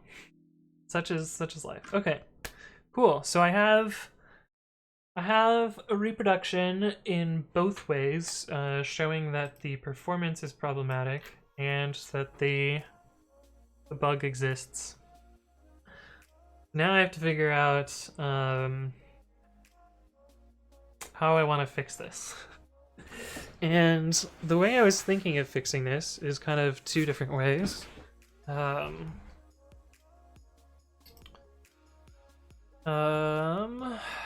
Yeah, so I don't think virtualenv actually provides enough information in the outputted stuff to do this properly, or to do this without adding my own information, so we're gonna have to make an annoying change that will cause a lot of rebuilds, I think.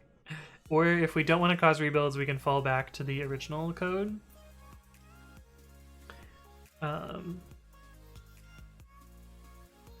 Or actually no, virtualenv, the newest version of virtualenv has enough information.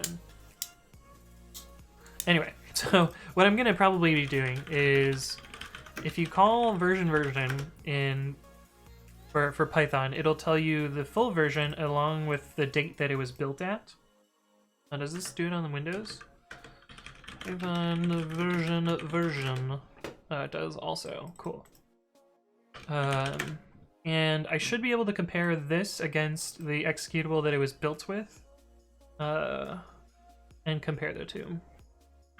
So, oh wait, but if it's a symlink, they're just gonna report the same value. But newer virtualenv, what I wanted to show you is newer virtualenv has this pyvm.cfg file in it, which shows you the version that it was built with.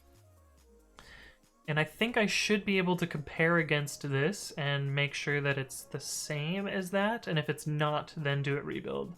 And that should both be a lot faster and actually reliable in this case. Because if we look on these virtualenvs, cat root config no cache. Recommit repo, repo 69 inv ivnv. Wait, what?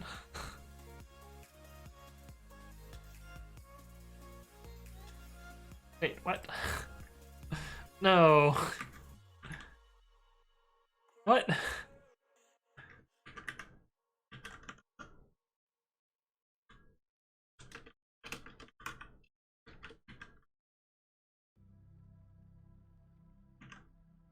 What?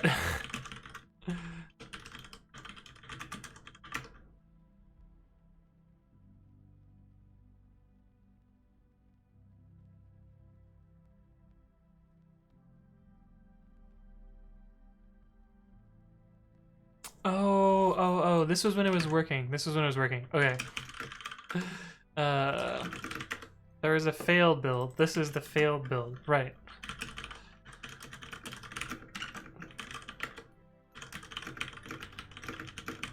So this is what happened when it failed. Yeah. And if we look at this, now we should be able to look at these virtual envs, and it should do what I want.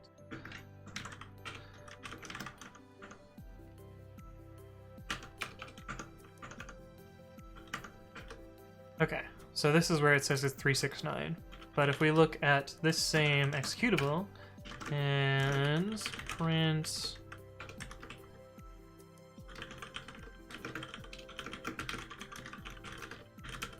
this, where it says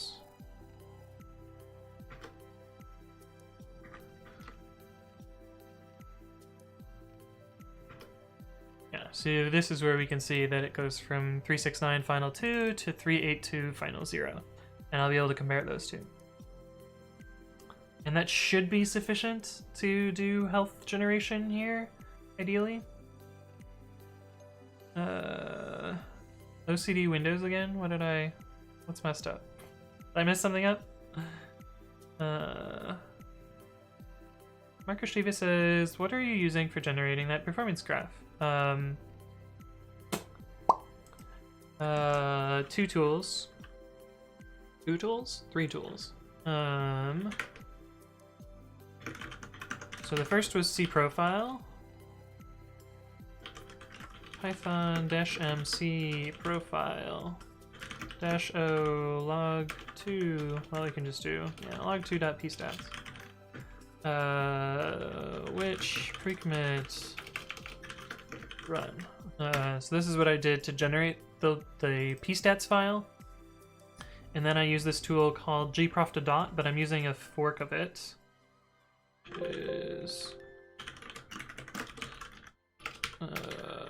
Which I helped fix when I was at Yelp, and that's gprof2dot. But it has not been. It's dead. It's very dead, but it works. So don't need to fix it. But then I used gprof2dot with the pstats file, and then I piped that to dot. I popped that to dite. And dot is a utility from GraphViz, and converted the dot file to a SVG. But here's what the dot file looks like without converting it. It's basically a description of nodes in the graph, and then some annotated styles on them and some text. But you're right, Guy YYY. I should probably do video idea Python profiler demo. How do you spell profiler? Yeah, probably. But yeah, we'll let the bot make a commit to my wiki. But yeah, I should probably throw that into a video, because I don't know, I feel like I explain this a lot, and people seeing this graph are like, whoa, that's cool, I want that. Yeah, if we look at log2.svg, this is the one I just generated, and you can see the same, thing spending a bunch of time in, where is it? In healthy. But this also has a bunch of import time stuff, so there's differences here. What imports pathlib? Not any of my modules. We can't see because it's hidden behind exec. Annoying. It's annoying. But whatever. The problem is, the problem with this approach that I was talking about for using virtualenv is not all versions of virtualenv populate this information. And so I would need some sort of fallback situation.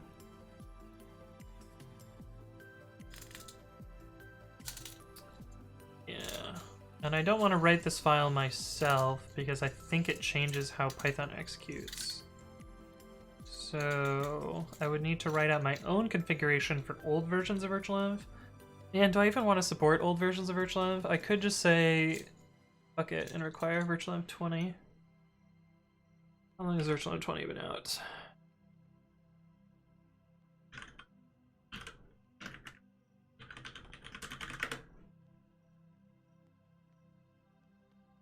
How many people will get mad if I require virtualenv 20 is the other question. It's only been out for a couple months. March, April, May. 3 months. Yeah, that would be pretty aggressive to require that version of virtualenv so soon. Hey, what's up, Smokey77? Thank you for the follow. Welcome to the stream. And David Dav, thank you as well for the follow. Hello, hello. Hope your day's going well. I need to figure out how to do this for old virtualenv though. Let's see.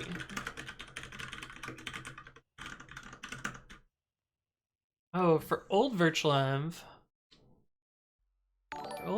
I think I can just interrogate the executable directly. That'd probably work. Hey, what's up? Stanley Lalon, thank you for the follow. Welcome to the stream. Good old Unity, yes. Yes, Jackie Alcine. It's, you know, your typical Ubuntu install. There's nothing special about it. Well, there is some special about it. Like, this feature is not enabled by default, so I've compiled my own terminal, but other than that, it's pretty vanilla. Pip install virtualenv less than 20.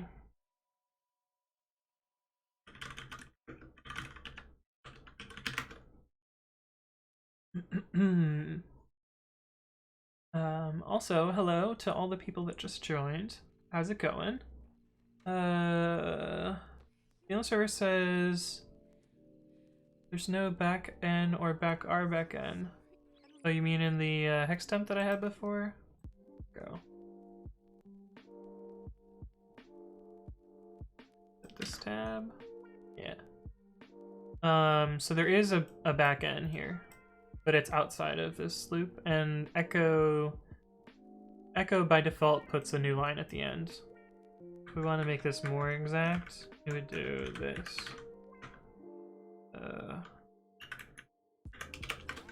That's inside, and this is outside. There we go. It's a little glitchy, but yeah. Smokey says, I've just started learning Python today. I found a Python for Dummies book I stole from school. Rebel. 4 years ago. I knew it would come in handy one day. Nice. Jackie says, sounds fun. Yeah, it's pretty nifty. Let's see. And David Dow says, I love your program. What is the graph? This is a performance graph. I'm currently trying to fix a startup bottleneck-ish thing where this command, when I don't have any changes, does nothing, and it does nothing very slowly. It takes almost half a second to do nothing. and about 110 milliseconds of this is unavoidable, just like Python startup. The rest of it is my user space that's taking that time. And I wanted to figure out what was slow, and so I ran it through a profiler, and I had already guessed that this was what was slow, but this confirms it more.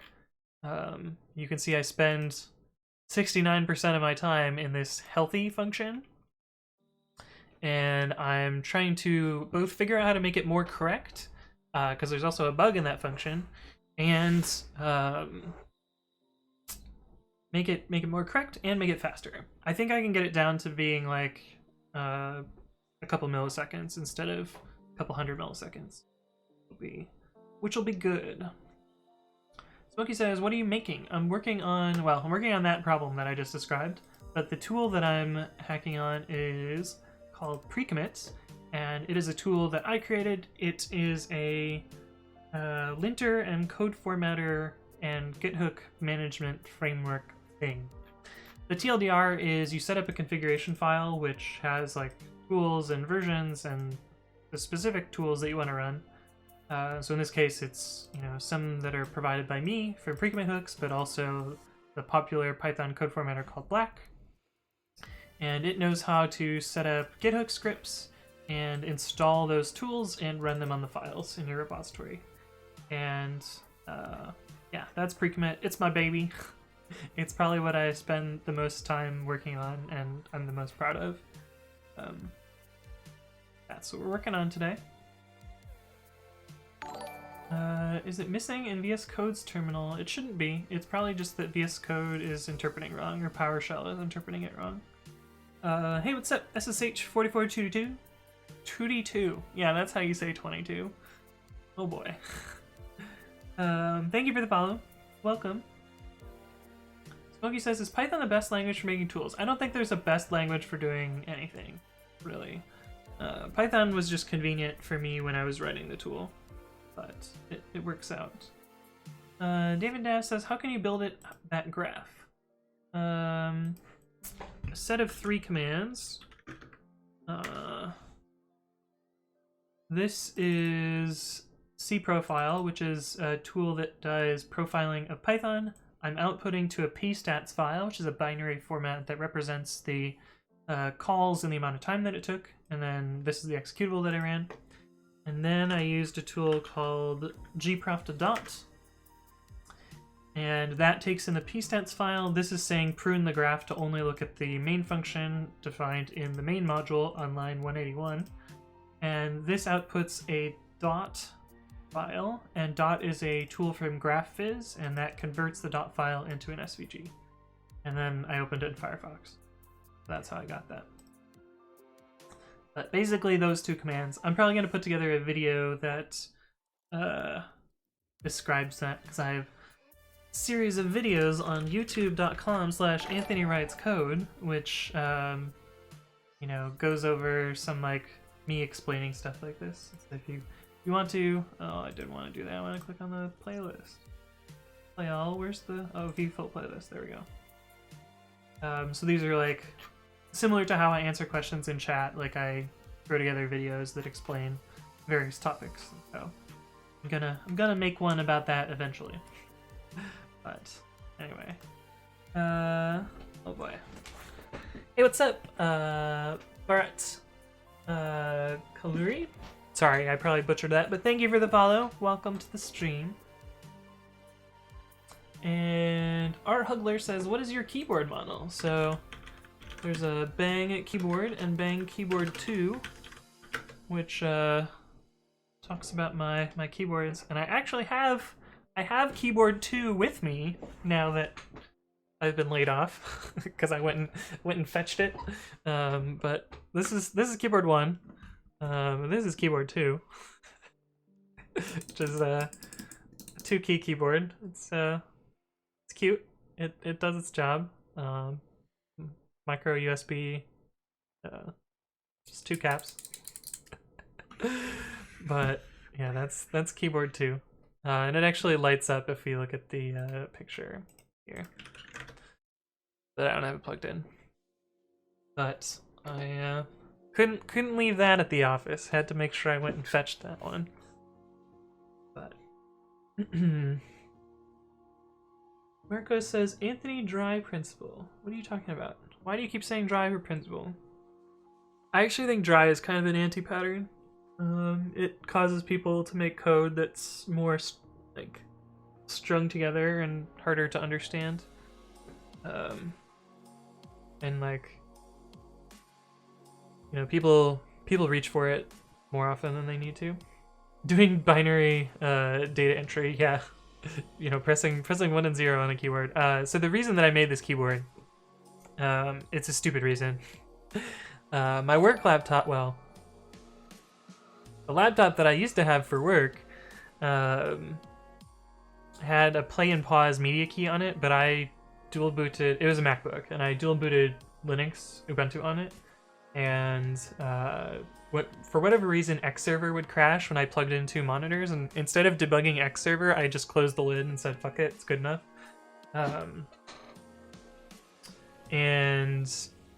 But when I close the lid, now I can't press the play pause media key, and, you know, kind of wanted that, so I made this keyboard just so I could play and pause my music, so that's what this button does. This one turns the lights on and off. Hey, what's up, Cube C? Thank you for the follow. Welcome to the stream. But yeah, that's what it's used for. But otherwise, it's just like kind of a dumb meme. did it for the lulz. But it's programmable, so I can put whatever key combinations on this that I want, which would be cool. But I haven't beyond the play pause. But it's kind of nifty. The embarrassing thing is the amount of money I spent to build this thing. Because I only need 2 switches, but most of them come in like packs of 10 or whatever. And I actually bought 2 different types of switches because I wasn't sure which ones I wanted. So I have a bunch of like leftover switches. They're both really clicky. These ones are less heavy than these ones. I ended up going with these ones because I like the heavier ones better.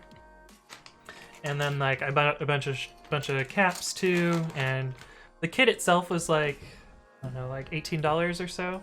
But then like adding all the other parts to it, I think I spent like $50 on this 2-key keyboard. But send the leftover keys out to Keyboard Geeks. Try it. So I'm actually gonna build another keyboard. I'm gonna build another keyboard so I can do like, you know, stream macroing stuff. It's in the mail right now. I'm actually supposed to get some of the switches today, but probably not the kit today. I think I'll get the rest of the kit next week. But we'll have a soldering stream. I'm fucking garbage at soldering, so we'll see me struggle to put a keyboard together and hopefully not burn stuff and, you know, have problems. That should be fun. Assuming you guys would be interested in me soldering, because I don't know, it'd really just be like a chatting stream, but which it's been 4.5 hours and I've written 2 tests, so it might as well be a chatting stream, right? But yeah, it's a cool little piece of tech. Right, so I was looking at the old virtualenv, and I think the only hint that we have in here that it's actually a file. Oh, and how are we gonna do this?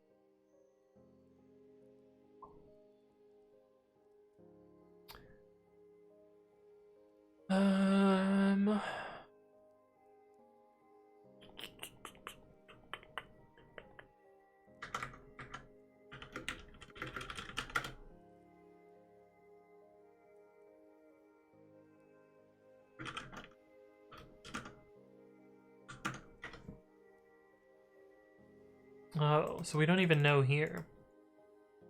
Interesting. So what I was thinking is, like, we can figure out whether this is a file or not, and that will give us enough information as to whether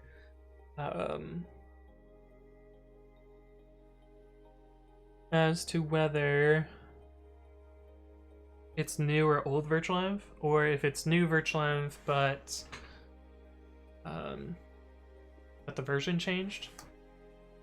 Like from here we can look at VM the old bin python dash dash version. So we can get this full string out versus user bin python dash dash version dash dash version. Version. Oh right. Python 3. Python 2 does not support this version thing. Oh, I don't even have Python 2 installed. Yeah, that's right. That's why no such file directory. I'm confusing myself. Man, I probably am not gonna be able to finish this today. I think I'm running out of steam. I'm stumbling over everything. Inhaling fumes and chatting. What, vaping on life? I'm breathing in air, I guess. I'm not sure what you mean. To say the least.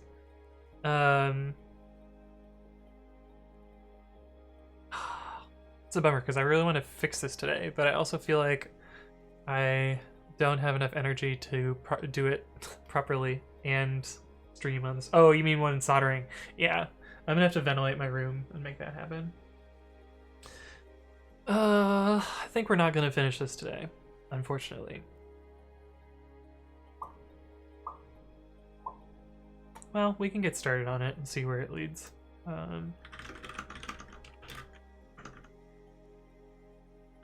Okay, so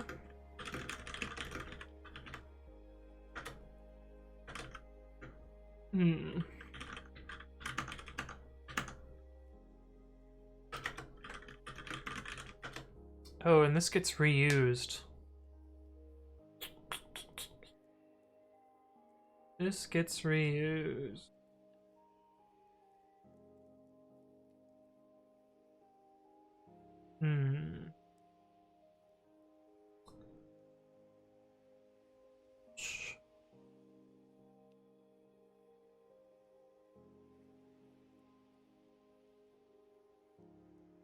Oh, I just thought of something kind of nice. So we need to match the versions in both of them. Yeah.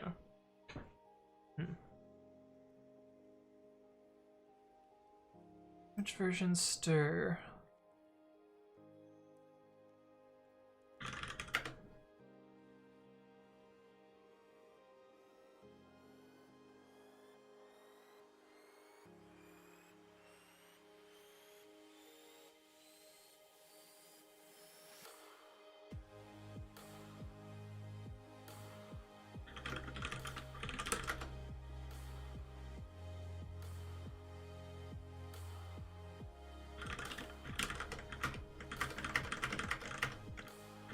Okay, so I'm gonna do a little bit of refactoring here. Oh, I have too many tabs. We gotta close some tabs. It's getting ridiculous. Okay, we're back to a more manageable. Yes, languages, Python.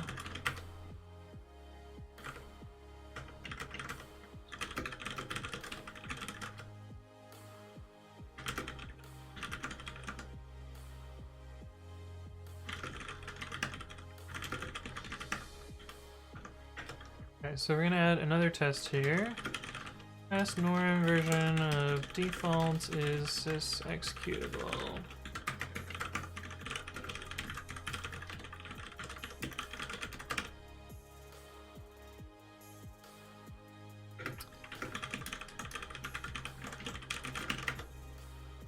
So it should be failing. I'm mostly folding this branching logic into this norm version. Command.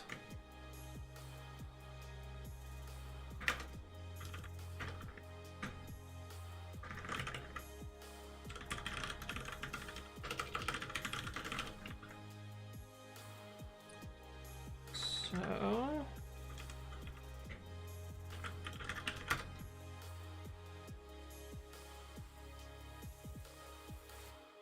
if version equals c.default, return us the path, real path, sys.executable.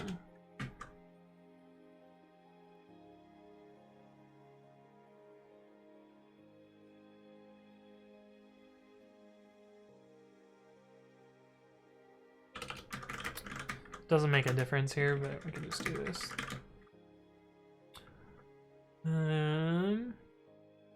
Even though these are all disparate, and so I could do LF, LF, LF.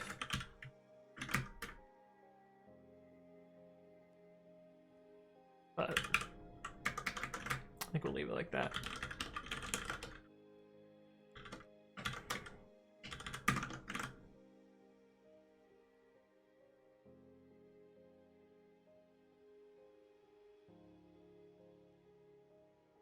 Yeah. So I should pass that test now. One super slow test there. Oh, because it builds a full environment, right.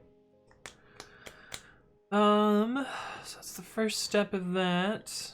Now we need to know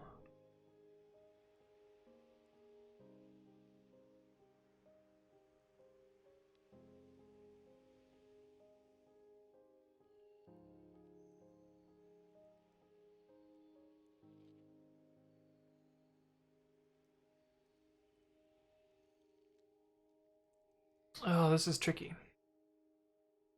Because language version Python 3 is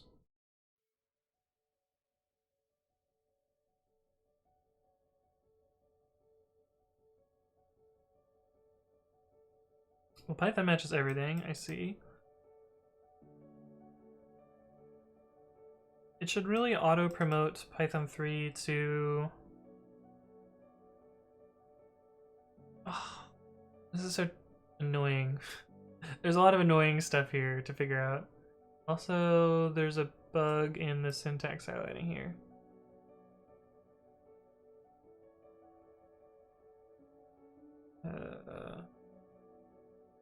With French strings. French strings are not highlighted properly.